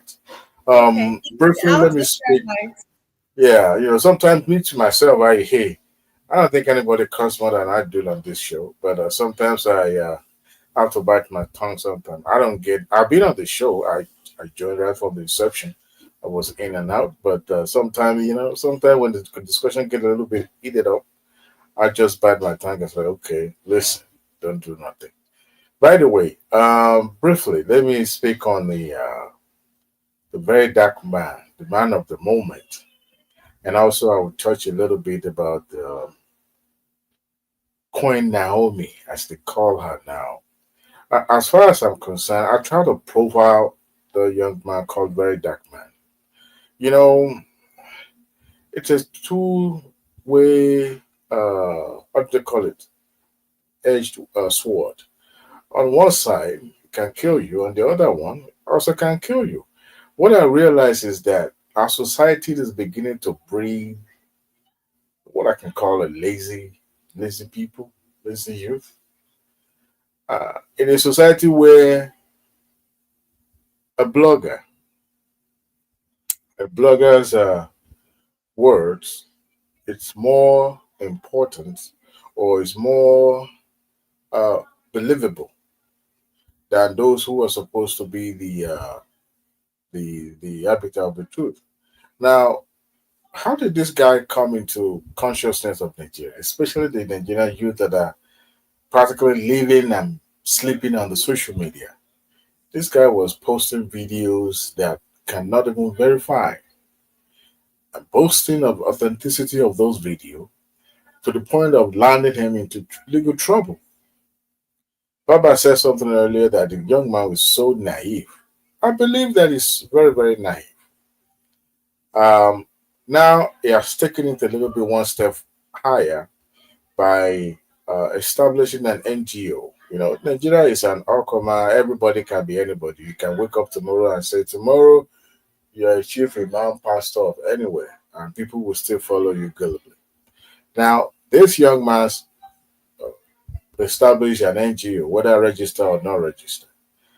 And some people deemed it fit in their own wisdom that this man is so real, is pure and truthful, and they donated money into the account linking to his website, which I found very, very appalling. I would not, especially for a website that is not verifiable. No way. I haven't seen that in Nigeria happen, where someone will call for a donation and people will start donating through a website. Not quite long ago, Davido did something remarkable by asking his friends to donate towards his birthday. And he realized almost like, I don't know, 800 million, something like that. A very enormous, huge amount of money. And he donated the entire money out. But he did not create a website. His own account, I believe, is one of those unused accounts. And they donated to that account. Just a simple one line of account, digit number of account, and everybody started donating. Because this guy claimed that he wanted to be transparent, so he linked the website. I'm trying to find what he's trying to justify so that people can see it in real life, in real time, how much has been donated into that account. I'm profiling him right now. This is a 30 years old guy that we can't even verify what he does for a living. So he came to our consciousness and is trying to be the hunter of the truth and start hunting for those who allegedly, Dabaru, Nigeria, let me say. And to the point that this guy was invited to the hollow chamber of the National Assembly to testify for a case of bribery. I'm trying to figure out almost 200 million donated to this man with no variable income, with no concrete thing that he does that we can pinpoint and say this is other than being called a blogger. And then you are expecting that nothing fishy is going to happen. Look, they don't write criminal on the forehead. And I'm not alleging that he stole the money because he did something a little bit puzzling. He posted a video where he was, driving a Mercedes Benz, of which one man played back. And Do you know Adewale, do you know how much that Mercedes Benz cost? I mean, people already put a price tag at like almost 150, 120 million. I don't know If you want to get a new one, is in fact can consume all the money that is claiming that was stolen. So and then if you look at it, if you remember the time they invited him to the house, he went with a new Prado Jeep. Prado. Let's just assume that his lawyer, helped him get to the national. No. He didn't travel with his lawyer. They show him coming out of that car alone with somebody like a personal guard and a driver. He didn't travel with his. Okay, let's just assume, as at that time, it was not the custody of any money. We can call that money a public money because people donated to him for a cause, for a reason, not just I dash you go and spend it anyhow you want it.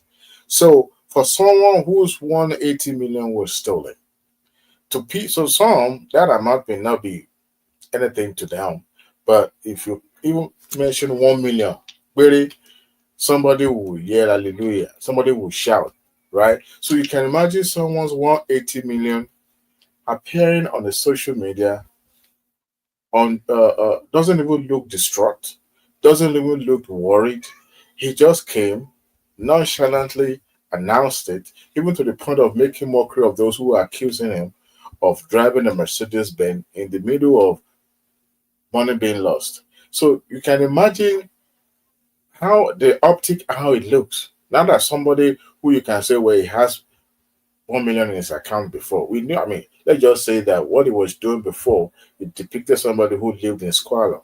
But let's just say he was hiding his wealth or he has something concrete that he was doing. But nobody has ever been able to, unravel his personality per se. And here is a guy who say, oh, we couldn't even get a regular ticket, but we are traveling on first class, he said. But I'm trying to say business class. I'm profiling this guy. I see some level of deceit in what he's pushing out to the media. And that is what I believe. Criminality is not about, they don't write it on the forehead. Adewale, sorry. You look at it now. When I mentioned the Jeep, somebody was saying that it was hired. How can you hire that kind of what is it trying to portray? I think the way we think in our society, okay, if you are a poor man, you are defending the poor ones. You understand? They invited you to House of Assembly. Then the next thing is to go and show up and hire a new Prado Jeep. Is that right? I mean, even if it's hired, to me, the way I don't. Go ahead. What I foresee for people like that is that they have some people behind that are actually helping them to facilitate a lot of stuff. So I would not be surprised. I mean, there was a picture where it was with Tunde headlines. Purportedly not to have taken in Nigeria, but in the UK. So people were a little bit dazzled and puzzled that for someone who's always showing his picture like somewhere in Ajele could afford to travel to UK and come back to Nigeria. So it was a very, very puzzling content there. But I didn't pay attention to that because I've never really it never really crossed my mind of somebody who is serious. But for money to have exchanged hand, and some people felt this is the most trusted person they could donate money, their own hard-earned money to. I wonder what is the purpose of that NGO. So to me, it's not telling the entire truth to his audience. And you claim to run an NGO in Nigeria. I don't know if maybe people realize this. The money in that account doesn't belong to him, doesn't belong to you. Because as an NGO, you owe it to the donor and to the public how you will spend those money. And if you cannot account to it, unfortunately, maybe EFCC is not equipped to that level, you could be liable, criminally liable, going to jail, prison for a while, because it's supposed to be a public fund. I don't know whether people are saying, oh, it's not government, it's not public fund. It is, because people donated their money for a cause. Okay. I mean, that's the way I said the guy. I profiled him. I tried to look at what is this all about this guy. I haven't really found something that is definitive that I can say, well, this is what this guy stands for. If somebody stole your 1 million, Simba, you're not going to appear on television. You see the way Naomi's mother was, slapping her thigh, jumping up and down, yelling. Now that's what you call calamity. 180 million. I mean, come on, man. And you went ahead and you said you hired a Mercedes Benz and drive it around the city and say you return it to the owner. Nobody cares. Let's even assume that it's not true. I mean, if I donated the money to you and I found you doing that after you claimed that the money was stolen, what do you think I'd be thinking? It's just the way I say it. I purposely profile him just to arrive at that point. I don't trust him. His countenance, his behavior after this does not show that money is missing. Believe me. All this being naive and everything that we are talking about, this guy he knows what he's doing. It was Akpos 180 million, even for a state, if 180 million naira is missing, we'll be accusing somebody of corruption. I'm telling you, man. It when I saw it this evening, I was like, huh. Even in Nigeria of today, 180 million naira is not a small money. Well, I hope he proves me wrong. I hope I'm wrong. I would really love to be wrong about him and his personality. What I foresee is that there's some powerful, connected, influential personality behind those characters that you see online. After all, Bobrisky is now, hiding in United Kingdom, facilitated by his so-called godfather. If they could take him out of the country so that they would not be answerable to the allegation by this very same person we're talking about, that tells you about what goes on in that country. So I would not be surprised for somebody who just show up from nowhere and is getting notoriety, and our society is hailing and saluting him for being a stand-up person. Please, I beg to differ, but I hope I am proven wrong in this case. Now, as for the Naomi's case,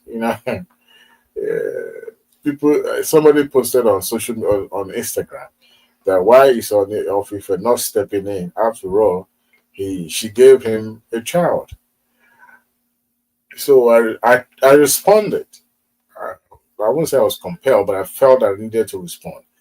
That when everybody was coming to this world, we all came and they gave us name. So the Ogunwusi is a name that she adopted when she got married to Oni. And the moment she said, well, I'm no longer interested in that union, she ceased to bear that name, except Ogunwusi, gave her the freedom to bear that name. So in this case, she has reverted back to her maiden name, and she's no longer married to Oni. This is someone, again, I'm going to profile now, who may not sit well with some people. This is a lady who was a nobody before, but because of her marriage to Oni of Ife, became somebody, the way we revere people and make them somebody in the society. Now, he want to capitalize on that status by trying to do good, according to her. But, in the course of doing this, negligence, complacency setting. It can happen to anybody. No, not everybody. You see, this is the same malady that plaguing that entire continent, or should I say Nigeria especially, because we are not conscious of everything. Timing, programming, everything has to be spontaneous. Why?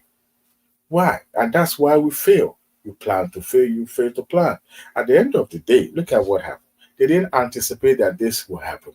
But in a situation where a well thought out plan has been put together, that location will be locked down. What if you are congregating, assembling 5,000 people? What if some crazy element, I'm talking about terrorists now, decided to wreak havoc in that location?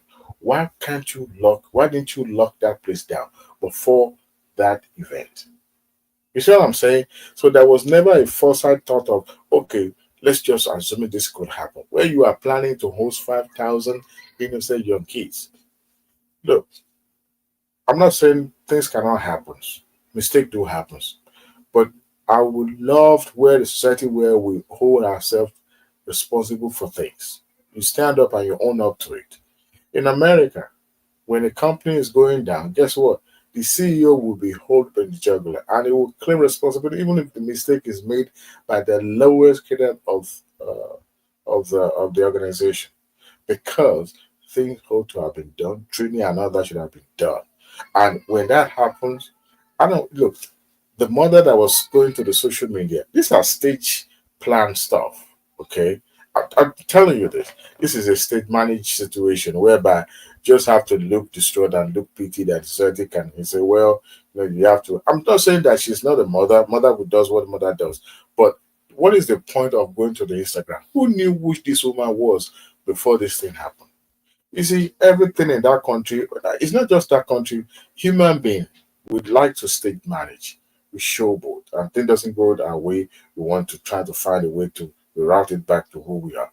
As far as I'm concerned, the court remanded them in prison because it might be for administrative purposes, but she needs to learn her lesson. I've seen a king being remanded in prison in it. It's that same Nigeria. So this is not new because she's a queen, because she's a female, does not absolve her being remanded in prison. But that does not mean that she shouldn't have access to a speedy trial. But of course, this is Nigeria. This case is sensational in a way, but I hope they can use that because it's a very hot topic. The court judiciary can use that in Oyo State to, what do you call it, to speed up the process so that at least this they can, and those 36 kids, those 36 mothers of those kids, I could imagine how they're going through this Christmas without their kids. So when we are talking about one point somewhere that is, protesting not to eat, Ebi Opa, she's not yet hungry. How about the mothers of those 36 kids? What about those mothers? Do you think they wish to be eating on Christmas days? No. So when we are thinking about how we should be thinking about those mothers, whether they threw their kids over the fence, that is subject to investigation. But as far as it is right now, one person is not bigger than 36 people. And I hope this is a learning curve for that society called Nigeria. I mean, did we even learn? Did we? This is the same country that petrol was spilled on the floor, and people were so. It's not poverty. I don't want that argument of this poverty. No, it's common sensical. Common sense dictates this is danger. You can't go and start scooping petrol, in a open place where the vehicles were even driving around, and you don't expect things to happen. Come on, man. It's common sensical because this thing is meant to be for fire, right? So that is the kind of society that we found ourselves. Nobody should start saying it's about poverty. As for Naomi, all she needs to concentrate on now, going on hunger strike is not going to help her. It's not going to. A celebrity like what's it called? Jennifer Funke Akindele. Funke Akindele was remanded in the same prison now. No, all those one is just pooping an emotional sentiment. I'm If he doesn't eat for 10 days, he will not die. And is it not the same Funke Akindele that was dancing Palongo on a new premiere movie not quite long ago? Did the world crash? We could say that you can't compare both situations, but she was remanded in prison. She was paraded like a criminal. A cameraman in front of her just trying to take a picture where she's looking so distraught and is organized just to put it out there so that they could sell their media publications. But here she is today, jumping and being celebrated by the same people that were actually craving for a downfall. So, Naomi, if anybody is showing this video to her in the future, eventually when she gets out, because I know she will, I hope that she will learn from this and move on. Because you learn, you plan, you learn, and you move on. I will stop for now. Let others take over. So, Mr. Dewell, I heard some. You don't have to respond, but I heard some almost kind of I don't want to. Maybe I don't know if I'm using the right word. Bitter undertone because she left Oni. She deserved to be punished. Who was she before this? As if she was just like one wretched something. Anyway, Adama, you're next. You can speak. No. I have nothing. Chairman, why are you setting me up like this? I'm sorry, Adama. I'm sorry, Chairman. No, there's no bitterness. No, to be honest, no. I could care less who she marry, whether she marry or not, she doesn't marry. No, that's I don't share those sentiments or bias. No, that is not of my cup of tea. But I'm speaking to the issue on ground, not our marriage to Oni. No, Oni couldn't have done anything. If he intervened, Oni will be flogged on the internet by the same people. And if now that he's not intervening, then they actually say, why is he not intervening? So you could see how the words, hacked. So you see, to me, as far as I'm concerned, His Okay, error Mr. was. Dewela, I'm the one next to speak. I'm Because sorry there for was many interrupting people you. No, that, she asked me a question. yeah, That's why I'm responding. But you can have the floor. yeah. I'm the one about to speak, and I want you to start with the questions so that all of us can go around. Given what Shoma just asked you now, who do you think should be held accountable for what happened, transpired in the event that happened at Queen Naomi's um, celebration, or giving back to the community? Who do you think should be held accountable? The person, the mastermind, the person that actually thought about this thing, about this charity thing, the people that aided her by co-sponsoring the show, the organizer, this foot soldier on the ground, those people supposed to have assessed the situation and give her the feedback. Now everything was done on her name, so she's going to share some level of responsibility.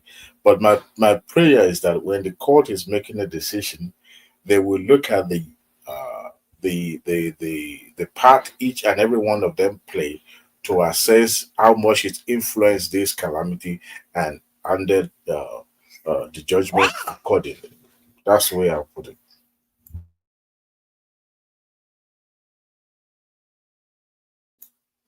Did you hear me? Yes, I heard you, sir. Yeah. Chema gave me the floor to speak. I wanted to say this. Yeah, why I asked the question, who should be held accountable? We all have had younger children or still have younger children. You know how they invite your kids for kids birthday party.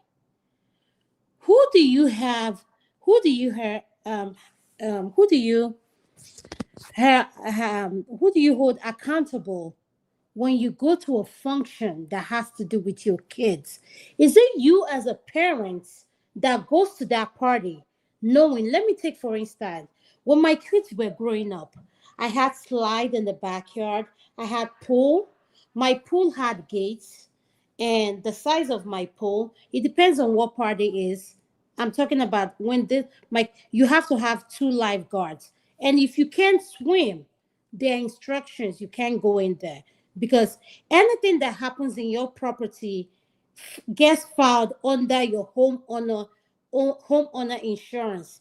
Now I'm speaking from the point of view of United States homeowner this thing. I don't know what happens in Europe. So my question is, when I go to this party as a parent, if I take my child to a slide and I know I have a child who likes competing on everything, do I leave my child for someone else's to be responsible for their behavior, or I as a parent should monitor my child? Why I ask that question is this: why should Queen Naomi and Oriyomi Hasman be held accountable? Is this, when we go, we are talking about kids. Where were the parents when this were happening? No matter whatever charity organization you take your child to, parents are, so long as they're under 18, you come with a child. So why are you not echoing the parents being accountable, but the planner of the organization? That's what I want to understand. Well, I actually have not even spoken about the parent, but but in this case, the kids were sitting down in their own house, and the organizer invited them to come over and promised that the venue, they will be safe at the venue and secured. Now there are cases like a case that happens where people goes to an amusement park, and one of the attraction there, one of the equipment malfunctioned, and people lost their life. Now, however, when you pay the ticket and you go to this place as a parent, you already done some few assessment, hoping that Did they pay ticket, Diwali? No, I'm just using that as an example. As an example of the one where some people lost their kids at an amusement park, and the amusement park was responsible for the loss of their life because we're expecting that things must have been, at least to some degree, things will have been put in place to secure and to protect the life of those people. Okay, but Mr. Dewale, no, you're drifting from the question. Could you stick on the point of we are not paying for anything? You're bringing your child to an occasion that is free. I am the one sponsoring the occasion. Who should be held responsible when you get to my, when you come in an environment where I'm having that party? Am I the one responsible to monitor your child or me? That is the question I'm speaking of. Forget we go to Six Flags, we go to Disneyland, forget that. Yes, once you buy a ticket, there is a level of responsibility to that company because you're paying for a service. I am talking about having something I'm giving back to the community, and I invite you, and you're willing to showcase. Let's say your wife is into shea butter. She makes, because this is the winter time, and we go, there are creams because your skin is dry. And you say, Adama, I would like my wife to showcase her products in your whatever you're doing. So, and I'm going to have kids game going on. Who should be responsible for your child when you get to that function? That's the question. So the way I will put it in my own opinion is this: when everything still boils down on lack of organization, proper organization. The organizer was, when he invited those kids, he didn't put it there that the parent will be responsible for those kids, or the parent or any of the guardians should accompany those minors. So they were invited to the venue without such. So someone has to tell you that you're responsible for your kids before you know you're responsible for your kids. No, that's. Thank you, Mike. My God bless you. My God bless you. My child was not invited to that place by herself. Somebody did. Somebody did invited my child to that venue, right? So that person, hold on now. Look, that person should have made some provision, at least minimum, that will guarantee the safety of those that were invited. We're talking about minor now. Let's just assume that minors were invited. At least you expect that some of their parents will accompany them, which they actually did, because according to those story, Adewale, if somebody invited your kids to a function, how will you just accept that invitation without asking the organizer some questions about safety and security of your child in that place?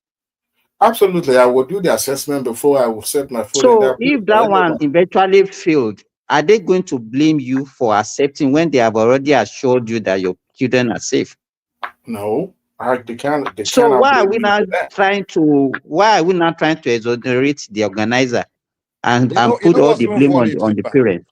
When they keep saying they should provide a provision for safety and things, the question should be asking is what led to the situation? Was it not people's negligent jumping, throwing their kids over the fence? Mike, God bless you. Mike, God don't bless say you. Mike, God bless you, Adama. Mr. Simba, why is it that we don't know how to take accountability for our actions? Mr. The Simba, issue is this. It's not about accountability. No, Adama, wait. It's not about accountability. If you are not involved in organizing an event for a big, maybe a crowd like that, then we should know. I mean, you should track softly the way we talk. If you are organizing a massive event like that, 5,000 people. In fact, there are some Premier League clubs that doesn't have 5,000 capacity today. Okay, Mr. Simba, can I say something? I had a pool party. For my teenager. I remember that how old she was. And then your expected crowd is 5,000. Mr. Simba, listen. If you're coming to that party, to the pool party, given the age, that's what her theme was. You should know how to swim too. And if you don't know how to swim, you need to come with a life jacket. But you put that out there. No, hold on, Mr. Simba. I'm trying to explain something to you because Mike says something now. All of us has been to a party or pool where we've seen babies with swimming pampers on. And you cannot leave that baby because I invited you to a party and you came with your child. So I should provide you the life jacket for your child. Are you kidding me? Adama, I'm very surprised that you are talking like this. Since even you are a health personnel, you are inviting that. Wait. Let me say this. Don't say no. But I've not Mr. finished my Simba, this is statement what you now. do all the time. Mr. Simba, this is what you do. Why can't we tell? No, Mr. Simba, listen to me. When do we as parents take accountability for our actions? Adama, let Simba, he wanted to make a statement. Let him finish because you asked him, so he wanted to respond. Let him respond. So, Mr. Simba, please respond. Okay, what I'm saying is this.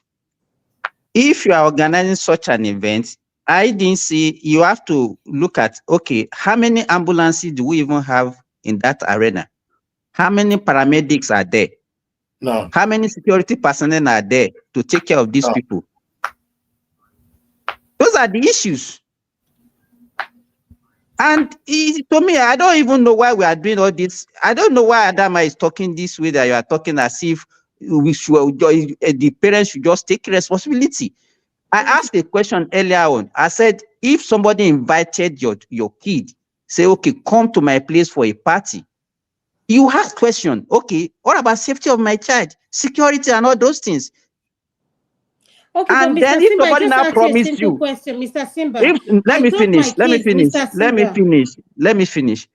If eventually they now failed in providing all these things that I mentioned, and you now said, okay, you now want to blame the parents, then somebody have already assured, if you are organizing such a thing, then all these things, you have, those are, I asked some questions, I said, you have, how many people, what is your target population? How many people are you expecting? How do you screen? How do you determine the number of people that you want to put on that thing?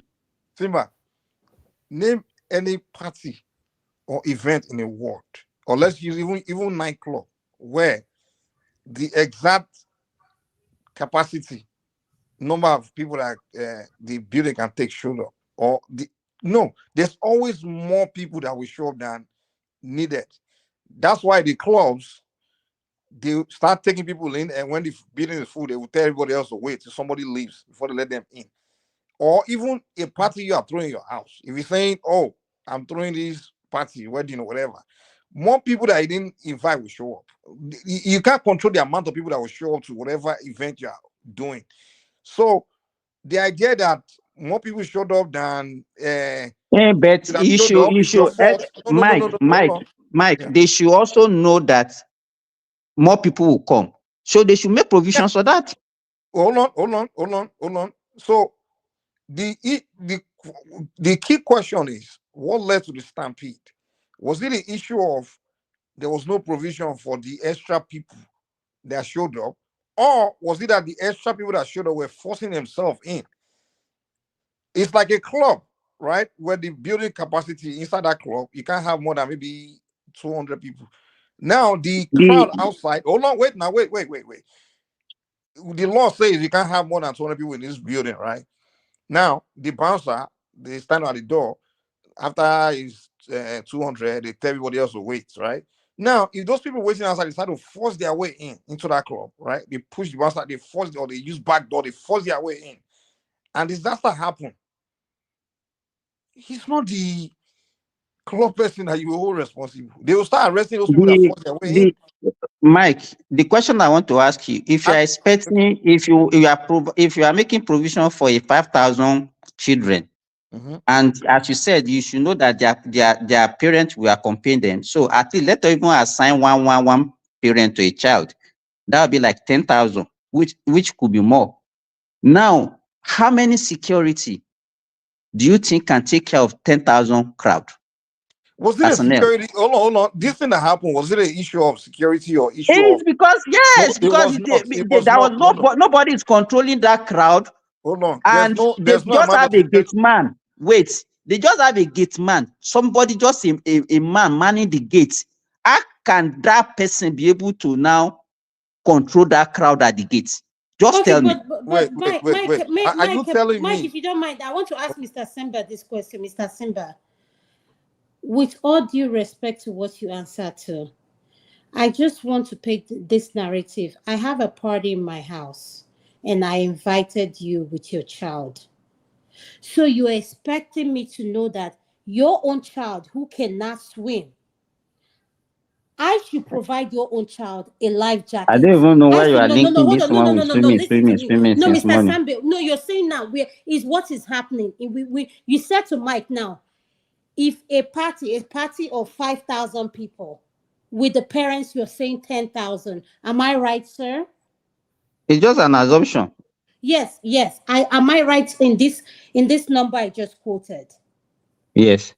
Okay. So now, if you come to my house with your child, knowing that I have a pool, and you know your toddler can't swim, and anything happens to your toddler in my swimming pool, yes, my insurance, my home, on anything that happens in my home, I am accountable for it.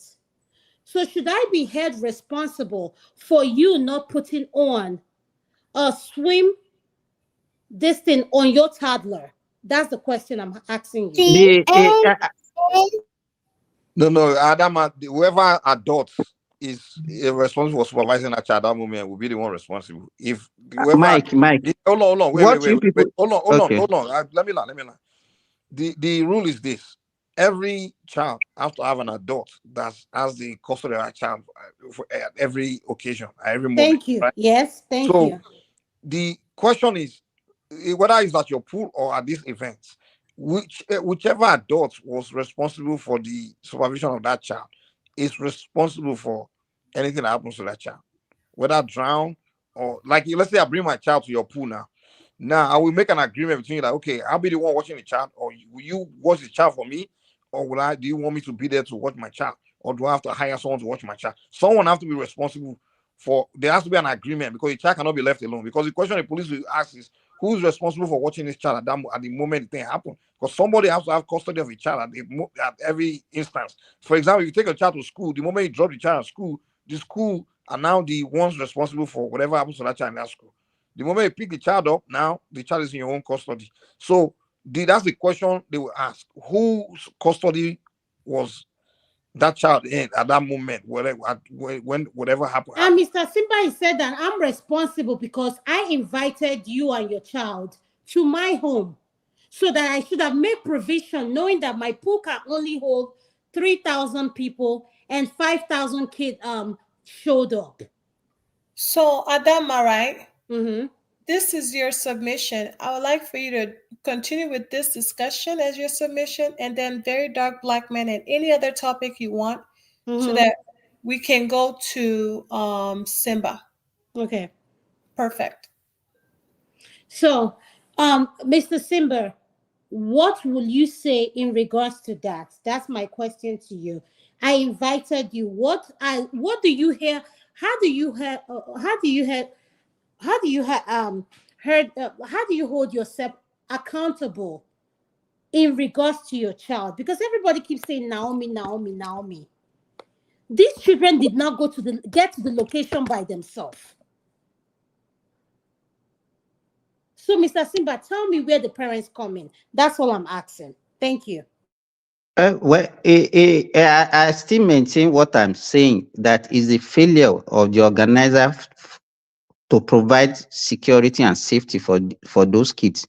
If they really organize them very well, I said earlier that whatever you want to organize, you have to look at the environment where you're organizing it, the mentality of the people, and the behavior of the people.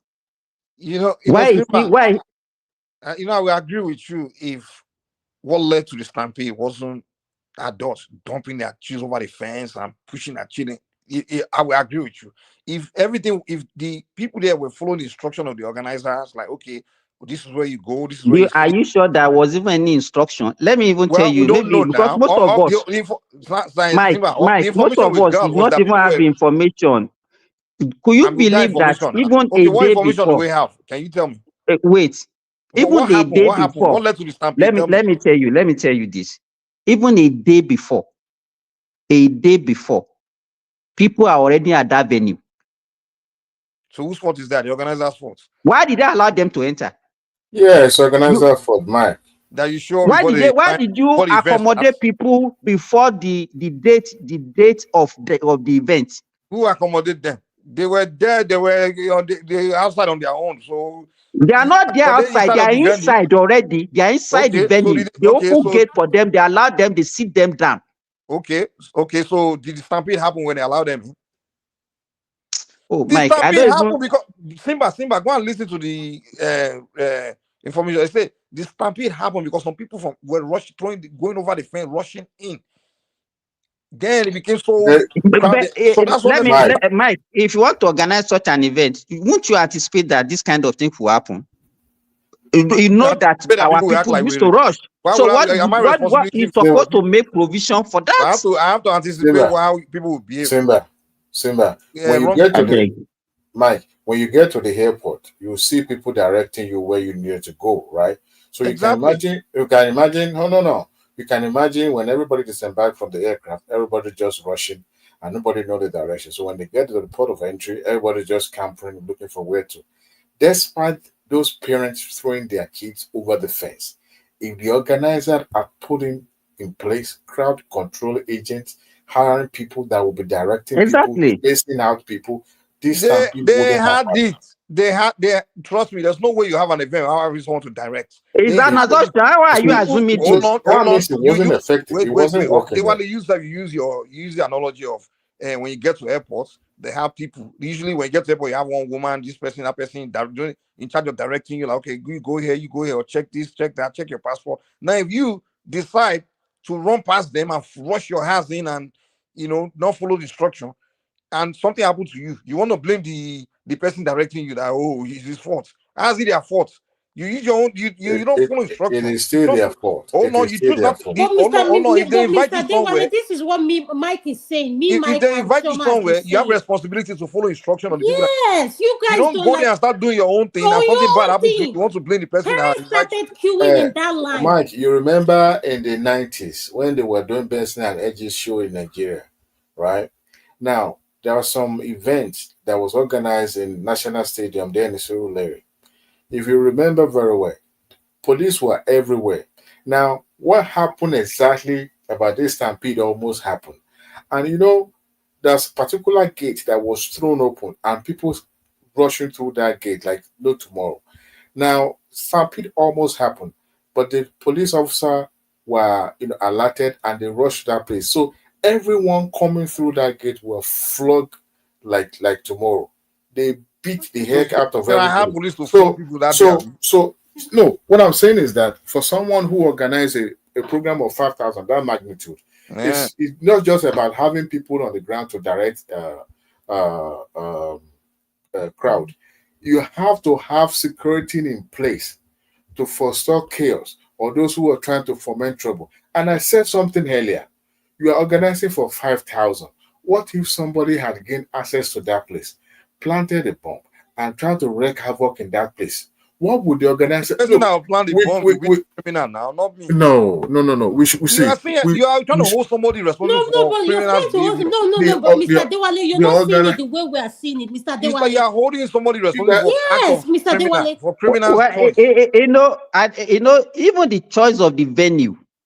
How can you be expecting 10,000 people and you have just a gate and you choose such a venue? How do you want them to squeeze to enter through one gate? You're arguing, I don't know what are we arguing a moral responsibility or legal responsibility? No. Mike, there's two different things there. Hold on. Are we arguing the suitability of the venue self? You have to ask questions on that one. Are we arguing guys, all right. Moral responsibility? Excuse me. This is Adama's submission. So it's only those that Adama gives permission to interject her that can be loud and loud. So Adama, who is interjecting you, please? I was telling Mike because Mike is echoing what I'm saying. Mike, this was my question. Who should be held accountable when you take your child to a daycare And if you're even the daycare, they tell you provide pampers, things the daycare needs. All I'm asking to Mr. Simba and every one of the all the panelists listening, why are we just holding Queen Naomi accountable and none of these parents accountable? That's all I'm asking. Because at the end of the day, your primary responsibility as a parent is your child.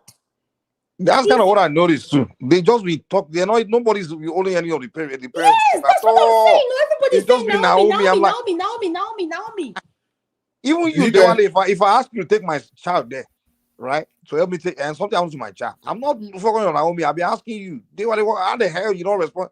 You didn't act responsibly. I'll trust you with with the safety of my child. What happened? You should have been asking questions on Naomi. See what Tokweho posted. Hmm? See what Tokweho posted. She said she announced come before the time. Come before the scheduled time. So what? Come means you should come and be jumping fence. Sure. Hold on, there's two things there. Hold on. If we are arguing moral responsibility, then we can both because the moral is going to lead to criminal. Wait, listen. You can portion blame all around. You understand? Like, okay, maybe we should have thought of safety. You can do that, but we're talking about legal responsibility here.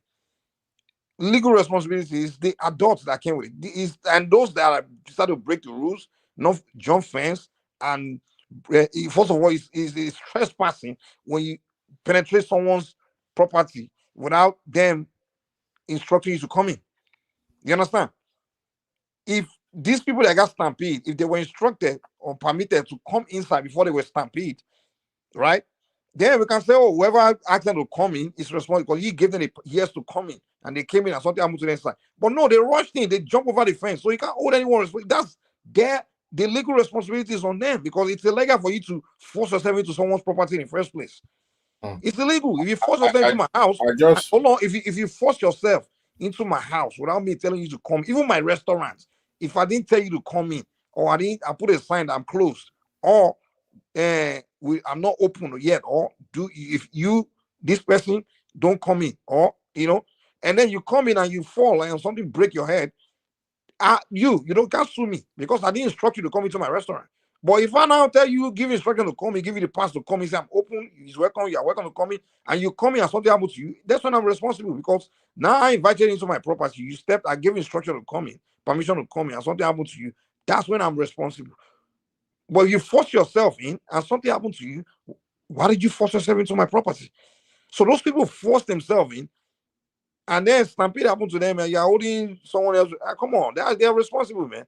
You said somebody forced themselves on. Yes, they were throwing the children over the fence, forcing them in, trying to rush a wolf. I mean, come on, man. These are adults, man. Those parents and the adult that brought the kids out. Or they went through the main gate. None of the adults even died. It was the kids. The goal is to get to that venue before the scheduled time. Whether they throw themselves or whether they fly into that place, the goal is to get into that venue before the scheduled time. The organizers go, come early. Come to this place, whether they jumped through the fence, whether they went through the main gate, it doesn't matter. It does matter. Why would you jump through the fence? It doesn't matter. It doesn't matter that you are jumping fence. It's illegal. It doesn't matter whether it's illegal or not. So it matters if it's illegal. That is you broke the law that led to people's death. So those that jumped the fence are responsible for the disaster. In this case, there was no claim that. Okay, can I ask you, Chairman? Can I ask a question? Hold on. Okay, guys, hold on. Comrade Omoroyi wants to respond to Adama before you guys change the subject because he doesn't want to interrupt rudely. Go ahead, Comrade. Yeah, greetings to everybody. Fortunately, not this particular topic. There was a question she asked earlier. Just wanted to quickly answer her before I have an appointment. I've been waiting on the background. There was a question Dama asked earlier, and nobody was able to give her a concrete answer. I don't know if I can do justice to that before they continue this debate. This one is going into legal and moral contention, so I'm not. I don't want to get myself involved in that. Can I just quickly? There was a question she asked about who is the very dark man. We asked you who is the very dark man. I want to give you the definition And I know I'll give you examples, and a lot of people may not be happy with my definition, but I'll go ahead and give you examples and why he's popular and where people are, flogging after him. So the very dark man as a person, not just only, there are very many. I will define him in my own way as an opportunist, non-state actor, taking advantage of the space, lacuna, or vacuum, negligence, or lawlessness, or rot created by the state or society over the years. I don't know if you get in between you could put however he's doing it. The approach is a different thing. Whether he's doing it the right way, ignorantly or naively, that's a different ballgame altogether. But what is he doing? Why are people, why people don't care about the way he handles it, but what the state, what the society has failed to do, he has come to create that, to fill that vacuum. He has come to fill that space. He has come to fill that negligence created by the society, by the society over the years. And I'll give you concrete example. You may want to, like the issues he was resolving between debtor-creditor relationship. Some people would dupe some people, they will borrow money from some people, they will refuse to pay. So they will go, on internet and start bragging with the same money, wearing designers and every other thing. But if you go to police will take money from the person reporting the case, the complainant. They will go ahead and give you the pressures that they're going to add. You think heaven will fall. The following day before you come back, they have taken money too from the accused. So at the end of the day, the complainant becomes helpless. So when very, very dark man came on board, some of these people they don't want to be dragged in the society. They don't want to lose out their fame, or especially the famous one. He was dealing with the big men that feel they will tell you go to hell, go to places you can't do nothing because they have connection with the DPU and the other law enforcement agents. So very dark man will come with a very crude way. You might say naive, you might say ignorantly. They want to drag you. He will tell you like, look at what I'm getting. So he was getting results. He was busy getting results without paying so much like you pay to police. People were getting their money back. A lot of people, he has been able to, billions of nairas, I'm telling you here. So in that regard, why are you linking it to police? How many has he recovered from? Is it not the same public people duping themselves? Is it the police? How many money has he recovered from police? I'm not blaming the police. I'm telling you what the police was supposed to do. Most of the one that we have seen is actually individuals. Yeah, that's what I'm saying. The covering of money from one individual to the other. Please listen to me so you get the import of my message, please. I'm blaming the police because of corruption. You will not get justice when you go to police. So people would prefer to get. He was getting results. People were coming after him to fight for them instead of going to the police or going to the court. If you go to court, it will take years. At the end of the day, you will not get results. I'll give you a vivid example. Even in the traditional council, I had a problem. I was in school. I was doing business. So because of my academic, activities, I had a guy that was taking me with back to villages to get my good products. So I now traded him into almost everything. I gave him a power of attorney I told the white man in the company to release my check to let him cash money for me because I have to be there on Friday to be able to get money to operate on Saturdays. Most time during the exam period, I won't have the opportunity. My business was suffering some negligence. So I trained him on to the level that he could cash my check because he was given the power of attorney to do so. At the end of the day, I was duped.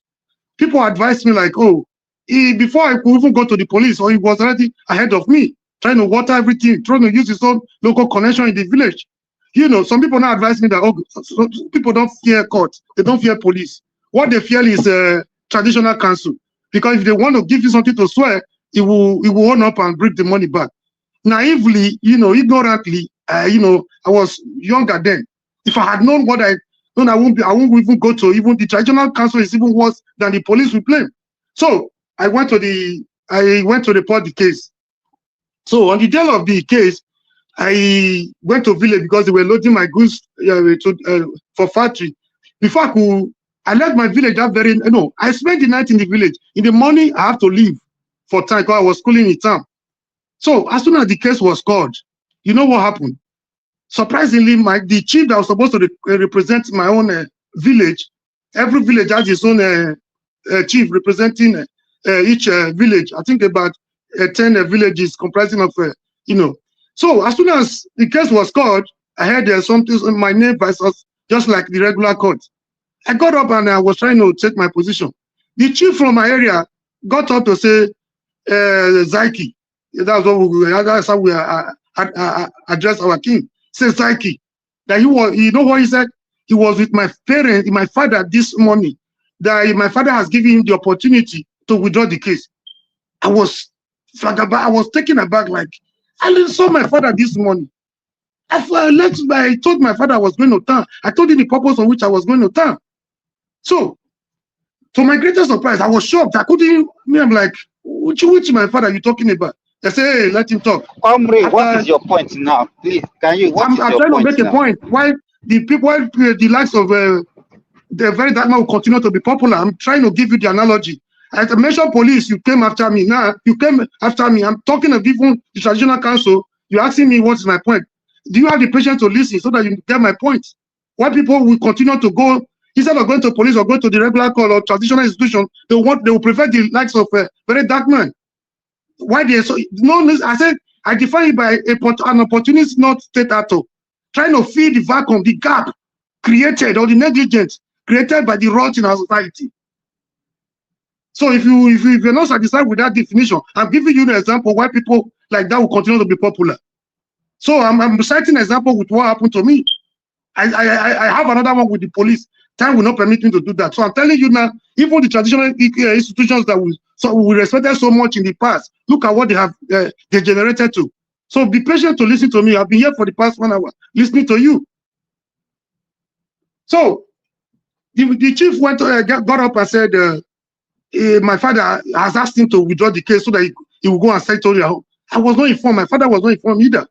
So they didn't even allow me. I wanted to know less than. I let my father this morning. My father is not aware of what this chief is saying.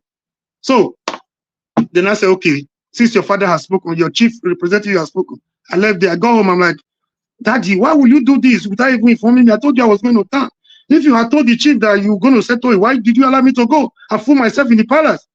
My father said, him, how, where? That he never discussed anything with that chief. Later, we discovered that, as little as 500 naira, then 500 naira to each chief. The king collected about 1,500 or 2,000, to cause that mess. So my father denied, and my father went to the man later, like, why did you do that? He said they didn't want us to argue. It was later, and when another chief from another quarter now told my mother that you don't come to the palace just like that. I needed to come and what I'm like, I didn't know. My mother wasn't aware either. That was how I was humiliated from that place. I regretted going there. If I had known, it would be better not for me to go there. So I'm telling you the magnitude of rot in society. So if I had gotten somebody like the very dark man that would want to, publicize, although internet wasn't as popular as it is now, the man would not be willing to see his name be publicized in the social media. Maybe he will have given my money to pay black man money to black man too. Yeah, without giving without even without too much ado.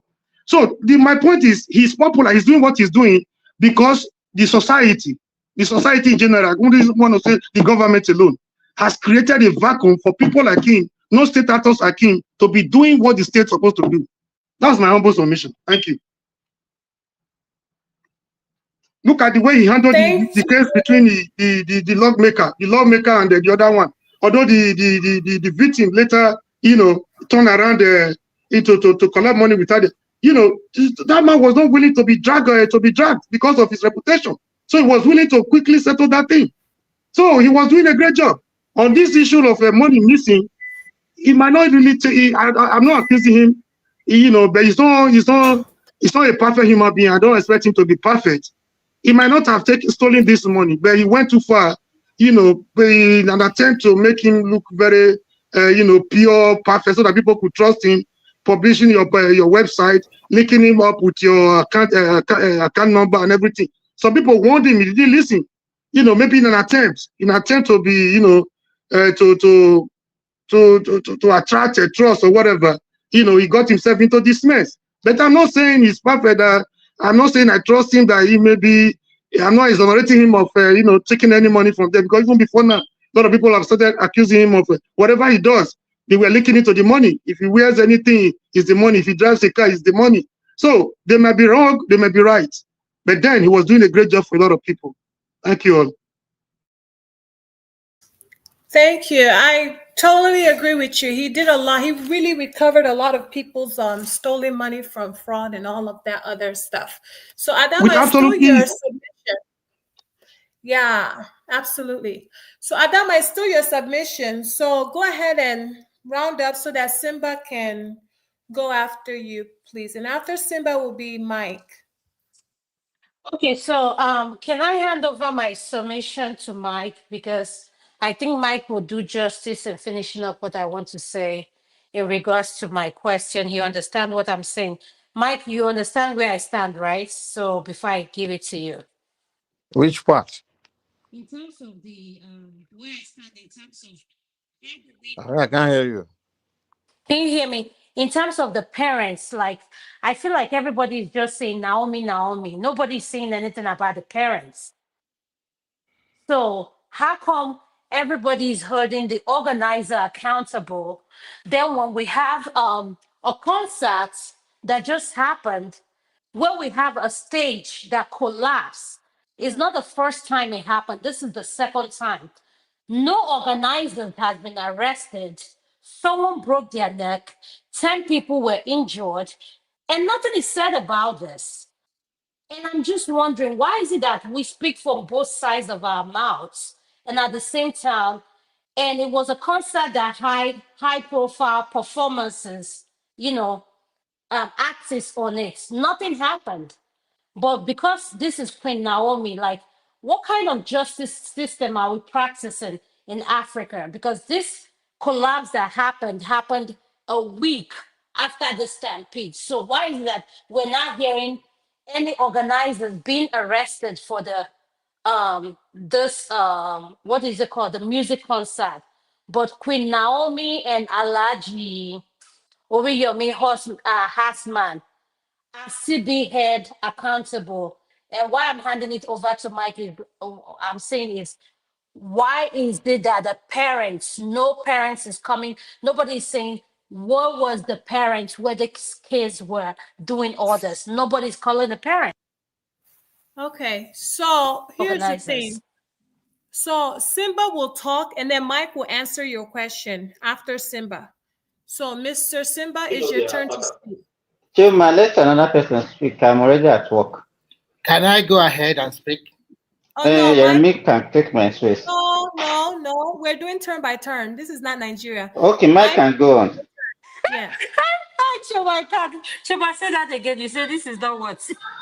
Nigeria.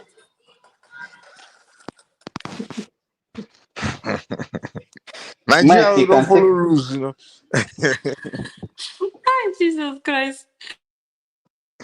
Nigeria, we don't follow rules and we blame somebody else for the outcome. Mike, we have different topics. We have the very dark black man. We have Naomi. And then we have these army military people that are blocking the southeast during this holiday. I don't know if you came early. So I don't know if you would like, what do you think? Why are they blocking the road at every checkpoint in the east? Me and Obeni and Adama, we had an argument about that. So I would like to hear your point of view on those three topics. Well, you are from the east. You have to tell me why they're blocking your roads, Oh, well, you weren't here. I already gave the answers. No, we gave our answers already. So we already gave our answers. Don't go there. But you guys have terrorism going on there. I mean, so you do have an opinion. Wait, Adama, so Mike does have an opinion. Okay, so go ahead with your submission. Mr. I mean, if Mike. you have terrorism going on in your place, so, I mean, the law enforcement, I mean, the military got to do what they got to do. I mean, every so often I hear about soldiers getting killed in the southeast and things like that. So, I mean, I don't know. Maybe that's I what mean, led to them. we Maybe hear it's a there's safety Boko measure. Haram in the north, but there's no checkpoint in every. What do you mean there is no checkpoint? Have you been to Sambisa? It's more militarized than anywhere. Even Buhari had to move the military headquarters to close to Sambisa just to force the army to do their job there. You think you didn't hear about that? Like he moved it to that northeast. He moved the military. He said the military headquarters should move there so they can be focused on fight. And Mike, it's not only Bono. Most of the states in the northeast and northwest, especially those Sokoto, Asis, and KP, Zamfara, they are highly militarized, even more than the southeast. Okay. Yeah, but it's affecting the people in Anambra State more. Yeah, but the problem with Anambra, they actually have cars. They actually have cars, and it's causing traffic. Whereas in the north, I'm not sure some of them can afford a car. So there's you have to understand the kind of warfare. The north is not like as congested as like the south. They don't have a car. It's more of a no. They have cars. Well, it's widespread. It's a widespread area. You understand? So it's easier to It's more of everything is. I don't know if you've been to the north. It's a very widespread area. I've been to the north. But the south is more densely populated. So it's very. I mean, often you hear about unknown gunmen just like snipe a army officer and just disappear into the crowd, or maybe So it's it's very complex. So the military have to take measures. So if you want to blame someone for the situation, you have to. If you guys want to blame someone for the discomforts you are experiencing, you have to blame people that are inviting problems to your territory. The Ipobians and all these guys. Because I don't know why you guys always defend these people. I think they have something to offer you. I mean, no, Mike, listen, unless they too be coming out defending them. Mike, who are the Ipobian? Define, use that word, call them what it is. What are you talking about? I don't know what you're talking about. What it's not the Ipobians that are creating bringing problems. They're only collecting money. Exactly. So why you guys always why your leaders always defending them? If those guys were Yoruba people, I would have taken them out myself. Trying to collect money. If some Yoruba guys trying to fool my people collecting money and causing insecurity in Yoruba land, I would take him. I would have been the one against him. I won't be defending because it's from my place. And I can't imagine Afenifere not defending them. I'll be like, what is this rubbish? What do they have to offer?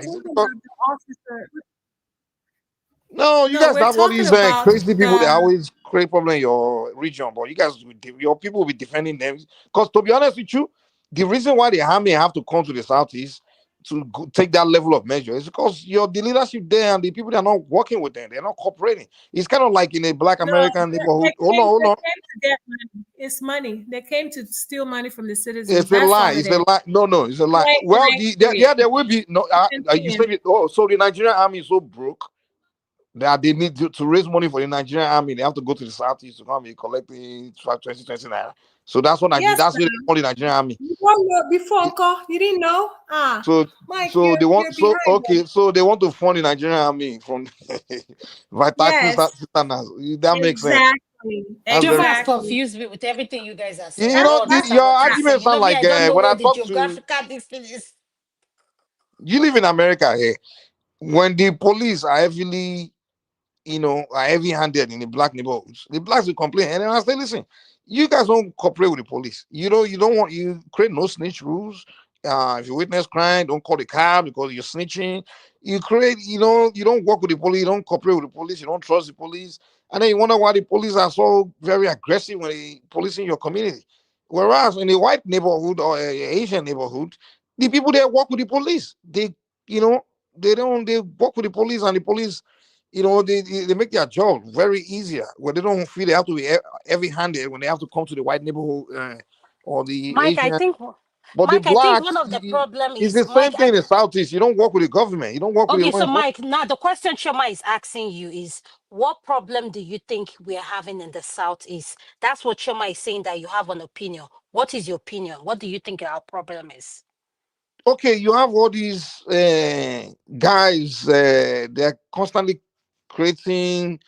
They say they want a separate country. Okay, which is fine. But then they're creating this violence and different groups and creating insecurity. And then the law enforcement is supposed to police them. The people are not cooperating with them. Even your leadership, the Ohaneses, the people like Abari was defending IPOB, and now the police are like on their own. So and the army, they're on their own because the leadership there don't want to cooperate with them in flushing out who's the troublemakers. And somehow some people buy into this idea that the troublemakers are the one there to give them freedom. What the heck? It doesn't make sense. Even the leader, when I listen to Ohaneses talk about these troublemakers, it's more like our sons. How you want to be calling criminals your sons?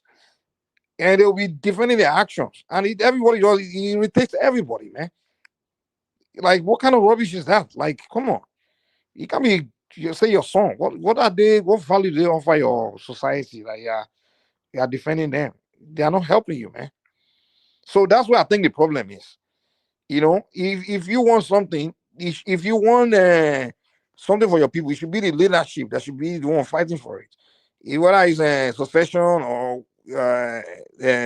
investment or marginalization, it should be the senators and the traditional leaders and the governors should be the one speaking or fighting for those things. Not some non-entity somewhere in Finland or London. We just create a ESN and create a group, and then they just be agitating and just be causing tribal problems and attacking Hammy and all those kind of crazy things. And people are like, okay, what is this guy trying to achieve at the end of the day? Absolutely nothing. Mike, I agree with what you said in the what we have going on now. Now, what problem will you say you guys in the Yoruba are facing now in your own community? In the Orumina, this thing you guys want to, the Igbo people is IPOP or whatever they claim. What do And we have? Yoruba is, yes, what are this thing you guys are facing now in your Yoruba, this thing you guys want to in standing on your own, what are the challenges you guys are facing as well? Like what? Tell me. Oh, no. For Tell Yoruba me now. Nation. No, Talking about Yoruba Yoruba Nation now. You know what I'm talking about. Mama pretend by now. You guys Okay. went to London and was wearing your flag. Are they starting? Hold on. Are they starting some unknown gun, some kind of insurgency or insecurity in Yoruba land? Are they creating any kind of insecurity? Because if they start insecurity, that's the day Igbo himself will be dead. The moment one of those ones did Igbo quickly came out, they know that it never happened again. Mike, this is what I like you're not doing. You're trying to make it seem like you guys are so united, but when you know you guys are not. I'm not talking about. I didn't mention anything about unity here. Okay, I'm just saying. I'm saying in the Southwest. Tell us the challenges you guys are facing here. You just But we're labeled discussing everything we are insecurity here. facing. Mike, please. There's no people that don't have challenges, but I'm talking about insecurity here. Mike, please, can I just interject for 1 minute or some seconds? Actually, the problem about this is very simple. When they ask you a question about the Southeast, the first thing that comes to my mind is that is majority of the people in the Southeast, because of so many reasons and so many factors, do they really want to go away from Nigeria? If they want it, that clearly shows that the action of unknown gunmen or IPOB or wherever, that majority of the people there, even killing themselves, they supported it. That is one angle. Now, just oppose it to the Yoruba angle. Those people who want Yoruba nation, a majority of Nigeria, a majority of Yoruba people, are they in support of this Yoruba nation? If they are in support of them, the thing that is happening in the Southeast might also happen in the Southwest. But because they are not, majority are not in support of them, those ones that reared their ugly air some few months ago in Oyo State, immediately they arrested them and they demolished their houses and they confiscate all their assets. So that is the difference. So I think you can continue now. That's I know when they demolished their houses and deal with them, you didn't see Afenifere or some Yoruba are coming and saying, oh, why would the army go and attack their house? This and that. It's not good. Start defending them. Oh, release them. Who's Yoruba president to go and release them? If you open your mind and say that, but the moment the iPod, they attack their house. How they attack their house? They came to murder. They came to kidnap. They start defending rubbish. The guy that's causing problems, only the law enforcement have reason to come and kill his house, man. I mean, you can't be creating problem for society now. If you want something, there are ways to go for it, you know. So that's what I'm saying. That's the difference, you know. We can't have one Yoruba guy inconsequential and unknown entity wake up and say he's agitating on behalf of everybody, and then start causing problem for the region or the country, or creating drama between his ethnic group and other ethnic group, go online insulting other ethnic group on behalf of Yoruba people and making us look like a bunch of bigots and stupid. You know, that's the problem, you know. So there's a clear difference in, you know, what's going on. So, I mean, if people are defending their criminals, then you create problem on that, because the army don't trust you, so they have to only trust themselves and take measures to make sure they are safe. When they are getting sniped down all the time in the southeast, you hear about a soldier sniped by an unknown gunman, 5 soldiers killed, 3 policemen killed, police station burned. And the people in the community don't know who did it. No one even, no tip. Everybody's keeping cool of silent, no snitching. So now the army and the soldier have to take a measure to make sure they are safe. So if it requires to create a roadblock, hey, it's their own safety. Now I can't blame them at the end of the day. If you want a roadblock to hand, you have to work together and make it hand, you know. So that's the way me I see it, you know. Okay, so Mike, you said everything about the South. Now say what Oduduwa are facing, your insecurity in forming this Yoruba nation. What are your challenges? Name you the said the insecurity people have created in the Southwest. Huh? Name the insecurity situation, the so-called Yoruba agitators. We don't even, those guys don't even still doing it, all this stuff. Name the insecurity problem they've created in the Southwest. No, I cannot name it because you know why? We don't have it. That's why. No, Mike, you can't say you don't have none. You guys do have some. A whole lot. Are you saying the Oduduwa agitators are killing, they are attacking soldiers and killing police and killing their people in the Southwest, or doing sit at home and ordering sit at home and things like that? They don't. They haven't resort to picking up arms, except one instance where some group of decided to, I don't know, issue that with your house when they went there, and those ones were rounded up, and that's it, you know. So we don't have it. If we have it, I'll be the one talking about it right now. And people, if you hear me, I've always speak against. I've always called for this Igbo guy to be arrested, because the guy seems like he's a grifter, man. Okay, so since Chema said this is my, this is my last question. As much as we disagree, like Yoruba, whatever, all this idea, where my stand. I don't see ethnicity when I interact with anybody. Like whether you're you, I don't look at that. So why do Yoruba men love Igbo women? You are generalizing. No, what is the generalizing? Which Yoruba men are you talking about? But Mike, that one is vice versa. Igbo men also like Yoruba women. Yes. No, men love women. That's just like, I don't know the idea of this men like these women. Men love women. That's it. That's women. No. The truth is, let's say the way it is.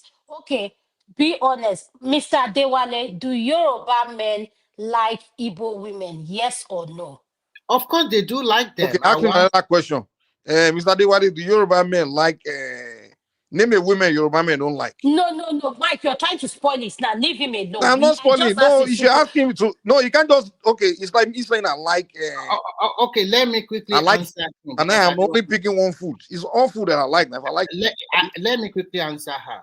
To be frank, Yoruba men like Igbo women, and I also discovered that Igbo men also marry a lot of Yoruba women, so it's equal. No. Yeah. Name the women Yoruba men don't like. I cannot say because when exactly. So what the hell are you talking about? No. In the context of Nigeria as a whole, if you look at which tribe have integrated very well among the 6 major regions, you can see is between the southwest and southeast. Really? Intermarriage. So hold on. Name the state in the southeast Yoruba are flooded in that we are so integrated. No, what I mean by integration in terms of marriage is that they have married one another from maybe any of the southeast states or many of the. Hold on, you are not making too much sense. First of all, no. I'm making. Let me tell you something. Relax. Let me tell you something.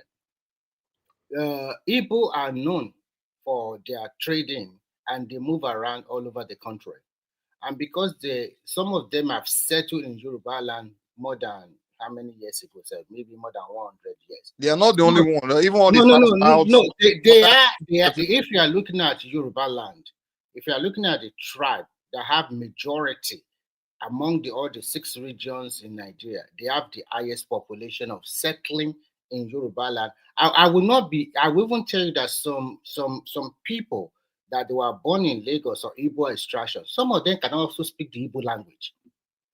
Dude, you are moving too far, man. The fact of the matter is, hold on, calm down. Because of that, because of that intermarriage between those tribes have grown over the years. So you can continue. Yeah, intermarrying is normal. It's global. It's a phenomenon. Wherever you go, you marry there. See, you're likely to marry wherever you end up. You understand? Wherever you live, and you're likely if you go somewhere that's out of your own domain or your environment, your natural habitat, your chance of marrying somebody from where you reside or a different person other than people of your ethnic group is going to be very high. So that's just normal. People will find people they're attracted to and they will marry them, or they'll find good person. I mean, good people exist among all tribes. So I don't think you will meet a woman that's very good and different and has a quality. No, the question is... Hold on. Now let me learn. Okay. I don't think any man or even any woman will meet someone that possesses all the quality you want in a wife or husband, right? And then you say, except, you're not from where I'm from, I will turn you down. Come on, you got to be foolish. It's not possible because first of all, to find someone with the quality, the complete, the package that you want, it's not that easy. So if you finally run into one, you're likely to ignore the ethnic aspect. You're going to marry the person because it's just your match. That's where life works.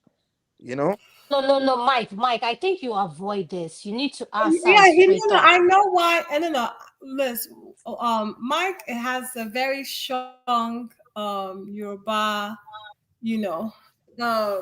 pride. You understand what I'm saying? So he's not going to agree, even if it's in his face. That's just Mike. So we have to shift. What do you want me to agree? What are you talking about, John? Are you? Well, because they pretty much just ask you a simple question that is obvious. There's mostly. Dude, I get the answer. No. You're downplaying the existence. It's not a joke. It's not something that's if you live in a place where it's mostly it's a phenomenon. It's been happening. Mostly people. I don't sugarcoat things. That's one thing that you guys need to understand. When I'm here, I'm not gonna sugarcoat it. So if we're gonna downplay it, Mike, we're gonna move to the next topic because I don't like fake stuff. You think I'm one of these Yoruba people? Since you want to pretend that there's not a strong intertribal marriage between. Let me tell you, these Yoruba men have been coming and saying all these things like topic. So Adama, let's not ask Mike. Mike is the wrong person to ask. Okay. Mike is the wrong person to ask because I'm being honest. No, it's all these guys here. They're just saying it to make the toast. You have this Yoruba too much of this. Okay. Can I come in a little bit? For example, Wale have high on you, so you're gonna be saying. Mike, you don't want to admit that your people are in love with Igbo people. That's fine. Yeah, that's the truth. You don't want to. You guys love so much. That's fine, boo boo. That's fine. So I know what your problem is. You guys too, Jare. You know what your problem is. You know what? Why someone like you think like this? I guarantee you, even every people that come to Yoruba and say Yoruba people love their people because Yorubas are very accommodating, welcoming. But the thing about you guys is you are not expecting that people to be welcoming to you. You project your own way of doing things on other people, right? No, because they welcome you, you think they're just welcoming you because you're Igbo. You think, oh, they are just they love me because I'm Igbo. No, they love you because they just love people. That's where Yoruba people are. Calabar people will say the same thing. I don't see that many Yoruba people marrying. Almost Calabar girl. This one Calabar chick told me Yoruba men love Calabar women. Even I don't get them, Yoruba men love Edo women. Let me tell you something. At few Yoruba people love people. That's where they are. They're gonna be nice before they leave outside. Before they marry outside of the Yoruba land, they'll go for an Igbo. And that's the end of discussion. Adama, let's change the topic. So, Mike, do you have any other submission you want to speak on? Since you want to, sugarcoat things, do you have any other submission you want to speak on? We have the very dark black man. We have Olori Naomi. Do you want to speak on that? Give me details on the topic so I can, be able to expand it. So Adama's problem, her problem is, Olori is still locked up. I call her Olori because I didn't know of Oni. I knew of Naomi, but I didn't know Oni, honestly.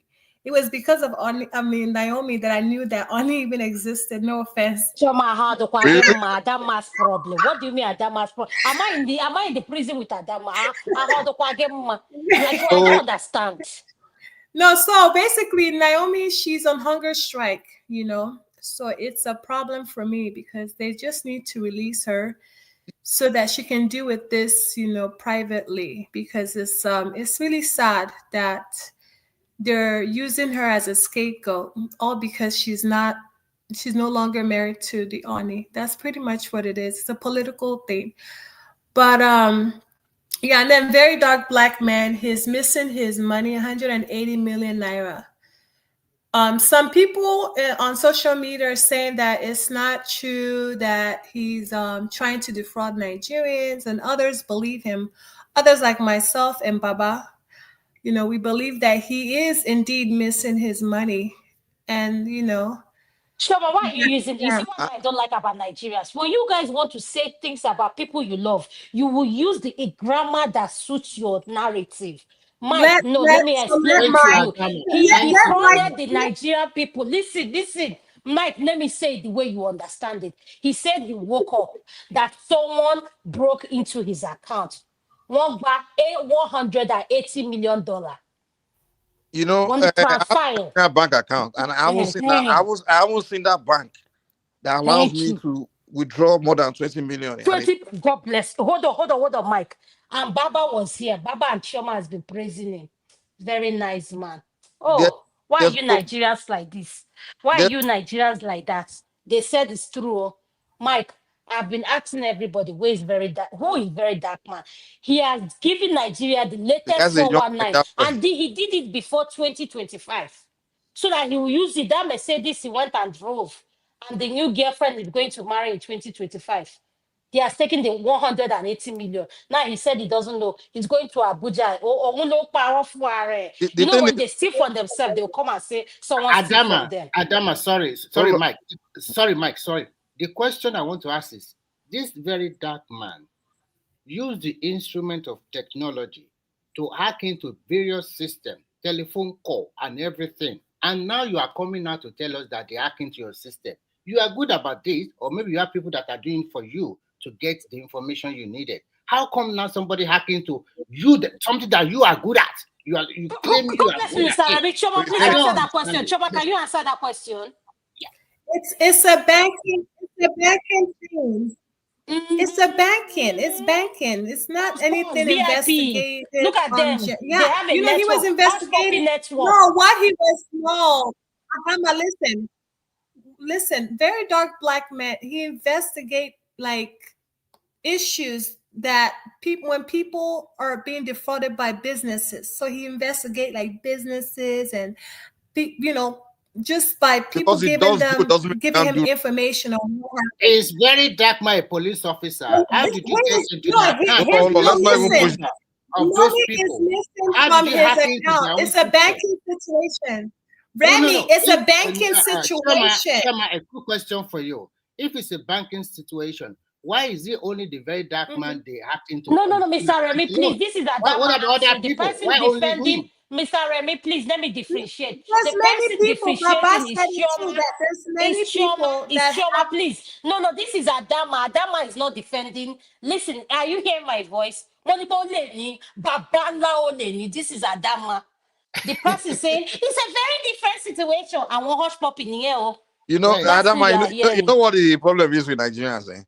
Whenever somebody is doing something they like, that person to them cannot do no wrong. He's God. Thank you. You know, That's it. and even though it's been proven over and over that Nigerians, they are saint until they are turned to steal. You know, even most of the politicians they are stealing today. Before they start stealing, you gotta look at their record. They were the one on the street calling the people stealing thieves and talking about how we should not steal. We should be all holy. And then when they get there, they start stealing. So to me, the question is, has Eric Darkman ever seen that kind of money before? Has that kind of money ever been in his possession before? Now, you can. There's hardly a young Nigerian that you put almost 100 million in his hand, and he will not find a way to make sure that money doesn't leave his hand again. So that's the thing. So do you ever ask yourself, like, when that money came to him, people's money, 180 million, that literally can change his life, you know? Do you trust him enough where, because he's been out there busting thieves and helping people catch thieves and being a right so-called holy guy, now because of that, now you're telling me that he won't have a reason to want to steal money that's already in his possession?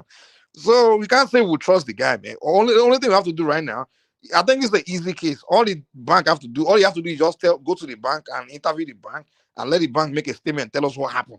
Because only the bank can tell you what happened. You understand? He can tell us, but the bank will be the only one to tell us who transfer what, when, if that kind of money overnight came out of the bank account. Only the bank can tell us, because from my understanding, no bank will allow you to withdraw more than, at least, I think the highest is 20 million at the time. And that's only if you miss certain criteria or something like there's something you have to prove before they can allow you to even be allowed to withdraw that kind of amount of money. But I know there's no bank in Nigeria that will allow you to withdraw 180 million overnight. So the guy, there's something fishy about. I can't trust that guy just because he's a nice guy, whatever, or he's doing some. But guess what, Mike? EFCC will get involved. EFCC will get involved. So don't you think very dark black man knows that? Just like EFCC got involved in all the other people, please. So which one have we got involved in? You know, Adama, what I see is this. There was a one time that this very dark man on social media said that Obi Kubana gave him 100 million naira. I was like, what is going on? What is it for? If you can mention only one person gave you 100 million, what about all that you did not mention? That is when I continue to, there is something going on. I'm not accusing him 100%, but when you see something like this, there is a lot of underhand code that is going on. For example, almost 180 million. How did you come about this money? How come you are the only account hacked in this system? And when you are, so at the end of the day, what these people do under behind closed door, you might never know. What you know in the public domain might not be totally true. So it's quite unfortunate that this thing happened to him, but at the same time, I would say that there are some people who launder money through him. Because it's a huge amount of money for somebody just to wake up one day and give 100 million to one person. Why Obi Kubana cannot share the money among the poor in his neighborhood? Why can't Obi Kubana cannot use that 100 million? Mr. Remy, I don't know why. You know, one thing I like when I come to this platform, I am so thankful and grateful that we have Nigerians that are not as gullible as the ones back home.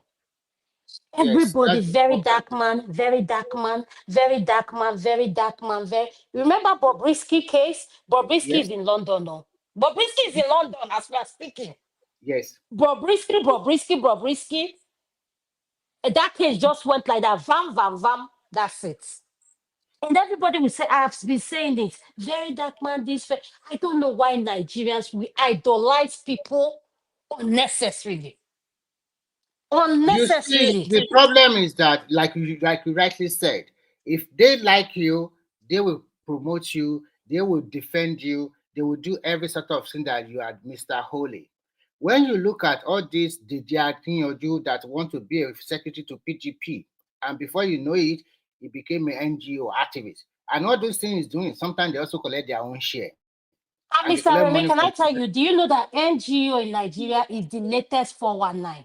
Of course, it's a scam. Everybody already know now. And a very sophisticated. I continually ask people, all these people, they said they're NGO.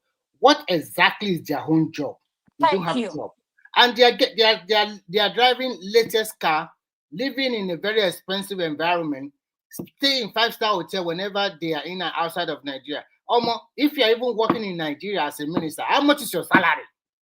Chocolates of these NGO people, where are they getting the money from? And the mumu down at home, they will be rushing and they're just using you, exploiting you. But most Nigerians, they don't believe like that. They think they are fighting their own cause. It's a lie. Nobody fights your cause. You fight your cause by yourself. Because everybody will use that system to exploit the system, and then they get to wherever they want to get to. They use it politically. They use it financially to enrich themselves.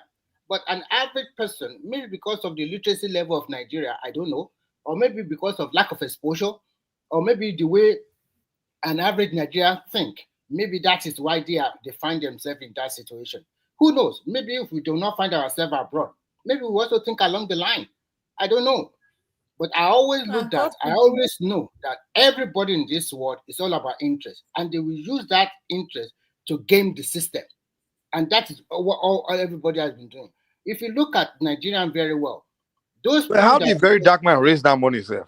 What was that money? I'm telling you, they are using them to launder money. How did he raise that money? Don Jazzy, did you see the check Don Jazzy gave him 100 million? Why can't Don Jazzy go and build a factory in his hometown? God bless you. Why give 100 million to somebody? You know what I've noticed about these so-called wealthy Nigerians? They're like, those people are disgraced. All they want to do is just flaunt that money, pour champagne and do rubbish. And they live in an environment where so many talented people, they can fix, just put one program in place. Mike. Even they don't do that. Even the so-called charity, they do say they want to do it just to show off. They're not doing it because they want to make changes. Or they want to make it, it's just to show off. Just to show off. That's what they do, their money, showing off and throwing stupid parties. You guys are saying this because Very Dark Black Man is transparent with his What do you mean transparent? You sound like you have a crush on Very Dark Man. No, I'm not defending him. It's just that because you know that Don Jazzy gave him so and so amount. What about other people that gave him money? Is it only Don Jazzy that gave him money? What about that gave him that didn't want their name disclosed? He didn't mention, only Don Jazzy mentioned. He still disclosed the names. He still disclosed the names. And Choma, you might think he's stupid. Choma, okay, Choma, can I ask you, what do you like about him? Maybe you want to marry Choma, who knows? Oh, Choma. You guys marry Choma. Let me tell you why he can't marry Choma. He likes it bisexual. So he can't. Adam, let's be serious. What I'm saying, right? You guys might think he's ignorant, but he's actually clearing his name. If there's anything, it's not clearing Dodo. If there's any Choma, case why are you against like him, this? What is he clearing? So what name is he clearing? He's clearing his name because he's saying that this person gave Mr. me Remy, this you're saying, amount. baby, he wants to marry Choma. People know Very Dark Man, allegedly. He knows he is bisexual. I don't know about that.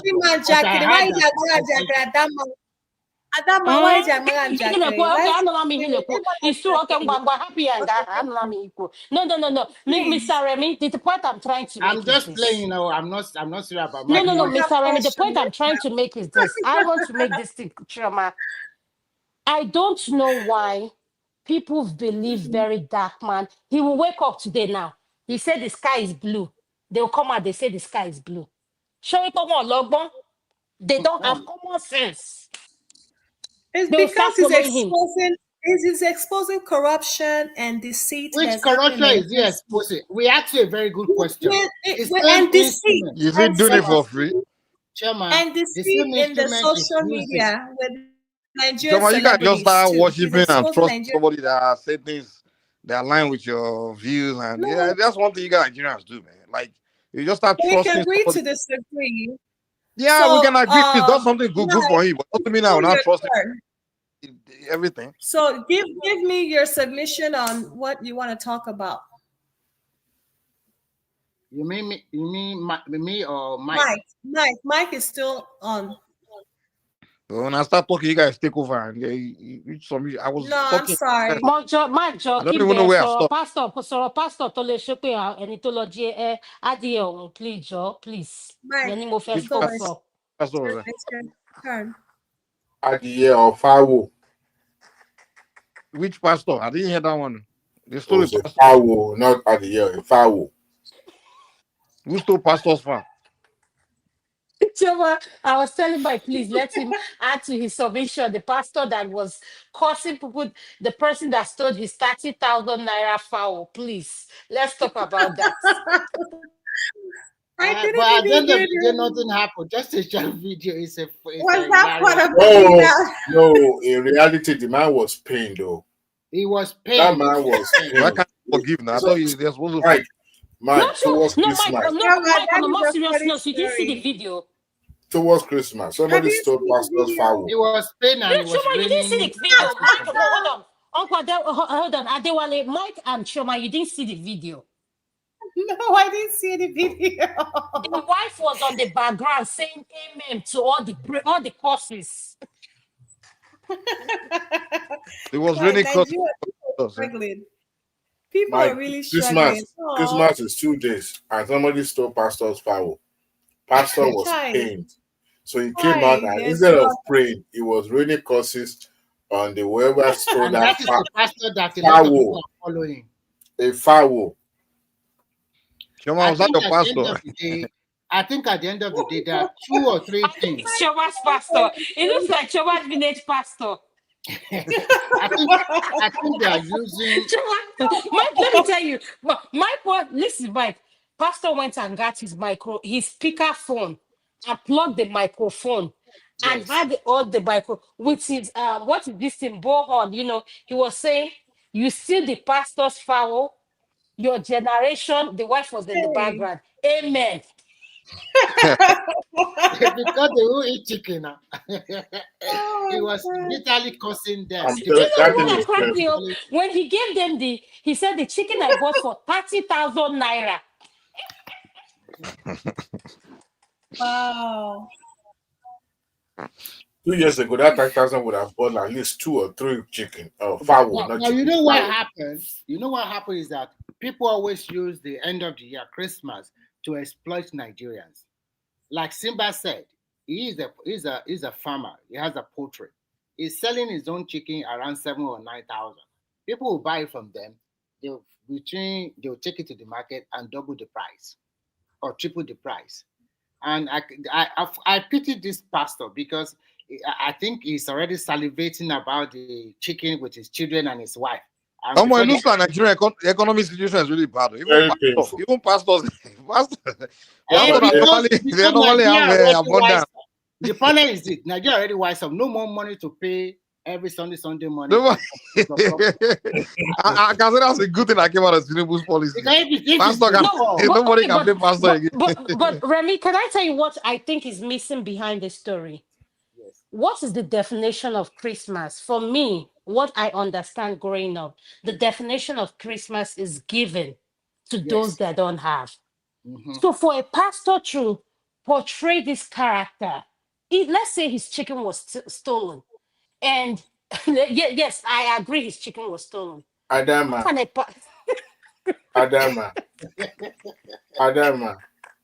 I remember vividly.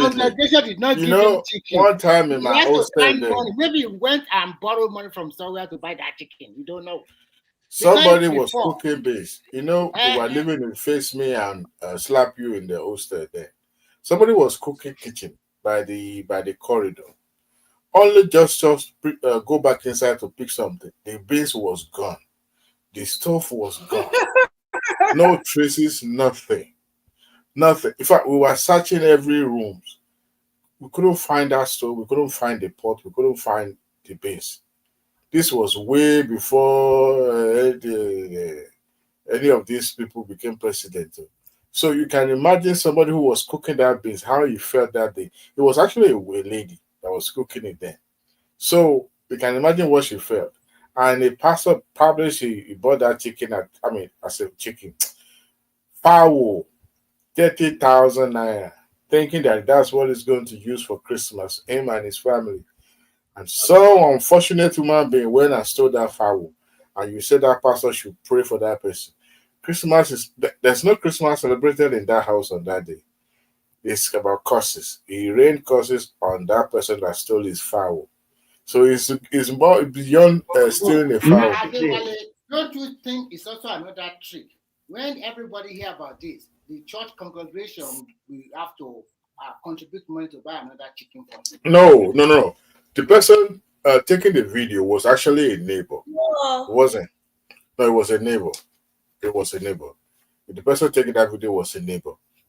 So I guess that person found it a little bit funny too. So decided, okay, I'm going to take this video. I mean, who wouldn't?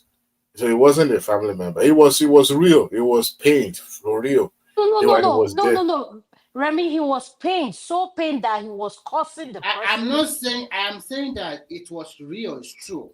But behind it, when he came out and started shouting, do you think the church member, I think it's the pastor now, they will contribute 1,000 or 500 to buy another? You're talking about church.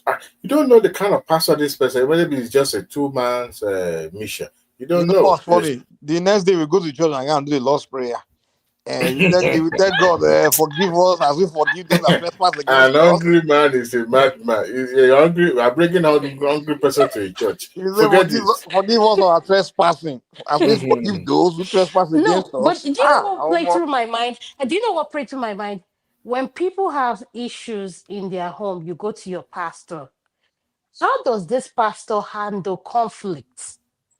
If someone stood from him, and he's exhibiting this kind of behavior, so how does this pastor handle conflict?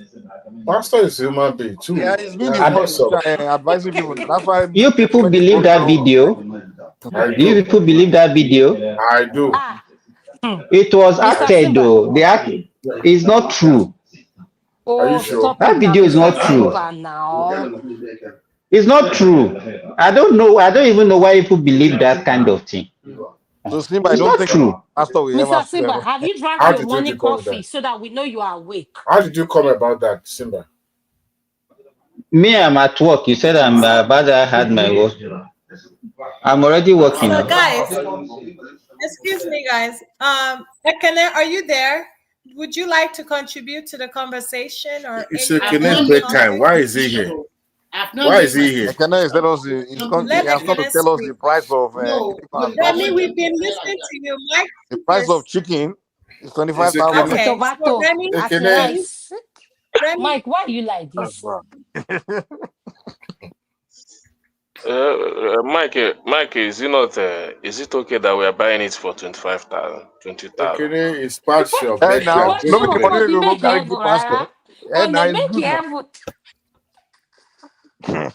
Is it okay that we are buying it at that? It's past your bedtime. Go to bed. Are you not sleeping? I've already slept enough now. Since nice that I've been sleeping. Go back. No, I will not go back. I just had you guys. I have to just come and spend some time here. You understand? So I've been sleeping. Can you wake up by this time? They stole your fowl. It's after 7 now. Ekene is goat and cow. Ekene, if you tell me they steal your fowl, Ekene, they steal your Christmas fowl. No. You can also get to Butaya by now. Ekene get a big cow. Ekene is in his village. Ekene, tell everybody that they stole your fowl. We'll go and contribute money like a very dark man for you. Ekene, did you TINUBU's free transportation I gave you guys? Did you take advantage? Did you? Who gave you the free transportation? Who gave you free transportation? Where is he? Yeah, you don't see how people keep saying I carry free. Nobody, you don't give anything, buy nothing like free transportation. They gave 50% for. They don't give you. They don't give you. They don't give you. Nobody. This one say even the one they used to go village, do. man. Let me go come back for free. Me I still there Lagos, so I never go village. So because you don't use that, I me say no give. They no give. Come on now. I said They now don't your give car anything. you drive now. So TINUBU was when he was making the announcement. Don't mind the Kenneth. That was the same thing he said last year now. That was the same thing he said last year. Even this one, they don't give anything. Why they don't give anything? It's nothing like the park is very close to me here. This in park, all of the park, young shall grow. They are very close to me. Driver now the one They gave 50% for buses. I lie. Now just the propagate what people no do, so that I go talk say people do Can this. we ask you, why are you saying it's a lie? Is it a lie because you were not among those that receive it, or it didn't happen? What is a lie? Define your lie. What I'm saying is that it's never happened. Nobody received it. Nobody, no same white person received it. Not even a half woman being. So the people where they show when they bought the horse. Now skip and they do. I mean, Will you just be quiet? Okay,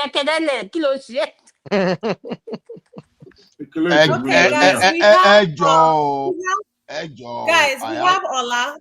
Ola is in the building. So because we have exhausted all of the topics, I want us to have a conversational discussion instead of going, turn by turn. We have exhausted the topics, so let's just have a conversation then.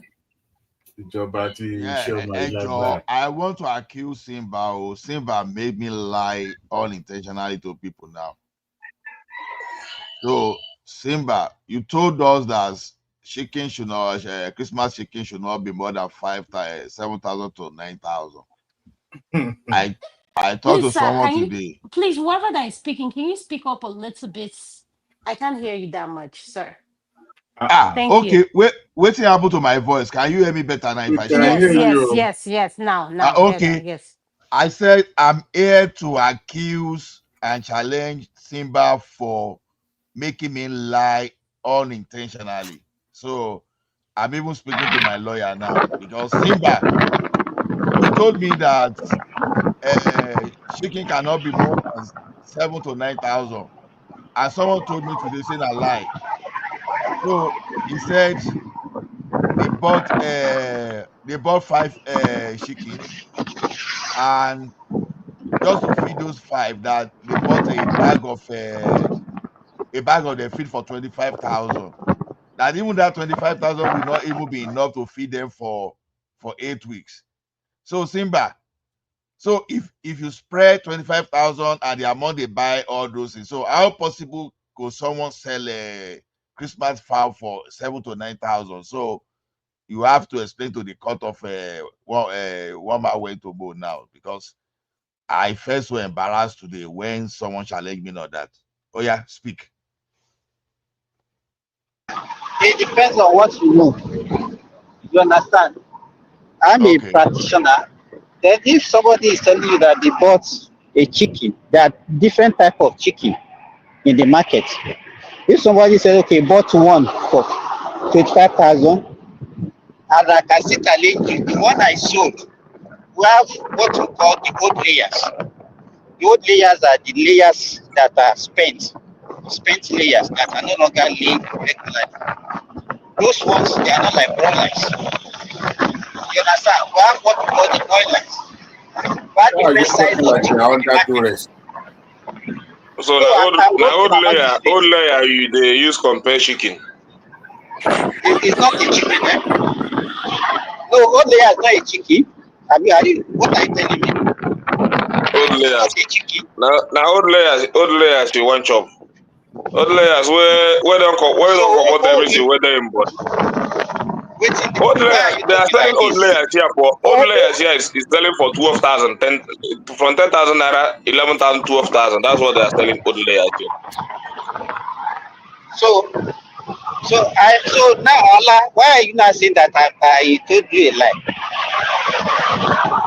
No, anyway, that was just on I just joke to just counter you anyway.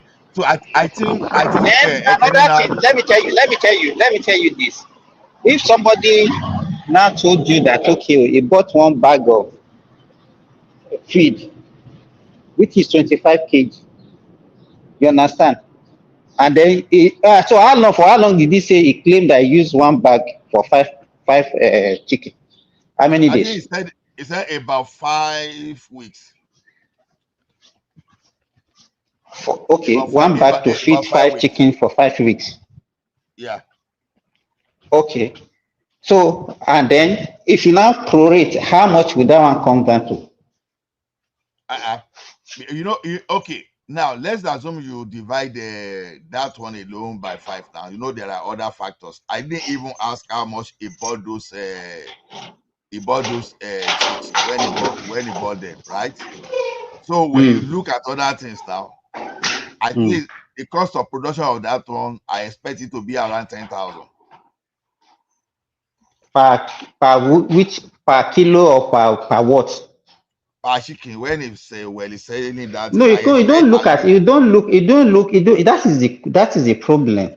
You don't look it per chicken. What weight did you achieve? You understand? There are different sizes of chicken in the market. You can have a chicken that weighs 10 kg. You can have chicken that weighs 2 kg, 5 kg, 4 kg. They won't go for the same price. So if somebody buy a 10 kg weight chicken for 25,000 and he's saying, okay, bought one chicken for, it's not lying. That is the truth. But that's not the average price. You can see Ekene now testify, all those old layer that is condemning now that is not a chicken.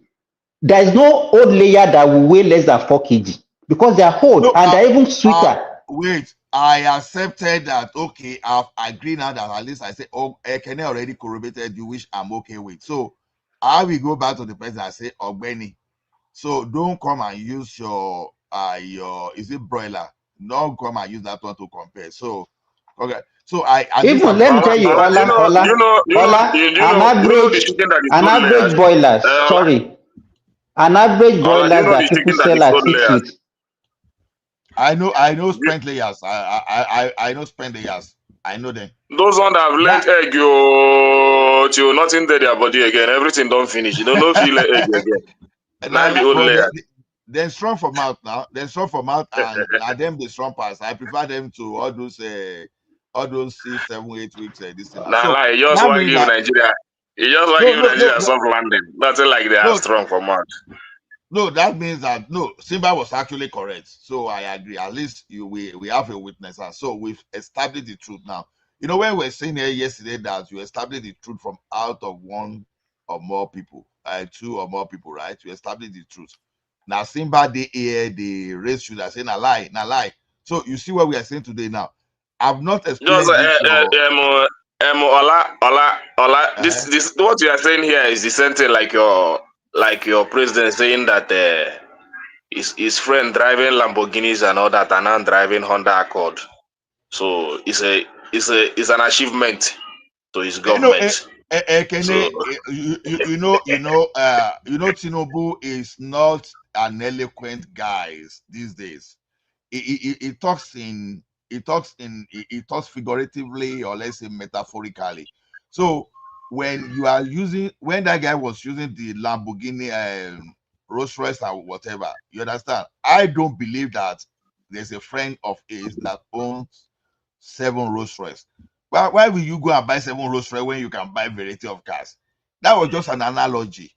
So to me, the way people criticize TINUBU on that Rolls Royce, I don't really see any logical criticism or maybe critiquing in that one. No, I see a lot of. I see. If you don't see anything there, I see many things there. Even though it's not good, I don't like people buying a lot of cars and just keeping them for buying cars' sake. But at least if you have one Rolls Royce or Lamborghini, I think it's okay. But your friend can no longer even drive a Lamborghini again. He's now driving Honda Accord, as he said. That shows that he's driving a lot of people into poverty, and he's taking pride in it. No, when he himself.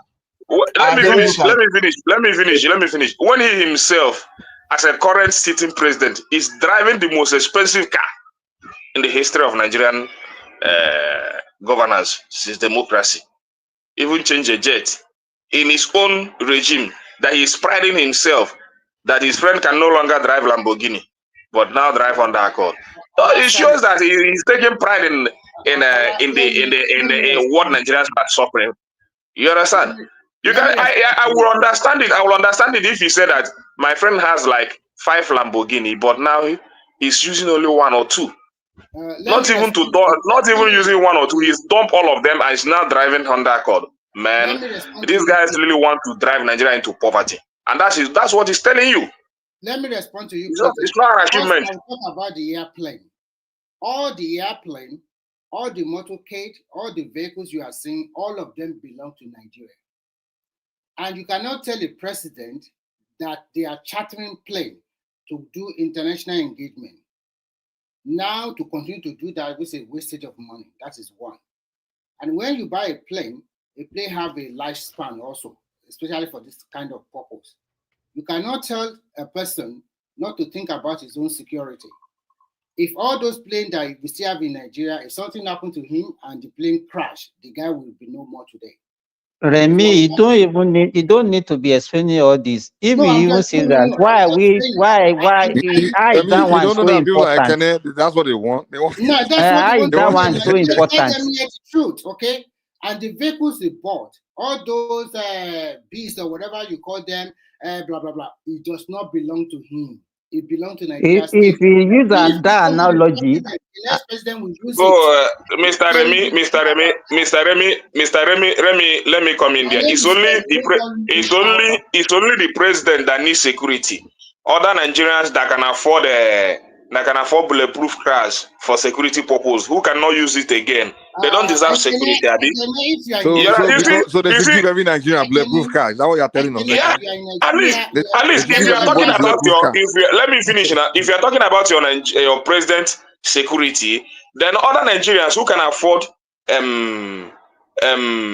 bulletproof cars for purpose of security also should also be given that privilege, because you are not giving them enough security. Are they not using it? Ordinary He's telling you that they're not using it again. He told you that leave that one. Why did I leave it? Lemi is trying to defend he said they are not leaving. If somebody, he said they are not using it, and you see them using it. Even your pastor, your own pastor, is using it. He's using a bulletproof, and you see it. So how is that one the statement of fact? Yes. It's a statement of fact now. It's a statement of fact coming from the president. Don't let us be arguing over mundane things. You cannot be defending what the president said by himself. It doesn't you should not be the one to explain it by himself. It doesn't work an argument. What you are saying doesn't work an argument. Why I said it was an argument is that even in his own word, he said he is the one to score himself. He even asked more, are you the one to score me? I'm the one to score myself. I'm doing perfectly well. Ekene, the most exposed person in Nigeria today, whether politically or whatever you want to talk of, is the president of the country. And by that, he has to be the most secured person. Look at when Murtala Muhammad just some kind of security negligence. You see what happened? You can't afford that. No. We are talking of the same country. Ola, he was trying to play to the gallery of the people, and he paid for it. He used his life to pay for it. Nothing like let me tell you this. When you have a leader that is really doing the mind of the people, you don't necessarily need all this explanation you are doing, because the people themselves will like to protect their leader. You understand? No. People obedience. Why did you say obedience? Forget about the obedience. I'm telling you, the people you are leading, I see it even in a smaller organization, we see it happen. You understand? In our market, the previous leader we have, everybody loved him, but the current one we have now, it's just doing things unnecessarily. And because of that Nigeria have that everybody loves. Just tell me. No, I'm not talking about Nigeria. I'm not talking about Nigeria. I'm giving an example. Which country do you see? Which country are you using as an example? I'm using my smaller space in the market to give an example. I beg, give that one, How can you be when you using have a market good leader. So as a a cost? good leader will always have the protection of the people. From the people, you don't even need to get Why you did don't need to they buy protect all the Murtala expensive Muhammed? all the expensive cars in the market to protect yourself. And now Hey, How want can you your be people to comparing go your into Alaba market leader with you president of now want to Nigeria? Which kind of logic are you you now presenting? want your citizens. Mike, well, okay. Can I understand what you're saying? I'm just asking a He's question. saying he's Alaba What is market your leader. Doesn't so need. what is the problem? What do you think? Are you saying that the president is not entitled to having these things that he has as the president of the country? He's supposed to have all the security and all this, like he's like de la creme. That's what they call it here. Like the best of the best. That's what the president is supposed to have. So are you saying that the Nigerian president is not supposed to have it, given the economic or financial turmoil the country is going through? I just want to understand, what is your point that you're trying to make in terms My of point is that my point, even regarding the current economic situation of the country, he is not supposed to have all these things that he's mentioning. But even though he has to have it, as people are trying to argue here, then that means that he should not be taking pride that his friend that drive Lamborghinis and the bulletproof cars can no longer drive it again. They are now driving Honda Accord. That means he's a selfish somebody. Because No. Let me finish now. Let me finish now. Let me finish. It means that he's a selfish somebody. You take pride in protecting your own self, buying all the expensive cars and everything to protect your own self. But your friends who provide their own security by themselves by using all these bulletproof cars can no longer use it. They now use Honda Accord, and you are taking pride in it. It shows selfishness. It's only you. So once the president is protected, other people can go and die. Sorry, Ola. Is that what you mean? Have you ever seen when somebody become a governor in Nigeria or even become a senator, immediately they are pronounced you as a governor. They will surround you with security details for you, your wife, your children, your in-law, your parents, security conduct immediately. All those vehicles you are seeing, it is not the work of the president to tell them, buy me this vehicle. There is a commission or maybe under which ministry they have to do that. It is under maybe. Are you implying that you should go and buy all his friends bulletproof cars? So he's not the one that will tell you, I want this, and then they should get it for him. It does not work that way. As you are today, No, it works a lot.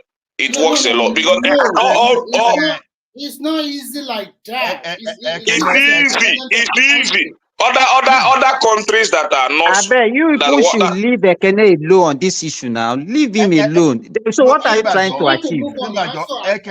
Ekene, you are alive when Boko Haram tried to attack a sitting president envoy.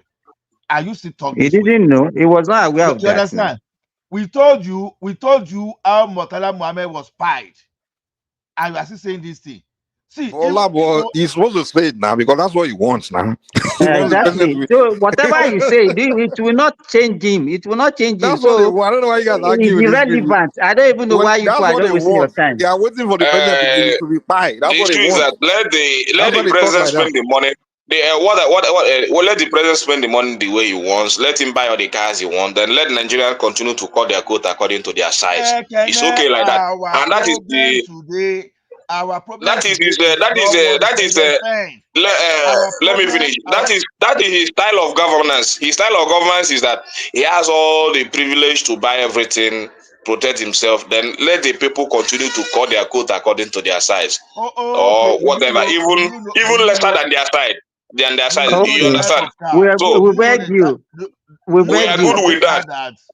It's We are okay. good with that. Let us continue to manage. Every time he's talking about management to the people, but there is no management in the governance itself.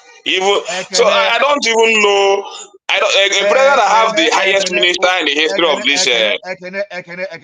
Go and Google and see the type of car that Canada Prime Minister uses, and then go and look for the cost and the way it is paid. See, some of these things, and I think the media, especially the social media influencer these days, they put on some information to intentionally mislead people just for political purpose. Why don't you take And the sample of gullible a ones now, global the leader gullible ones in the West? that cannot understand. In the West. Okay, now how do you classify Queen Elizabeth, the King of England, for example? Go and look at the type of card he uses. You will say, okay, see, he's At least they have the resources now, and they have got themselves. They have got their citizens well protected. You understand? Give them good infrastructure and But all that. What are you giving Nigeria to deserve all these things? This is one thing I want to say, and I want to say this. As much as Nigerians complain, you guys are your own problem. You guys are not ready for change. You guys are not ready for change. I'm sorry to say it. You're not ready for change. If the office of the president comes with a requirement, you guys elected him there. There are things he has to have, regardless of what the financial of is a requirement for the president. It's just like every cabinet, like the Senate, the representative, everybody. But at the same time, Nigerians are so good at complaining, but you guys are not doing anything to change it. And the thing is, it's just, let's give an example now. The people that went to line in the front of the home of the president, what was that all about? I just want to understand that. What was the purpose of that? Okay, I So will could you respond to explain you. that? I will say No, it. that is For what 29 years, let me respond to Adam, something. I don't know what I want to say. That is what they want. That is what, and for me, I'm Let ready me for change. But respond. people Let me respond people to that that. are not ready for change, that is what they Let want. They me want the people respond. to be always lying for We this ask rich somebody guy. to respond to her. Please let me You respond. lie down to them, you beg them, they give you. So, Okay, but these are please. not the kind of life Nigerians want. But what do you want them to do? Okay, Just look at let me Mozambique respond. today. Let me respond to her. Hey, excuse me. Ekene, Remy wants to respond to Adama. Let him Please, let me talk, respond. please. Okay, Thank I'll you so respond much. to you this way. In the whole of Southwest, in every state, we have big politicians. And because they are big and they have influence in the state, people always go to their house to ask for one favor or the other. In Oyo State, during the days of Adedubu, everybody line up to him almost every day. And when it is Salah, this guy will buy about 2 to 4 truck of what do you call it, of the slaughter ram. Yeah, we gave it to everyone. The same thing like Saraki always do. I'm not talking about the Senate president, his father. So TINUBU has been doing this for 29 years. And he mentioned it during his chat. And even on an ordinary day, you will see a lot of people lining up to his house to ask for one favor or the other. So these are things he has been doing, whether your country is poor or rich. He has been doing it for a long time. So you guys now using this because of social media as a political tool is irrelevant. So he has been doing his cause, and he mentioned it in his media chat. He has been doing for 29 years, and he has never had a stampede. And this time around is the Christmas time. Everybody line up, and he give them whatever they want to give them as usual. And if you have been living in Lagos for a long time, you would have noticed it too, unless you are being economical with the truth. I think I've responded to you, Adama. Thank you so much for that. Even Was I can testify. Even Saraki, these people like Nigerians to be beggars. That is what they grew want. up to know. So if those people had afford, if those people, I don't think if much Nigerian has been able to afford a bag of rice and the chicken for themselves for that, I don't think you have the time to go and they line up in TINUBU house to beg. But that's by the way, because to defend the government, that is what the narrative you have to give, that the people have to be begging the rich people in the society for arms every now and then. And we are living in that condition for a very long time.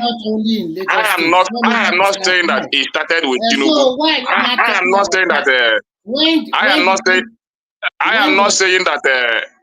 saying that it started with TINUBU. It started with this mentality has been created in the Nigerian populace, and we have been growing with it. I'm not among them because I will not allow any member of my family to go there and stand. And You that is understand? you It's a now. simple And act. you can take But off your own family. that's by the way. I don't see many developed countries doing it like that. But it's quite unfortunate that this is what Wait. this Have is you been to what developed countries before? this is what Have you been there before? The answer is no. they have been. So you don't know what you're You guys talking about. advocating for Nigeria that we should be waiting for I live in the our US. rich people to I will go and share record a line rice of people lining up and for the good food. meat I will send it to you. to the citizens, and you take pride in it.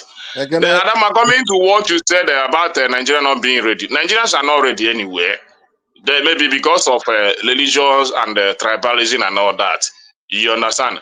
But I see what is going on in Mozambique today. They are fighting for change, even though the destruction is becoming too much in that country, and people are running away from that country, that Mozambique. But the citizen has taken it. It's just like what happened. They said the opposition won. Then the current sitting president still want to retain power. And since how many months now they have been burning down that country? I don't know what has happened in that country. I don't know how many months or years it will take them to repair it. And I think that's what Nigerians are avoiding. But Mozambique are ready to destroy, even burn the country down to make sure that the opposition, the ruling party, leave the seat of power because they don't want them anymore. You understand? And the man, Okay, and the so kind of can I ask you something? Can I ask you why you're responding? Why are you yeah. guys not hungry for change?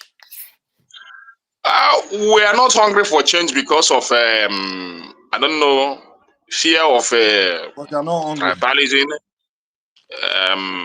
Tribalism. I just told you. You said it's just tribalism and religion. No, Nothing Adama, the more. question is you have to define the change first. We can't just be using the word, all these words that we use loosely. We call it change for what's his name? Ekene is different from a change for someone named Adamu, or a change for Okay, when I say change, okay, now I understand. Okay, when I say change, okay, then let me define my change is someone keep calling. why are you guys, when I say hungry for change, why don't you guys want something different? If you guys are tired of electing all this old men, all this, politicians that are not getting anything done, why is it that the youths, the young ones, are not doing anything differently? Like, why will you say you guys, like, I don't see anything happening? Like, look at Senegal, their president. Look at Senegal. He's a young guy. Senegal. So, what will you say is Nigerian problem? Because I feel like we complain so much, and at the same time, you guys have endured, like you guys have mastered how to complain at the same time, put up with the nonsense, and embrace it at the same time. Okay, Adama, let me respond to your question. The problem that you think we have in Africa, do you think is a matter of age, whether young or old? Or we think that it's the old people that are our problem? I don't think so, No, it's because not. even No, it's not. It's not. It has nothing to do with age. so the other thing is that Mike said, what you consider as a change, our change is different. And as Ekene also said, our change might be based on not on quality. It's based on whether this person belongs to my tribe, or belongs to my religion, or belongs to, I just like this person, I don't like this person. It's not based on quality or what the person can deliver. And that is the problem that we have. Adam, just look at the north now. Just look at the north now. What is going on? You just see a sitting governor challenging the president that they will show him their true color come 2027 if he continues with the tax reform bill. At least this is the only thing that TINUBU has gotten applaud. At least I see a lot of opposition supporting him in that bill. You know, when you do something right, I don't think people will condemn you much. Many opposition are supporting him in that bill, including me. But you see, a section of the country today is threatening, not even saying, okay, bring this to the table, let's discuss it. Let's know, even though TINUBU, whether his government look bad or not, if he's able to achieve that bill, it's a step forward to maybe some kind of a regional government we are looking for. It's something that is, at least we know that we are hoping for good Nigeria after his regime. This will lead us to maybe another government will step in and they put in another policies that will even put Nigeria in a better shape for more development. Because I believe Nigeria is too big for one man to just sit in Abuja and be giving orders to almost Go and create 230 another million presidency again. Go and form another presidency somewhere. No, it's not forming it. He's doing the right thing by that tax reform bill. Use what you have in your state to develop your state. It's a good idea. You understand? But you see, because of we that are in the south, we know what it means. Go and hustle. Think out of the box. Develop resources and use it to build your state. But you see now, because of religion, tribalism, or whatever, the people of the north, even their sitting governors. I see the comment of Bala Mohammed. I just say When you say the Nigeria people of cannot the move north, forward. see, one of the problems of Nigeria is this generalization. Maybe one man in the north say something, now you say the people of the north.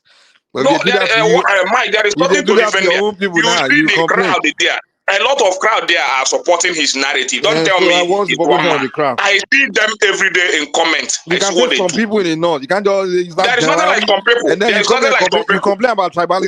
When you have the kind of hypocrisy you when you guys have 60 or behavior. 70% of when you have 60 or 70% of a populace 60, 70. You can't. Where How did do you know regarding a the you people? particular come about that number? Where not did you get supporting that a from? particular purpose, Where did you get I your will number just from? take it. All this I will just internet. take it that the population is in support of what other people are saying. You cannot, you understand? You complain At about least a tribalism, major but then number of that you major, exhibit exactly and what you it's not complain even about. coming from the citizens. It's coming out from the governors. How can you tell me that people So it's coming out from the government. It's Zulu? not politics. So what's that got to do with tribalism? Why would they be playing politics with such? Zulum is not in support of it. So You saw Zulum. You saw Zulum on the national television. You saw Bala Mohammed on the national television also. Hold on. We have God on the panel. God, not God. Oh, God forgive me. We have a God on the panel, and so let's accommodate him on the God. Do you have anything? God, GAP, whatever you are. Do you have anything you want to contribute, please? Chuma, do you even know the person? Did you profile before you brought such a person in? Knowing fully well that we have done that kind of thing before, and okay. So can you show me your face, please? God, You can GAD. put him in the background and show you his face. I quickly want to respond to Shoma, let me tell you my experience. While I was a moderator too, the person showed me No, his Ola, face. I'm sorry. I don't want to hear your advice. No. Don't even start. Please leave my sister alone. No, because Don't even this is not the harass her time. tonight. Just leave her alone. No. Let's No one is continue with the harassing flow. you. No, it's not happening. Sorry, but thank you for the advice that I didn't hear. Continue, guys. No, you don't even know what I wanted to I don't even want to know. Sorry. Allah, they say you're a bad influence. I don't even want to know what you want to tell me. The text start there, you say you'll be bad influence. No, Adewale, no, if she doesn't want to, it's okay. There's no problem. We all witness what happened Okay, now. Mr. Ola, just tell me as a sister. I will No, relate Allah the don't message say to anything her. again. No, No, I'm not saying we don't need anything. the advice. Honestly, But I Olaba don't need to say Dasimba anything. no Joba mi sọ̀rọ̀ kí ni o Hold ṣẹlẹ̀ on, tó guys. go sọ fún mi Can you jàre. God, can you say Brother something? mi tó kí ló ṣẹlẹ̀ bá mi sọ̀rọ̀. Adewale, my guy. Adama, must learn a what lesson. happened that time is this. You understand? One man said Which hours. lesson again are you teaching me? That I should not. You guys, hold on. He's going to speak. GAD, can you speak, please? Hello? No, you gotta Yeah, go who are start you? the show. Huh? Tell him to unmute himself. Maybe he does not know how to do it. He has on mute. Do you have anything you want to say? What's up, God? Okay, so I'm gonna remove him. Put him in the background. Don't I have remove it. Just already put him in removed the him. I'm just gonna remove him from the platform anyway. So, Mr. Ola, please, I'm listening to you, the story. Please go ahead. Adama, So, Ofegbo story. Yeah, well, so, Mr. Simo, they're familiar with story to Mofegbo. so after hours, and so you you know, they did it to Thomas, they did it to me twice, and that thing I was angry because I even asked the person to show the face, and the person actually showed his face, but immediately he got online like this. Oh my goodness! you know what did they call Mojo? I hope YouTube doesn't understand that. That is the thing the guy begin to show immediately. He just got to the screen, and I had no option. I just have to No, shut down. I was there that day, Olana. I was there that day. Yes, now I profile the person. I asked the person to show the person showed his face. So it happened to me twice. So one man answered that any unfamiliar name that you are not sure, you don't know, don't pull the person in that time. So things like this, when you see person coming and you are trying to ask and the person was even trying to avoid, probably the person is still trying to search for his file to use on. So yeah, I have removed him. Thank you for the advice. They actually, sometimes people do join this show and step away from their computer. Do listening at the background. You know, sometimes it's the first time. Chema, I think Nigerian government should start to regulate social media now. I saw something yesterday that baffled me. They are doing live, making love. Although they darken it a little bit, they should start to sense to regulate it more. Which site is that one? On TikTok. Nigeria.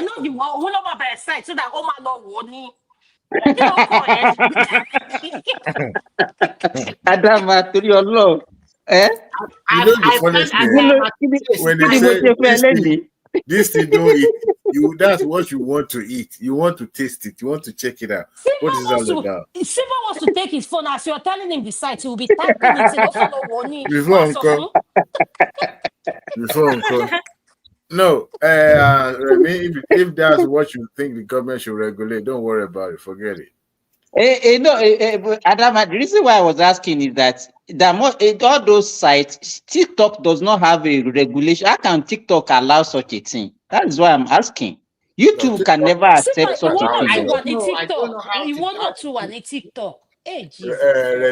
Simba, sometimes telegrams allow it a lot now. If you go Telegram. No, Telegram, but Telegram is not that popular. How many people watch Telegram?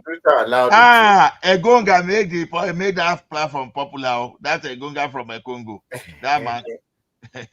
He made that. Do you know that man is released? Do you know he's released though? What is it an offense? Has he committed any offense? What offense did he commit? No. Why are we talking like this? No. We are trying to understand the offense he committed now. So that's it. He didn't commit any offense according to some lawyers. Okay. Okay. Can I ask you? Okay. Yes, I agree. So you're saying all those videos. So, okay. Why the criminal part? I'm not talking about his personal life, which is those videos, because all the women are saying was consent. Okay, you're talking about the corruption aspect. Yes. Women like that thing past men. Oh yeah. Oh, my goodness. They said I think they are learning different style there, okay? Especially the one where he puts hand in his mouth. That one. And the one where he put the touch his own nipple like this. Adama, you see what you have cost this morning, eh? May God forgive you on this. Okay, so guys, we have to they make that guy a meme now. We have to moderate our discussion. Hold on 1 second, Sherman. Do you mind if I just you guys remember that Uganda man that was interview a gay activist? He said, "Why are you gay? You gay?" You guys remember that meme? You say Ageki, don't say that. No. There's actually a video clips out there where the guy was interviewing LGBT No, you activists. say Agegi. Okay, YouTube is sensitive now. If you say those things, they'll okay. CBD is here. CBD, would you like to just say something? Yeah, I would like to say something. Honestly, I was the one trying to come in as the name God, but I said, okay, since you guys didn't recognize me, let me come with my original name now. Yeah, the God. What is God? God, that's for me. Have you come for me again tonight? Which one? No, I heard your voice now. Mike, what is that? Mike, 2025 is around the corner and you still have this, your approach of Agbado and all these things. Yes. What is God? That's a name. That's a real name. God. G-A-D. God. Yeah, you know. Name God. You see, you don't change your name. You know, part of our history from our side is we are the children of God from the tribe of God, you know. So you that's it. believe you are from Israel? What's it better? We are not. What's it better? We are not from Israel. Israel. You know, you think you are changing it. You used to tell us you are from Israel. Now you don't change it. You are from Iran. I think when people talk about Israel, you think probably we are saying we migrated from where they are in the Middle East. You forgot that Israel was once in Africa, the children of Israel. So you guys should learn your history. In the book of what? In the book of Revelation. Okay. So Isibiru, I just want to hear what do you want to say with us, because we're having a conversation. So what do you want to talk about? We're talking about something. I actually came on because I saw the title, and the conversation was going very smoothly until some people started diverting to a gonga and all that. But because this is after hours, so we finished addressing all our topics. So we're just talking about anything. Yes, that's what we're talking about. Anything. Well, we still want to give him a chance to speak. He's a panelist, so we want to give him that respect, so he can have his own say. And after that, I also want to contribute my own opinion about that. Wait, you will contribute. A widely respected panelist. A non-biased panelist, detribalized Nigerian. So that is part of my, So the thing is, since you said you were talking about anything, I thought I was just speaking about my history, and I think people don't want to hear that. But the thing is, when I saw this title about Very Dark Man, you see, I feel like we shouldn't jump into conclusions, because of at least we give the man the benefit of a doubt because of what he has been doing recently. It's easy for people to sit down in their chairs or wherever they are and start saying, "Oh, this guy might have done something." But the truth of the matter is, what have you yourself done to contribute to the betterment of the society? Yeah, the man has done quite a lot. And that's why there's a lot of, there's reduction in all this scam and all these fake products and all these fake influencers everywhere. So there's at least he has contributed some positive thing to the society. So because people are being... we should allow him to get Wait, let me finish. All this logic you guys wait, you see, the thing about it is that I'm not saying that the man anything cannot happen. Anything can happen. I'm not a human worshipper or celeb or what do they call it?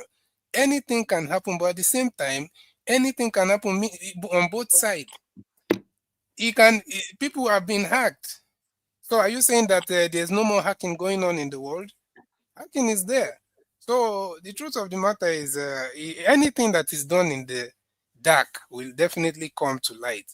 Truth will always come out. That's just the truth. So, but at the same time, I will not automatically just disregard the good work that somebody has been doing just because of one incident. At least for someone that has proven himself over the time, the least he deserves is a benefit of a doubt.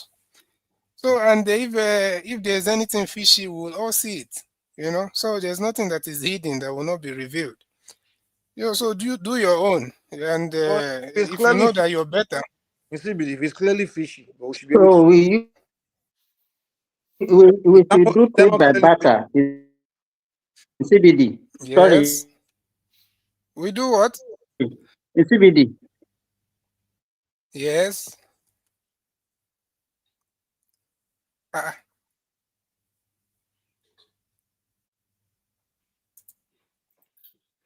Yeah, Mr. Insibide, I think his network, Mr. Simba's network is tapping in and out. Yeah. Can I make my contribution now? Are you No, done? really. You have been, No, really.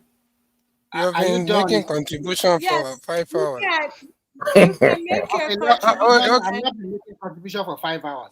Okay, continue. I'll come back. I'm here. I just want to ahead. quickly talk about Naomi escape or whatever.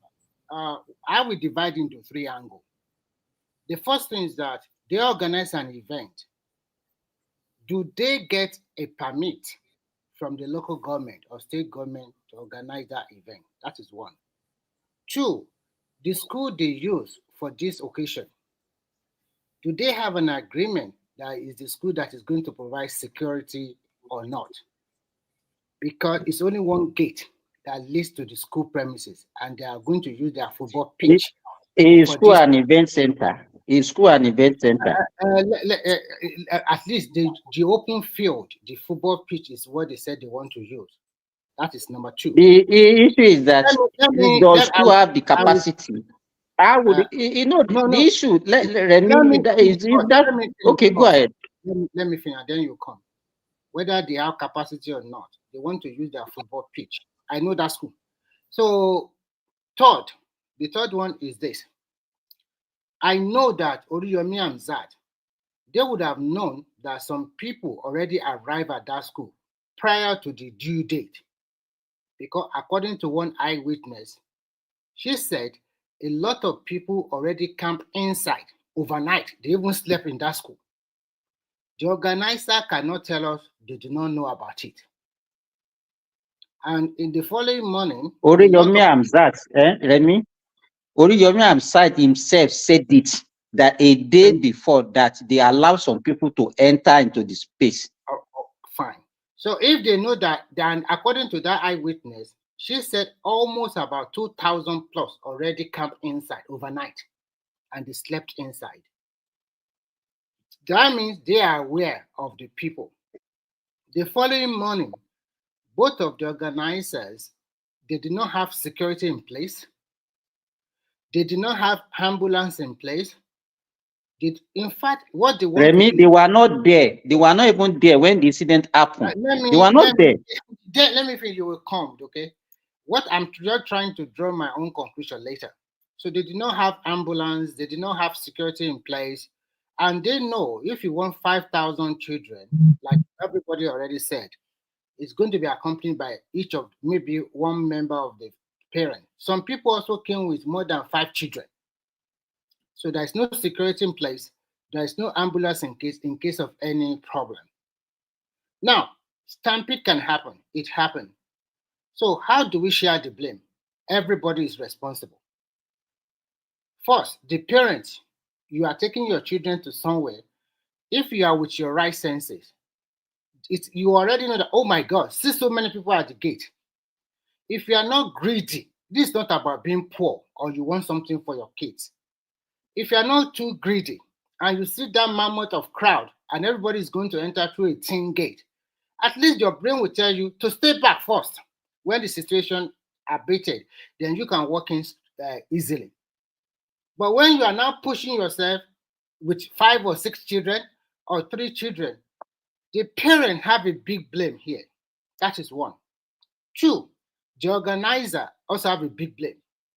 Fortunately for them, there is no law in Nigeria that can, I don't know which law they are going to charge them to court. I don't know about that one now.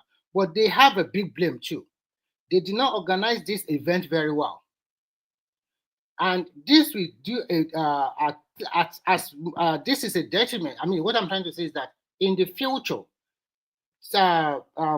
standards should be set that if you want to do this kind of occasion, you should get a permit, you should pay for the security. Since you have the money to buy gifts for people, you should get the security by yourself and pay the police people or whatever, or you get your own private security people to man the gate for you. So we should not look at it because she's the former queen of the Oni of Ife. At least she also wants more fame, and what she's doing is good. It's a good cause, but it's not organized very well. So she also has the blame.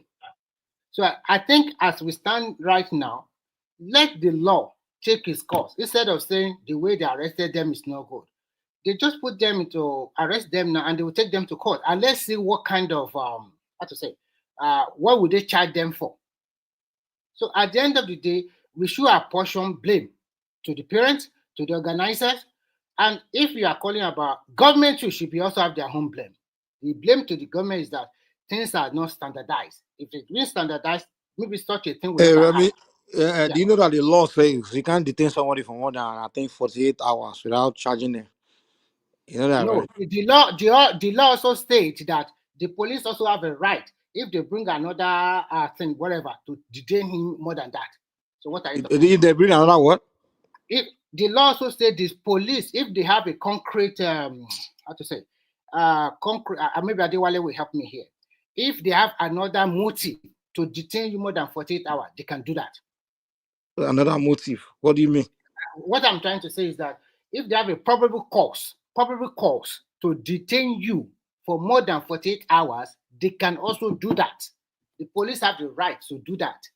It's not necessary that they arrested you today and 48 hours, they must charge you to court. If No, hold on. For the initial reason they arrest you, for whatever reason they arrest you, they have 48 hours to present you to court to present charges, to charge you. So they're not being charged. Hold on, they're not being charged, but they're being detained for. They say now it's going to be for that weeks. is what I'm trying to tell you also. If you look at EFCC, when they arrest some corporate, they will keep them. They don't take them to court immediately. They will tell you. Yeah, but they will charge you with something. They will charge you. But sometimes they They don't have. charge They have. Hold on. They have a time limit. Let's say. So that's what I'm maybe saying. And that they time still limit is the 48 hours. Maybe they still fall under 1 month's time limit. We don't know.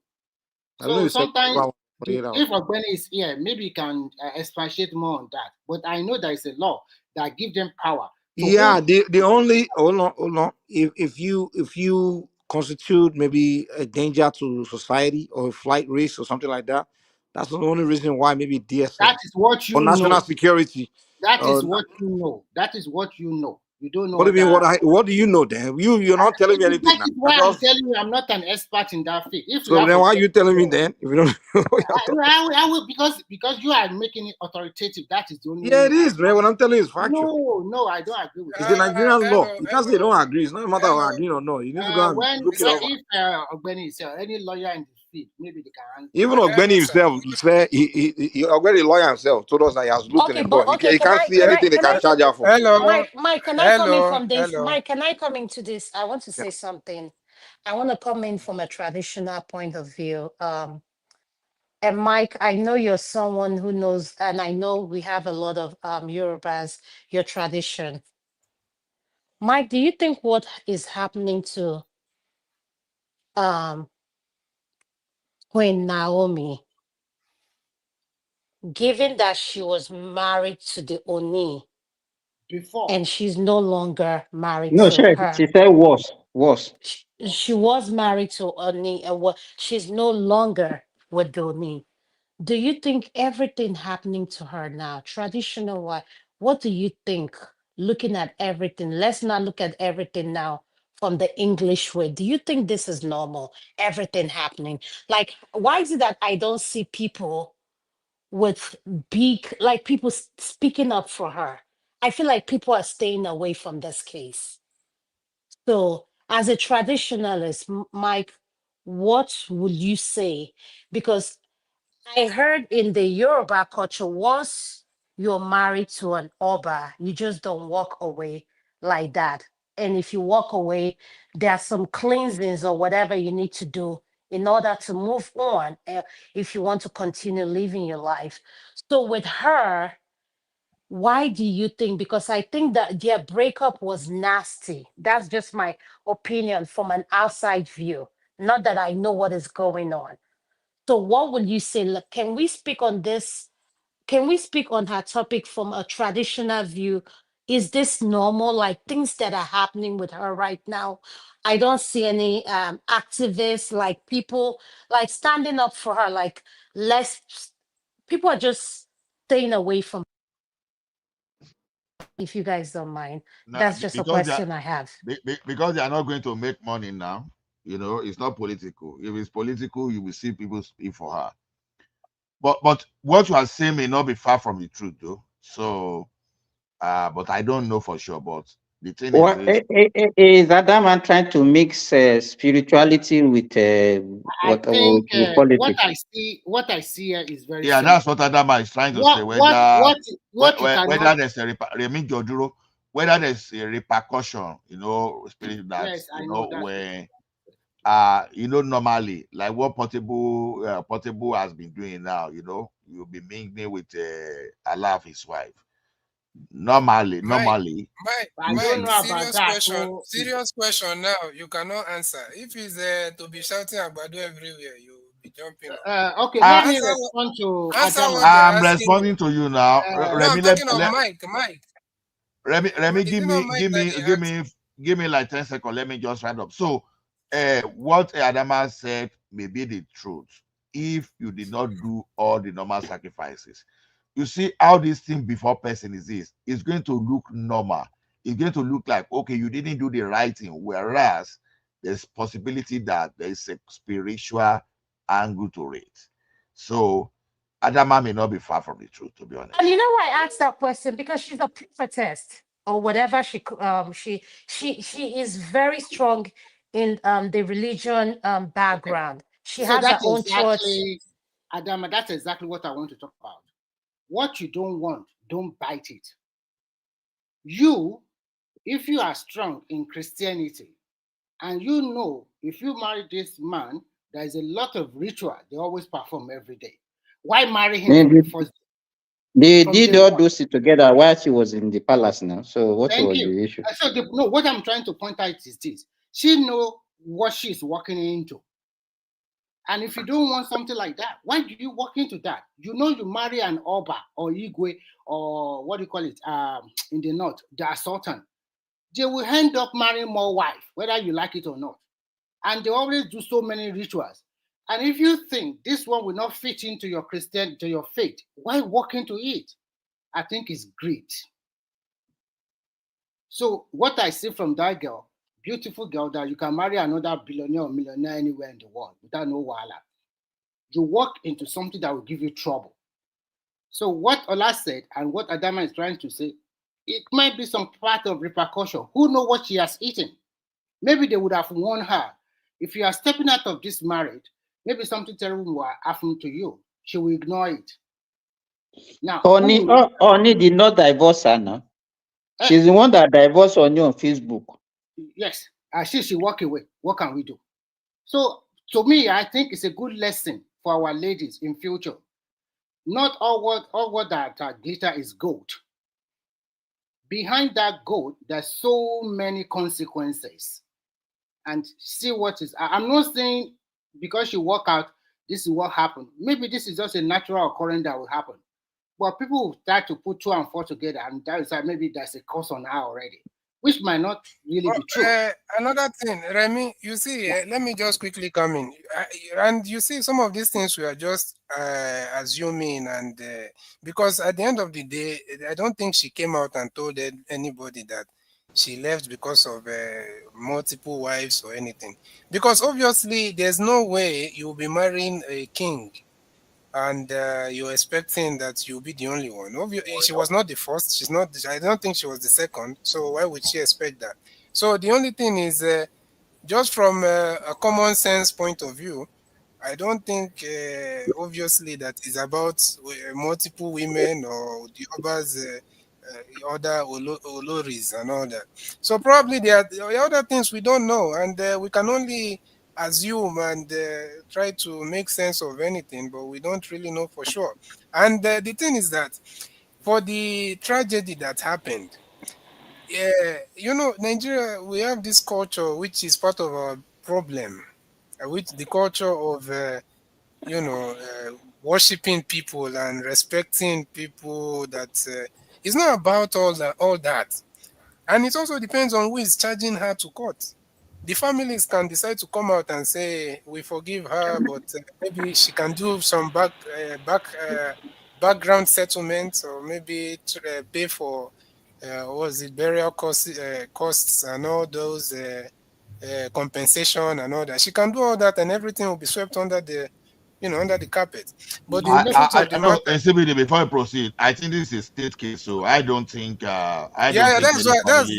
That's the next thing I was about to say. But if it's a state if it's the state of Oyo that is taking her to court, then that's a different thing. She'll have to look for some way, a lawyer or whatever. They will have to look for some way to come to an agreement with the state. But if the state is determined to take her to prison, there's nothing anyone can do about that. But if I don't think this whole thing will end up with her going to the prison, to be honest. There will just be No. settlements They behind do you know the irony part of it that I look at is that some parents even give their word to some other parent to take it to that place, and they stay back and they lost their children. So sometimes these are wolf that Nigeria people always look after. It's also killing us. We should be contented sometimes of what we have, not everything. Because the eyewitness said that those people that came there overnight, they came all the way from Ogbomoso, from Oyo, from Ile-Ife. And these people are not so poor people as what you thought. The majority of they even said that they dress their children very well, plait or braid their hair, or do, their boys looking so nice that majority of those people are not the poor people. At the end of the day, if you're able to pay that kind of amount to go to another state, you're definitely not dying of hunger. This grab mentality. Everything I must go and grab it and resell it or something. No, but don't forget it was a competition, and to be honest, I also believe that it's not just about people. But you guys are not answering my question. Though. You guys are not answering my question. Follow, you're not muted. Mute the guy now. So it's not about poverty alone. Mike, please. I know you're a traditional person. I know Mr. Simba. You guys know what I'm talking about. And Mr. Dow. Why is it that the Oni and everyone has stayed away from this? So Adama, we've been having the same discussion, but Foley came in. So let's try to accommodate a panelist since everybody been hearing our voices. So Foley, do you have something you want to contribute? Sorry, I will join you guys later. I'm still doing something. Okay. All right. So you guys can go ahead. I think, Adama, we have answered your question, because everything we say here is based on assumption, because we don't have the true fact of everything in our hand. But we can look at it from basic angle that it's possible there might be a cause on her for dumping the Oni, because Oni is a king in Yoruba land that every woman in Yoruba is she the first to leave him? Is she the first, Olori? No, she's not the first. She's not the first. Remember the Edo woman she married that they didn't have a child. So if that is the case, then there's no cause on her there. That means she didn't perform the final rites of dissolving of the marriage, Abi? No, this is another thing. Why I'm asking. Are you aware that there is something that is supposed to do? Why are you saying that, Chioma? No, I know all of those things. I have very strong background of those. Okay, so that means she's supposed to perform a sacrifice or what, or do a ritual. There's something that's supposed to be done. There's something she's supposed to do, but to cleanse her. But this is what I'm saying. Given her Christian background and where she's coming from, and a religious woman, and there's something Mr. Remy said that stood out to me: greed. And this is where ego and stubbornness kick in. And you say, if you're a very spiritual person and you're married to a traditionalist, and they said the marriage is being dissolved, this is what the requirements to dissolve it. and you say, no, I stand on my Christian belief. I cannot go that way. I am just, Did you know, Adama, the question I want to ask, did you know the reason why she left the palace? Was it because of religion or conflict of religion that she left? Oh, nobody knows why she left the palace. All I'm saying is... So what are we talking about? No, Mr. Remy, you're not listening what I'm saying. This is what I'm saying is, for someone who has a Christian background and married a traditional man, and I feel like it broke off. Come on the panel because the way she's responding, she Tokpa knows so much about it, but she Tokpa said that you guys will not touch it. She's saying that Oni needs permission for her to dissolve, like to end the marriage. Is it by yes, now, yes, so Chomodo serious. So what I'm trying to say is this, is that if you leave a man like that, I know in Igbo culture, we have each Igbo tribe and this thing is different. What I'm saying, being the Onim, and she said, which one is which each Igbo tribe, please? Let us. So Adama, on this junction, Adama and Chairman, I will ask you a very good question. Is this true?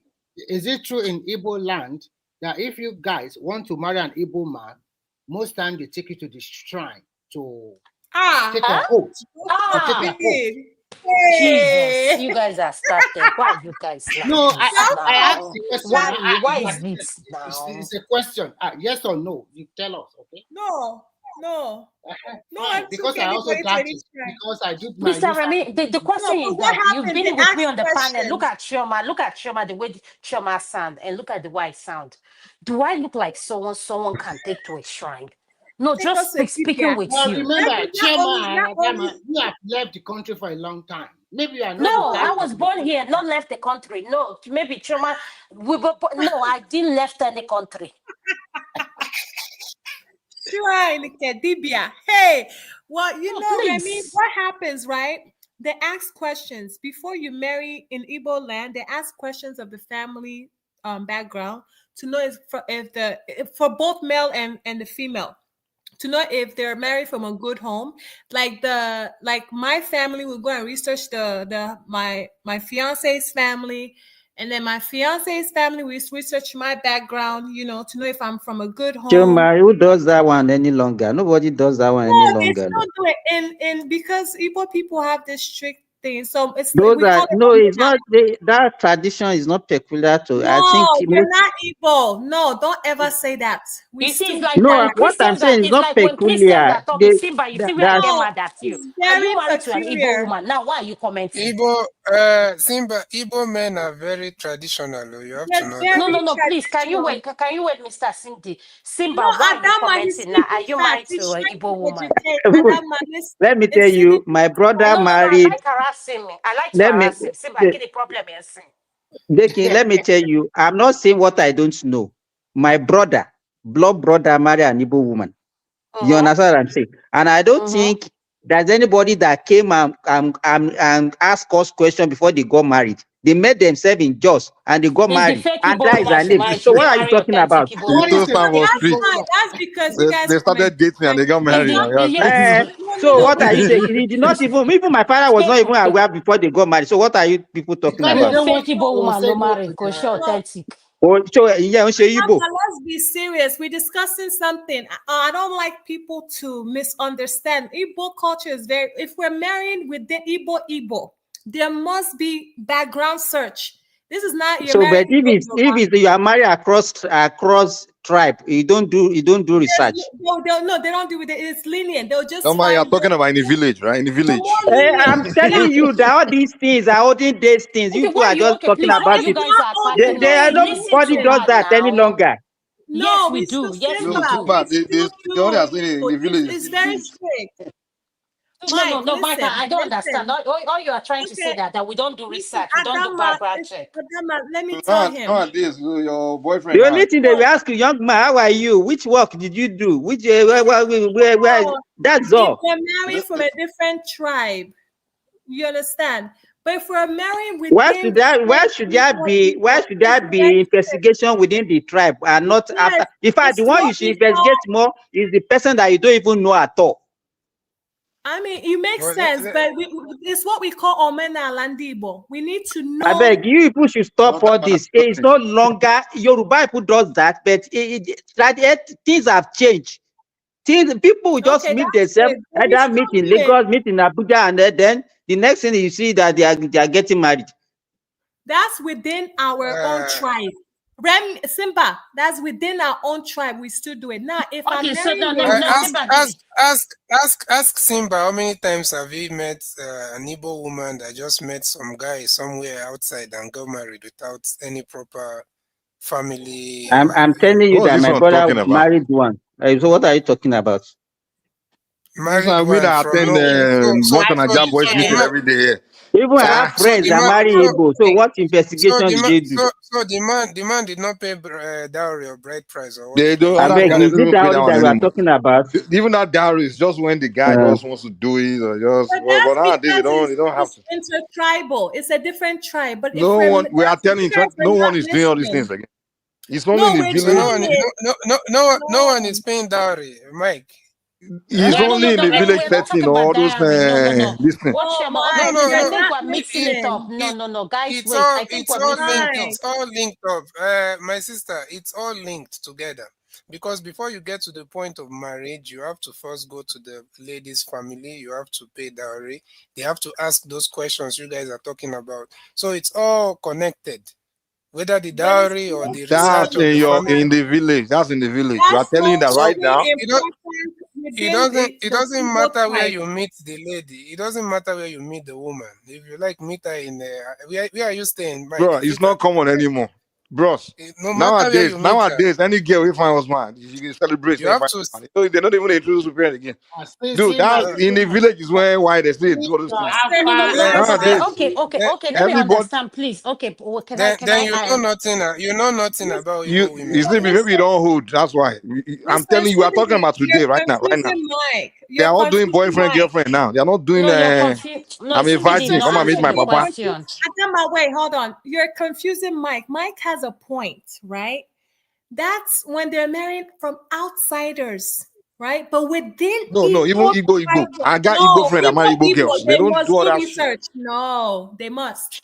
So menala. They must. There's no traditional anything happening. If you're married Igbo and you didn't do background search, no. Background search. Shoma, you are doing.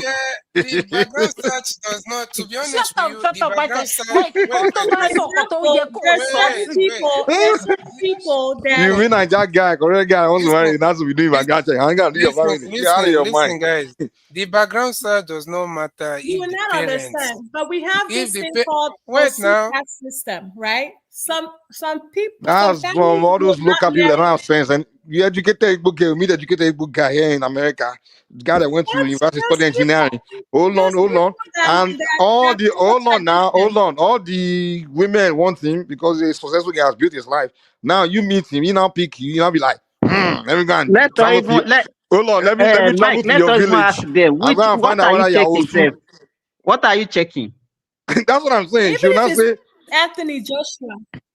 Get out of here, man. First of all, a guy that hold on. Let me talk. Hey, Choma, give me a second now. A guy that just built himself, worked hard, built a little success, educated, everything. Now, a lot of girls are competing for him. So he now pick you. You're now be like, let me travel to your village. Gonna find out whether you're Osu, whether you're gay. Who's doing that in 2024? What kind of mumu is? The guy when we even dump you right away, pick the next one. What are you talking about? They still do that. People. It's mumu people that all those local champions that still do things like that, man. No civilized Mike, in the information age, no one is following all those things anymore. No, Mike, to answer your question, you're right. You that go to Ifa to find out if you and your wife are supposed to be together. Why? But that one is real. Oh, that one is why is it right? Why is it real now? That one is the real stuff. Why is it real? Go and pack well. Why is that one? But the one you are talking about has nothing to do with divination or anything. It's just some tradition, cultural bullshit now. Even me that believe in spirituality, I still don't follow some Yoruba culture stuff, all those man-made culture. Even Mike, what I was even telling them earlier that they don't want to listen to me. All this background check, I am telling you that it's not even peculiar to only Igbo tribe. Even Yoruba Even used to Yoruba, do. they back then offer money to they want Yes, to know the they house will you come ask from you, those they things. will They go do it, to don't the they? family, check whether they have certain diseases that are inheritable, whether they have good manner, and all. Those are the Yeah. things that you need to check those days. But Nowadays, these people days, have become more who individual does now. that? So Today, somebody will just bring it and say, okay, the only thing they will ask you, oh, which work does he do and not to, that's why it's only the guy they will fact check. They will not fact check the family. Exactly, because those days you have to understand that you depend on your parents for so much. You are more in tune with your family. Usually, normally don't even travel beyond your locality. All those kind No, of. but I'm curious But to ask today, hold Mr. on, young Remy. people today, you are on your own now. You're out in the world trying to go survive. Trying to go. So you don't really even regard your That's family a lie. like There's that. some people they're Yeah, you've gone out there in the world to very go and you've been so self-oriented. exposed to the No, world. So you no, don't have time, those and you know how people. difficult it is. Hold on, you know how difficult it is to even find someone. You really have to go out there, date, and do all those things. And you finally meet the guy you want. Mike, You now no want matter to. what You need your family people still approval. do Are that you out of check. your mind? Some people still go There's for some that people. check. Thank you. Yeah, that's what I'm saying. There's But it's people not that that's common. Yeah, but it's not common. Especially these days, it's not even with the ladies. They're not even picky anymore like that. What Mike is saying is true. Let's not lie to ourselves. It's Yeah, not it's not like common. I You are said right. now. You are It's right not because common there's not a now. lot of available suitors like before. Yeah, back in the days, Yes, we're yeah, not back in the exactly. olden These days. But days, Mr. Remy, my question to you is, why do you Okay, think they move take the. us to the shrine in order for us to get married? Where did you get that from? Is it Can, Fela's shrine? No man gbe wa Right. lo ni No, now. there's Ko no ye Okay. me who now. told Listen you that carefully. lie. You know what? I did my youth service in Enugu, and I have some Igbo friends. Sometimes we do talk because we do anger out very well, and they talk about that thing. Me, I did not even forget it. But recently, I happened to see on YouTube somebody talking about that. That is very common. That because of that, that is the number one major reason that most Igbo women, they don't how to say, they don't go out of their wedlock to be dancing around the city. I hope you understand what I'm trying to say. Sleeping around.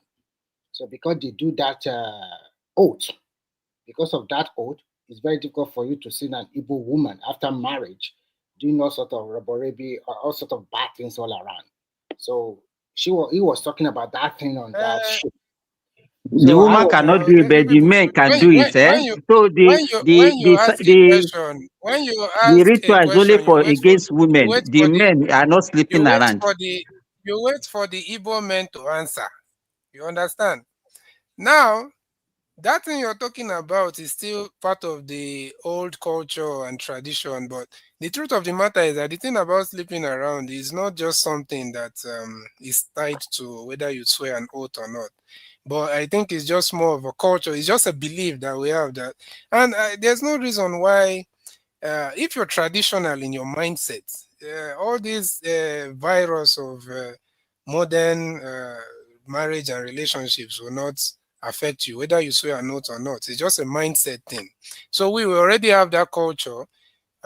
You can't find. That's why even when you find most is that Igbo what women, you are even if saying? Is that is that even what you are if saying? That sorry, quickly, is that what you are that saying now? that If that people thing is take not. if people take that oath or not, if people Which take oh, that, they are telling you that there's nothing like that. There's Maybe no it's still for there's no shrine. it's still maybe still valid for people in the inside the villages and all that. But it's not a Don't general even thing right now. confuse But him. There's nothing inside okay, village. Let me ask you a Don't simple confuse question. him. We don't do If such this things. thing, no. My sister, let's have some clarity. people Okay, take it that are easy. homebred and are living all they have lived all their life Let's in the clarify village, they it. still practice those things. In the Let's shrine. clarify it. Majority of Yeah, they still, but Nigerians. not really, but people that are homebred that have been in the villages. I'm not just talking about the townships, They take your some of women to those the things they do it. shrine. But In the that's if shrine. there's an Let's issue. clarify That's something.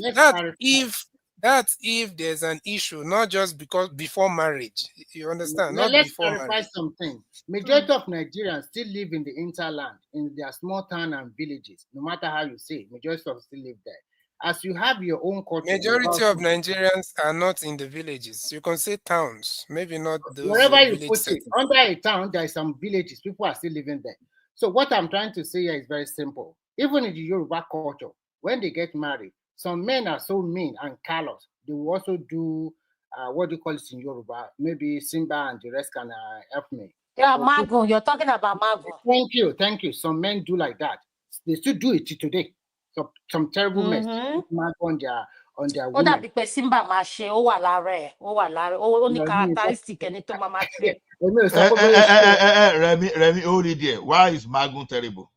What do you mean? Why is Magun terrible? To me, Adama, Ola tó defend the NCO. Oh, bu Ola, èmi ló ń bú o. Let me answer you very well. Me, I am. No, Remy. No, just give me 5 seconds. With Magun, there will be less paternity fraud. No, you understand? I don't believe in that. Magun. What I believe, about? I'm an advocate of one thing. If you are in any relationship, whether you are married for 10 or 20 years, and the marriage is no more irreconcilable because of so many differences, I always pray that for a man or woman, just walk away. Because if you don't walk away, that is what is going to kill you at the end of the day. It will even lead to more losses on each other's side. So Exactly. when you put a magu on that woman and the woman died, how would you feel as a man? That means you kill your wife. So I'm talking about this oath, and people are telling me it's the people in the village that are still doing it. And I'm trying to tell you that majority of our people are still living in town and villages. If they are still doing it, if they are no more doing it, I'm not saying the population of people doing it is as much as Ogbeni Remy, Magu is a prevention. Now look at this way. Look at it this way. You got married to someone for 50 years, only for you to come and know, maybe when you are in your 75, that your children are not your own. None is yours. What are you talking about? What can you do? Can we do Magun on the men? Let me do one on one guy. No, Choma, the thing is, back in the days, men used to be afraid. Men used to be afraid. Choma, what is the consequence of man infidelity? Tell me, what is the consequence? No, the Magun will kill the man. Children outside of wedlock. What can we do? What would that woman be? If a man that you marry to a woman, and then you go around Franklin and have 3 or 4 children all over the world, different women. What can the woman do? You know what I would hate? I would hate for a man to put Magun on a woman and then he'll be cheating outside. How dare you? It's true. That's what they do. Cash Magun now. Now man they cash Magun. You are not looking at it. Now man they cash Magun. But where the thing affect the other man, that is why he's cheating is this. You don't bring a Omo Ali. You don't bring that Omo Ali home. But when you put Magun on the woman, the bastard, baby. But do you ask a question? Why does your wife have to leave you and sleep with another man? Why does don't ask me that question. I'm not just a general question. Remy, the answer is shit happens. Shit happens. Shit happens. You know. You can't question how they ask sometimes. Wait, you know by nature. With that response. Shit happens, they find it. Shit happens. You know that. That's not even a question now. What Remy is asking is not even a question. Margo, you see, when it comes to that cheating, whatever people are calling it, men are by nature or biology, they give out, isn't it? And the women, they receive. So when you're saying that, how much can it affect a man psychologically? Because the man knows that obviously when it comes to that, the man is the one giving and the woman is receiving. So if a woman can give something, if a man can give here and listen to him say the woman who's giving and receiving? Please, I don't understand what you're saying. Please. He said women don't leave. They only receive. He said women don't only receive now. As what? We are going now. For example, can a man get pregnant? Can a man get pregnant? What is the point of your analogy now that you're giving? My point is that nobody should go out, and if most of this cheating thing that we are talking about for the men, they are the one that bring it upon themselves. Because as a man, you should know your stand. When they're accusing you that you're going out. That's because from the beginning, you do not let people know that you are a man of multiple women. You're not a monogamist. You So know, do you so think? make it clear, make your part clear. The women that come into your life, they know that I this think is what they're expecting. You see, but I'm sorry, I would disagree with you, and I think you are being how to say, being sentimental with your approach.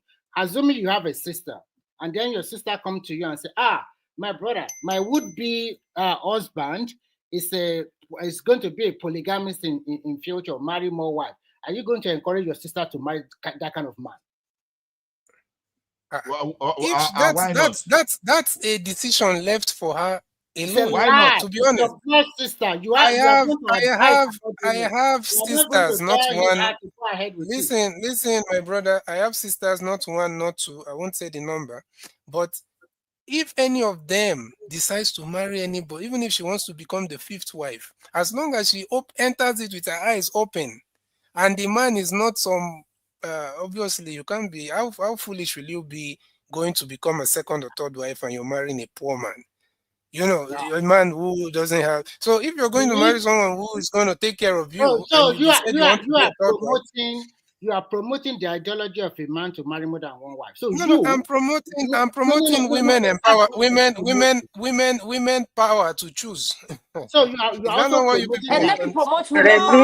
what is your problem? What is your problem with men marry more than one wife? What is your problem I with have that? a problem against it. I don't really like it at all. If you don't like it, that does not mean other people should not like it. Why you make it like a sacrosanct? There's nothing wrong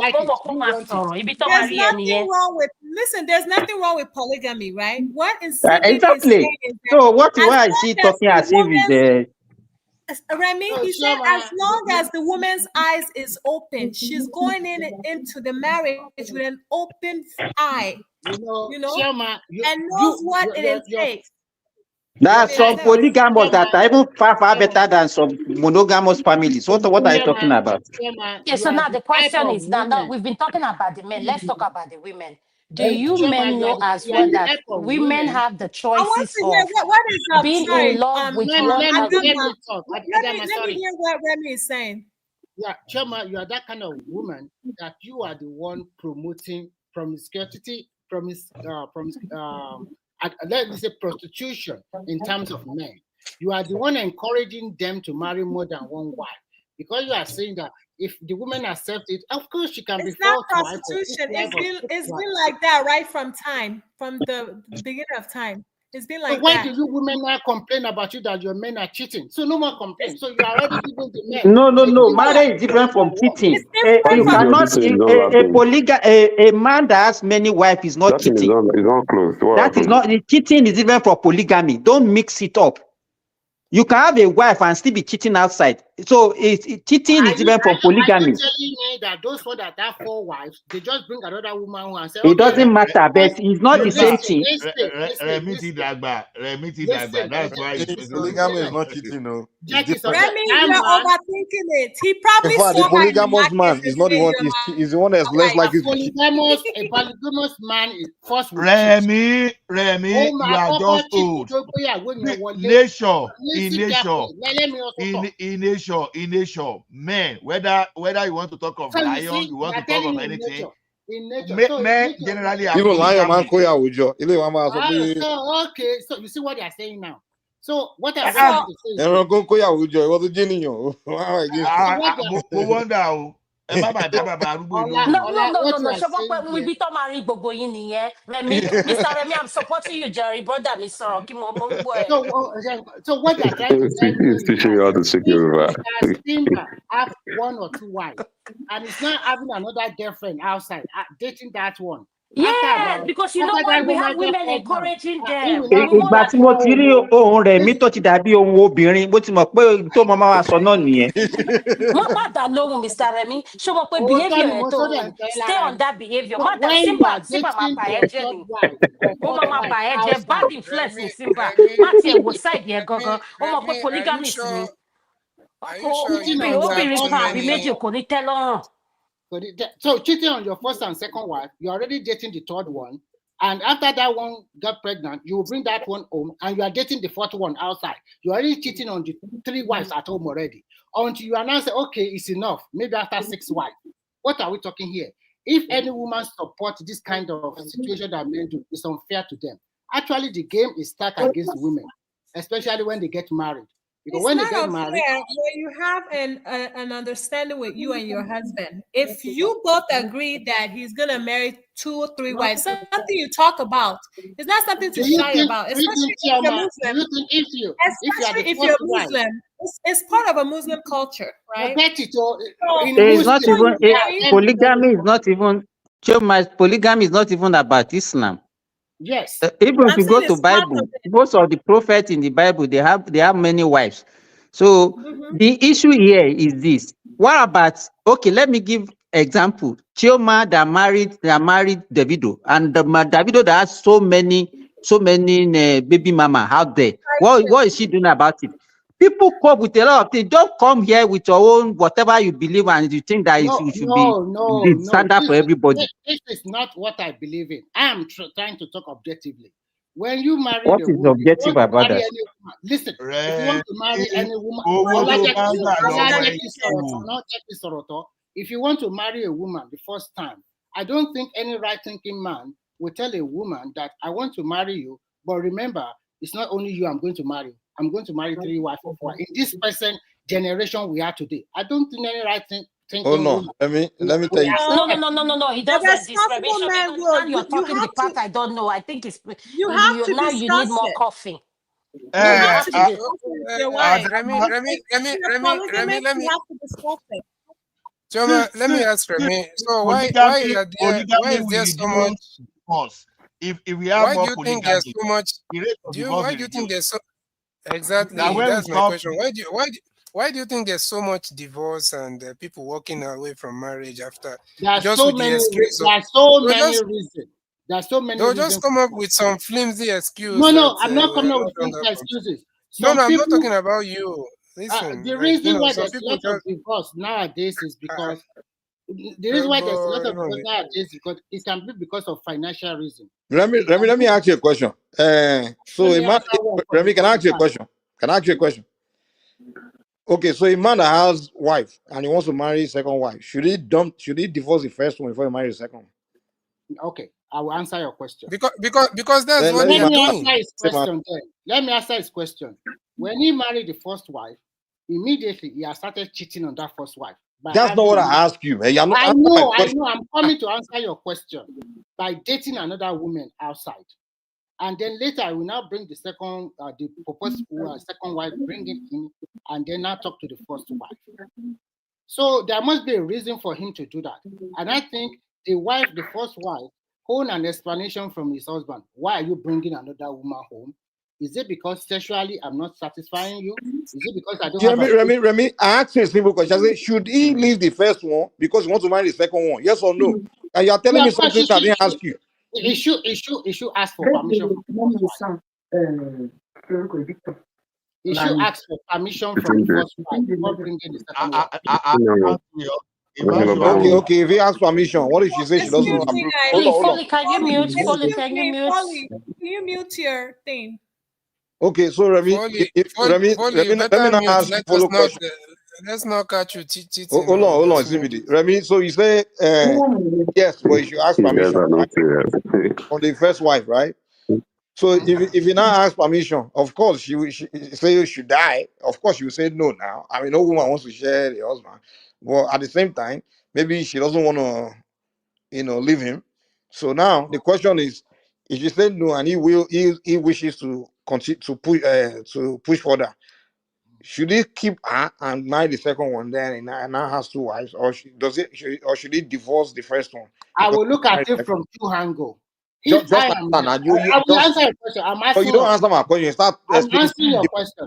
If I were the wife and I know that my husband will bring no, not what the wife. No, the man.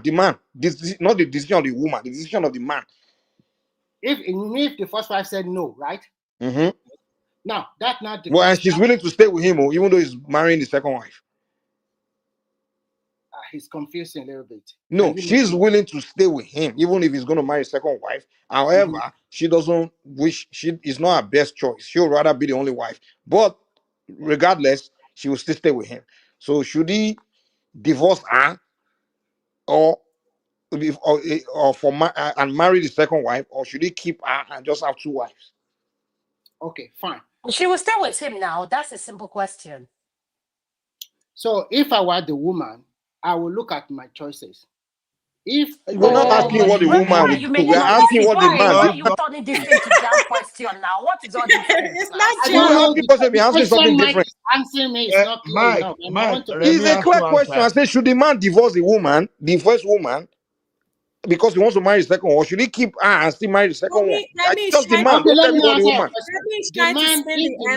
If the man is sure that he does not love the first wife anymore, divorce the first wife and pick another one. No, he loves her. He loves every woman. That man is a greedy man. Forget what he is. Forget what he is. The question we're asking you, should he keep her and marry the second one? We don't care whether it's greedy or stupid. We don't care. So Remy, mo fẹ́ fún advice because Sherry dictionary to manka. Remy, you can't be I'm sorry.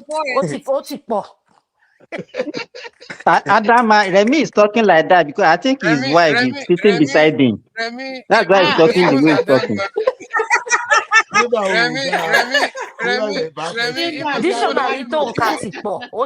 Remy, even Adama has left you. So the thing is that just let people. Simple question. One more time, it's a jam question.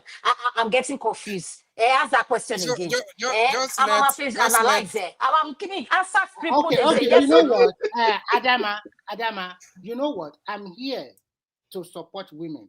But it seems that you women are the one also instigating men. You are not supporting women like this. Remy, thank you for supporting us. So I want to give them their cup of tea now. I just want to tell them, all these men that want to marry second wife, all this thing, where is the strength coming from? So a lot of them are not good in bed.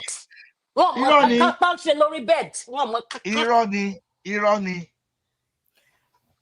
Adama, they have money. Money can compensate. No, money can compensate sex. No, don't go there. Money, I don't care how much money you have. If you're not good in bed, if you're not good in bed, forget it. I don't care how much money you have. There's other ways to add pleasure in your life. Many they are Igunga. Many are Igunga, I can tell you. So no, they Igunga of Congo. One woman went there 7 times. Adama, have you heard of Okpahin? Are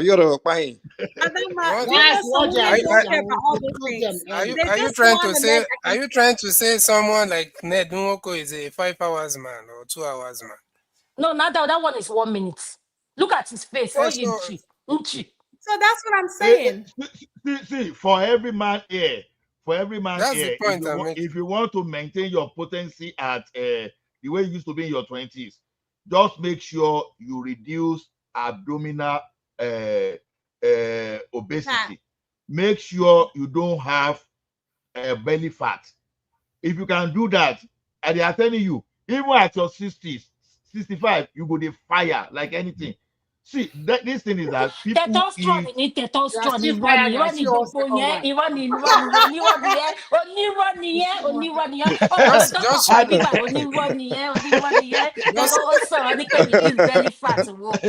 Adama, no, you are right. Testosterone, you are right.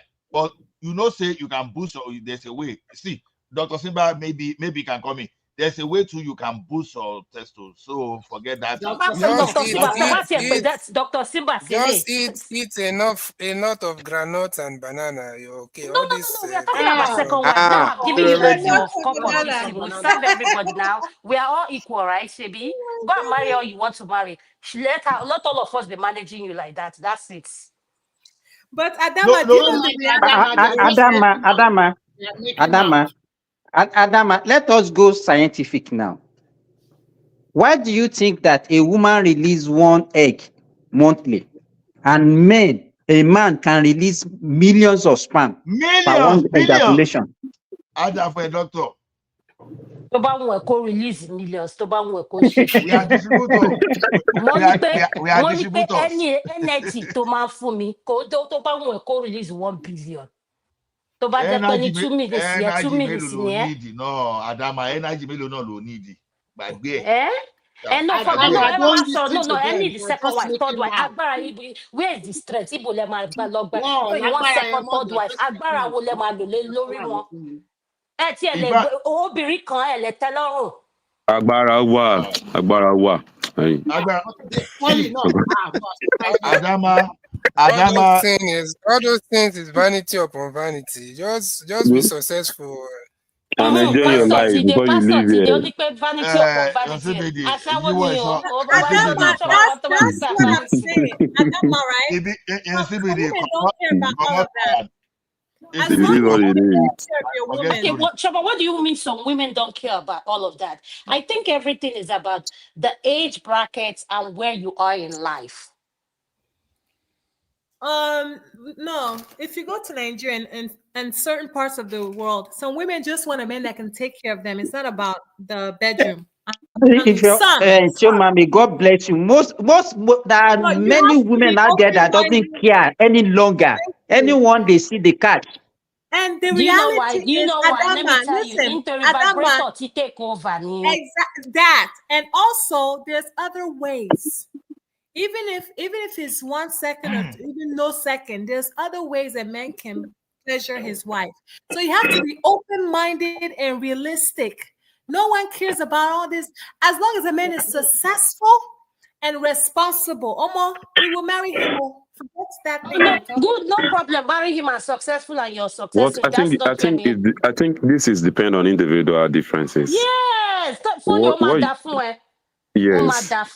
What you like may be different from what I like. So some they are dating because of Those things satisfaction. expire. Fully though, those things expire. You know that, right? I didn't get that. Expire in what way? The thing Ṣé with my ṣé rí stop báyìí ìyàwó rẹ̀ mi ti mú un lọ sìn, ó ti mú un lọ, ó ti fà á létí, ó ti ìsọkúsọ ló ń sọ, ó ti mú un lọ sìn. Síbà ìwọ ló máa mọ̀. Ìwọ ló tẹ̀ta ló béèrè lọ́wọ́ ẹ̀. Ìwọ ló máa mọ̀.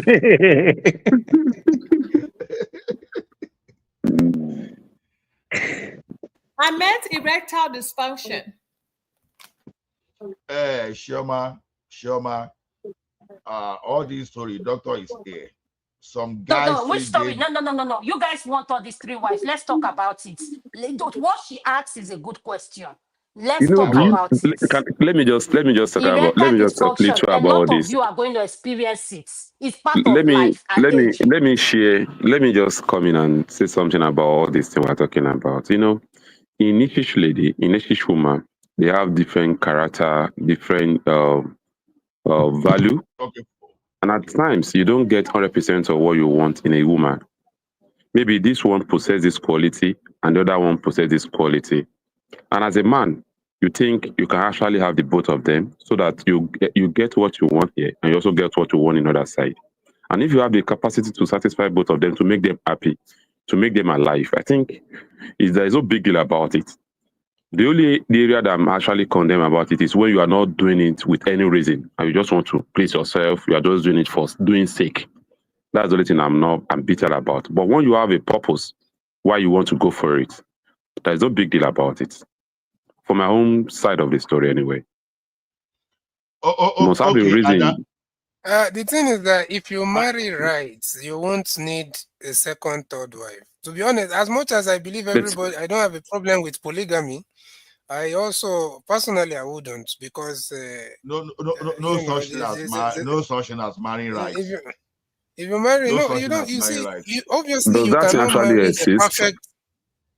Wait, you can't marry a perfect person, but at least you should marry someone that you people are having. You know, for most of the time you're comfortable with the person. Like you if you're looking for an angel, you should die and go to heaven or something. But you have to, marry someone that you guys are heading the same direction. Someone that you guys get each other. Even the Bible says, if you're a Christian, sorry, my brother. If you're a Christian, even the Bible says that two cannot work together except they agree. So when you guys agree with yourselves and you guys have, you're communicating, you're people that are always listening to work things. You guys work things out. You know, the problem is people think. Don't let us make this religious. Don't let us. No, it's not about religion. I'm talking about having a mentality of working things let out. Foley come in. And CBD, please. Let Foley come in. He has not spoken in a while. Okay. Do you know this thing? Most marriages, Forced marriages they're not actually knowing themselves that deep before they got into marriage. Are you aware of that? Ooh. That the childhood, at the age is not really allowed them to know what they really actually want before they go to marriage. By the time they now got there, they were growing. Everybody is now growing. The woman is growing. The guy is growing. They want more than what they already have. Do you know that happened as well? And that's changed their mindset. You know, most people, we deceive ourselves during the courtship. You can't see the true color of both men. I mean, the man and the woman. You can't see their true colors when they get when the marriage is actually consummated. Simba, it depends. You know, I've seen some people. I've seen some friends, not one, not two, not three, not four, not five, that they've dated since secondary school days. As a matter of fact, they grew up in the same quarters and they ended up marrying after like 13, 14, 15, 16 years later. So the thing is, it depends on individual situation. So you now seeing a girl today, maybe you're already married, you as a medical doctor, you're already a consultant, you now met a lady, let's say 2 years ago, and you got married to the lady this year. It's different from someone that have been dating since, let's say, JSS1 up to the time they graduated from the university. So those people are the kind of example of people getting married to their best friend. So they've known each other right from deeply. Yes. My brother, it's not even about marrying your best friend. I've seen such marriages. Sorry, in CBD, I've seen such a marriage that didn't even work after they got married. In fact, this one they have been dating themselves from secondary school, probably from one, and they were together till when they were well established and got married and have kids. But that marriage still ended abruptly. You put it on. So what You are put we it on talking about? ratio. You put it on ratio. How many of them? How many of them? You have to put it on ratio. You know, the How issue many is of that that how kind many of people marriage even have issue? such relationship? How many did you even have like that, even in the first place? You still put it on ratio as well. Plenty for Ekiti. He did plenty for Ekiti. Very well. Who's that one? Who's that one? My brother. Olanu. Ola, my brother. Ali, during my time, he did plenty. You understand? When we say, okay, I grew up in the Ekiti, and there are plenty of my classmates. Ola, are you from Ekiti? Are you from Ekiti? I'm from Ekiti, and I school in Ekiti. It's not about best friend. You do know I'm from Ekiti. It's not. To me, that time doesn't matter. Wait. Before you people start doing your Ekiti reunion, please. It's not about. They are doing Ekiti Parapo. It's not about best friend. You understand? It's not about best friend. It's about, having something that you place ahead. It's about being accountable to something other than yourself. Because all this separation and breakup and all divorce is all about people talking about myself is not good for me. I want to put myself first. I want to look after. You see, once two people decide to get married and see marriage as something above them, and see marriage as something that they have to work together for it to work, then all these things will not. I've seen a lot of people that married their best friend, they separated after 10 years or 5 years, and they've been together since they are, probably even in the early secondary school days. So it's about having value for something other than your own personal. I totally agree with you, CBD. Self-aggrandizement. You have to work it out. If without work, love is effort. You think love is some magical thing in the stars? Love is even scam. Love is scam. There's nothing like love, self. There's nothing like love, self. Everybody we are just tolerating ourselves and just putting effort to sustain it. It's just emotional. Yeah, exactly effort. That's the thing, effort. You see, people go and meet all those families that have been together for 50 years, 40 years. You think you know how many times they've had issues? But because they understand this thing that, okay, they have to work, they have to understand themselves, talk things through, and deal with things for them to be together. That's why they're still together. You think they've had a smooth ride. You just have to set your priorities straight, So it's not about friendship and all that. It's In just fact, too in much of. CBD, what Ola was even talking about, I have two brothers that did that thing. They married their girlfriend from secondary school. I knew what the two of them are passing through now. Hell, hell from those women. So forget about it. Oh. It's not about even. It's not the. It's not No, about how long. Simba, you are taking it too far. When we talk here, always try to put it on distribution. At least don't go for the outliers about the distribution. I'm telling you that already I've established, I've said it here that what you call love is a scam. There's no such thing as love. It's right. So the thing is this: I know your behavior, I know your behaviors, you know mine. I were able to accept it. I will work things out in terms of transactions. Then we're able to focus on a purpose. It's different. So yes, some That's one. dated That's one. for You need only 3 months to know, or 5 months to know that. You don't need a lifetime to know somebody's likes. you see me the bagbe, forget it. Hey, women can pretend for 10 years. All right, wait, what? See, the most reserved people that Allah, can you be more sound like you had strategic. a bad experience. Women can pretend. No, I don't. See, I don't have a bad experience. Let me tell you one thing. No, I don't even have a bad experience. I said it here. I know the shame to talk. The girl I was supposed to marry as far back as 2002.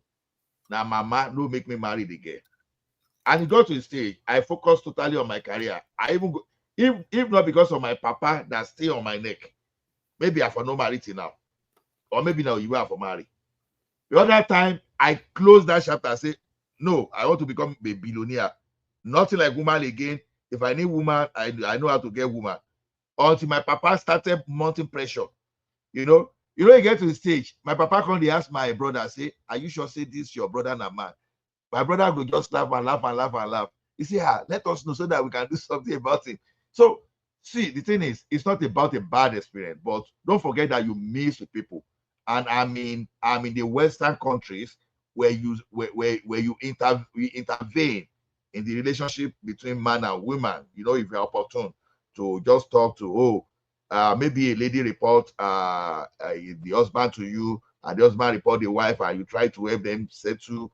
So things that are going on in our community. So you've heard a lot. You can, even where you are, you can't pretend not to hear about what is happening. So that is from where you gather experience, from what you hear from people and the things that happen within your environment. As for me, I've not experienced it. But what I tell you today is this: I don't go lie. If a woman told someone that I don't want to do again, it's better for you to start strategizing.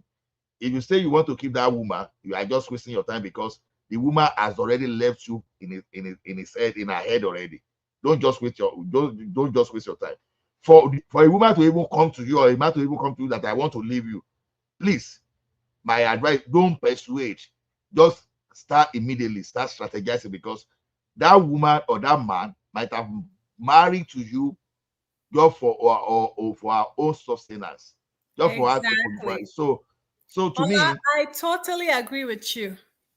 So that's the way I see it. I do personally, like a friend of mine told his wife, he said the day you can tell me that you want to divorce me, he said, I will leave Canada for you. That guy said, that if you make a mistake and say you want to divorce me today, he said, I will leave Canada for you. You know what that means? It's a very strong word. That means that he was directly telling that lady that you were not going to get anything from me, because I will move all my life out of Canada.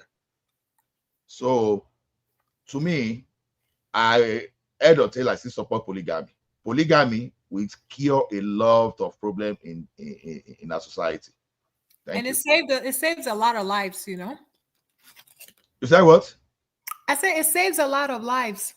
I'm telling you, where you want to do polygamy, don't marry two wives, because that's where problems started. Because they go there on neck of each other. Make sure you marry at least 4, 5. So everybody, and don't go marry women that have nothing to do. At least with 2 wives, you must eat 2 soups that night. Every night you eat 2 soups. By fire, by force. No, you see, where you have 2 wives, no one cannot be using star eggs You understand? Exactly. You know, women sometimes they want to use that in as power As to, you control, know, to manipulate their manipulation. husbands. You understand? But when you have more than one, more than two now, it's competition. You say, today's my turn, no, tomorrow's my turn. Turn by You know? turn, exactly. Yes, it's so true. Yeah, I know that space very well. So yeah, I totally agree with Of course, you've mastered it. I know it's very well. So the second wife before, eh? What happened? No, mind your business, Mike. Olori. Michael, the file. I want second wife at the side chick nìyẹn. So let's continue. No, Adama, I've seen Oyibo that got more than one wife. You may call baby mama, but at least some Oyibo they do. Ola, somebody is advising you. He said he should not marry even number. He should make it odd number so that they will not have a team. Exactly. Agbayamani, Ebi. No, I agree with him. If you marry two, if you marry four, they can pair in two. Exactly. You understand? But if you have three, there's no way the three of them can come together. Ebi na the master of the arts. Ashewu ni mae. No, but what Ola is saying is true. I think if the men be upfront, if that's what you're into, because at the end of the day, a woman that wants to stay with you will stay with you regardless of how many they are. Just be if you are into polygamy, be upfront, be transparent. Do not lie about it or try to say if that's what you like, you're into, just be upfront with it. The part I don't like is when men are just sneaky about it and start no. If that's what you want, speak Adama, up and let be me even upfront tell you about a it. true life story. I have a friend. He's not a polygamy. He has two wives. One in North Simba and the other one a story doctor. Masumi, Masumi. You know, he got married to the nurse first. And if you see the way this woman was behaving, she was not even behaving responsibly. The man will come back from work, she will not even cook. She say she's tired and all those things. Immediately, this man got the doctor wife. Come and see competition. You understand? Come and see competition. They are even the one buying clothes. He cannot come to your house today and say there is no food because you know that another person will prepare that food for him. Exactly. So it just is as simple as that. So Simba, your point is get the point, yes. His point is there's no room for error when it comes to that polygamy. You see, Adama, right? My friend came from. I have actually three friends from polygamy homes. I have a friend that is married to a polygamist. I have my friend that is a princess. She came from a polygamy home. Like she has like three other step mothers, and they lived in the north. This is my best friend, actually, So I have a lot of experience with polygamy situation, So yeah. Mike Chumba. Mike, so that you have What did you say? What did you say? Only I have a lot of a lot of who? I have a lot of friends in that polygamy space, and it's all about the man. If the man is a responsible man and he's fair, he's not partial, then everything will be peaceful. That's the most important. Not joining them now. I married from a polygamy home, so not a big deal to me. So to me, polygamy is sweet. You understand? As long as you have capacity. Capacity is what matters. See one monarch in Ondo State. The man had 400 children, and to the best of my knowledge, I've never had any of his children that is wretched. Is it Olagbegi? What do they call Olagbegi? I didn't just want to mention, so everybody knows. So you can see.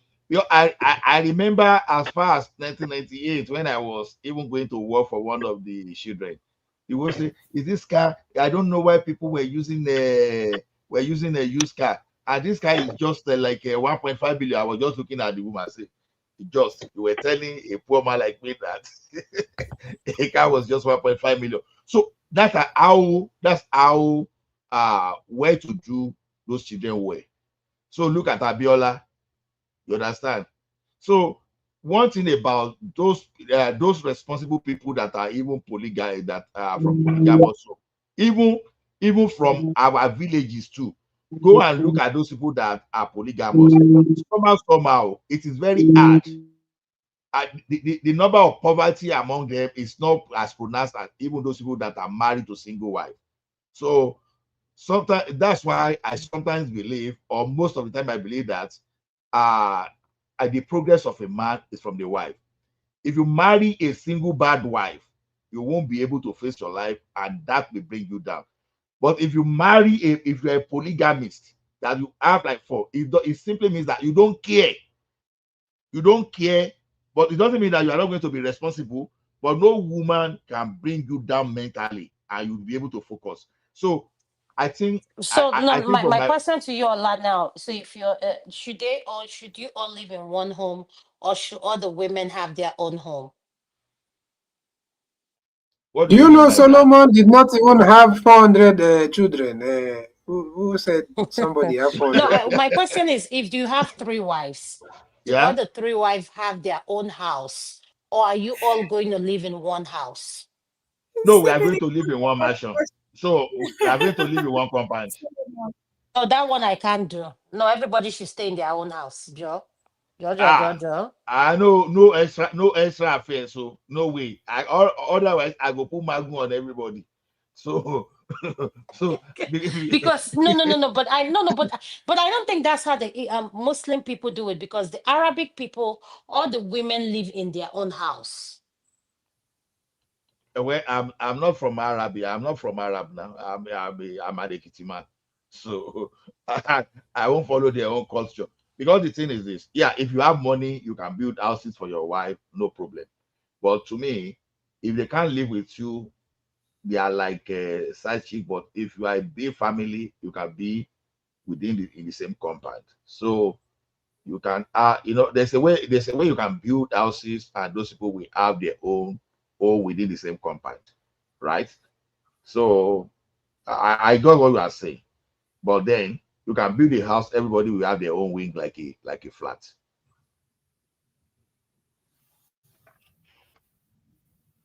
Yeah, that's why I go back to saying that you have to have enough money to maintain a polygamy home.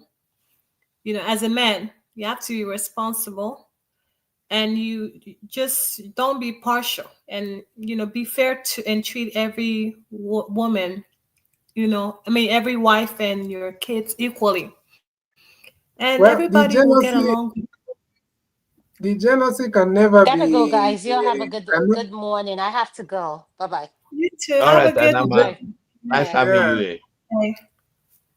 Yeah, the jealousy can never be eradicated totally, but there's always that because no matter how much a lady accepts another wife or several wives, there will definitely be some, the man cannot share himself equally. That's just the truth of the matter. Nobody can share themselves equally, but you can also always share your resources equally, and that's the most important thing.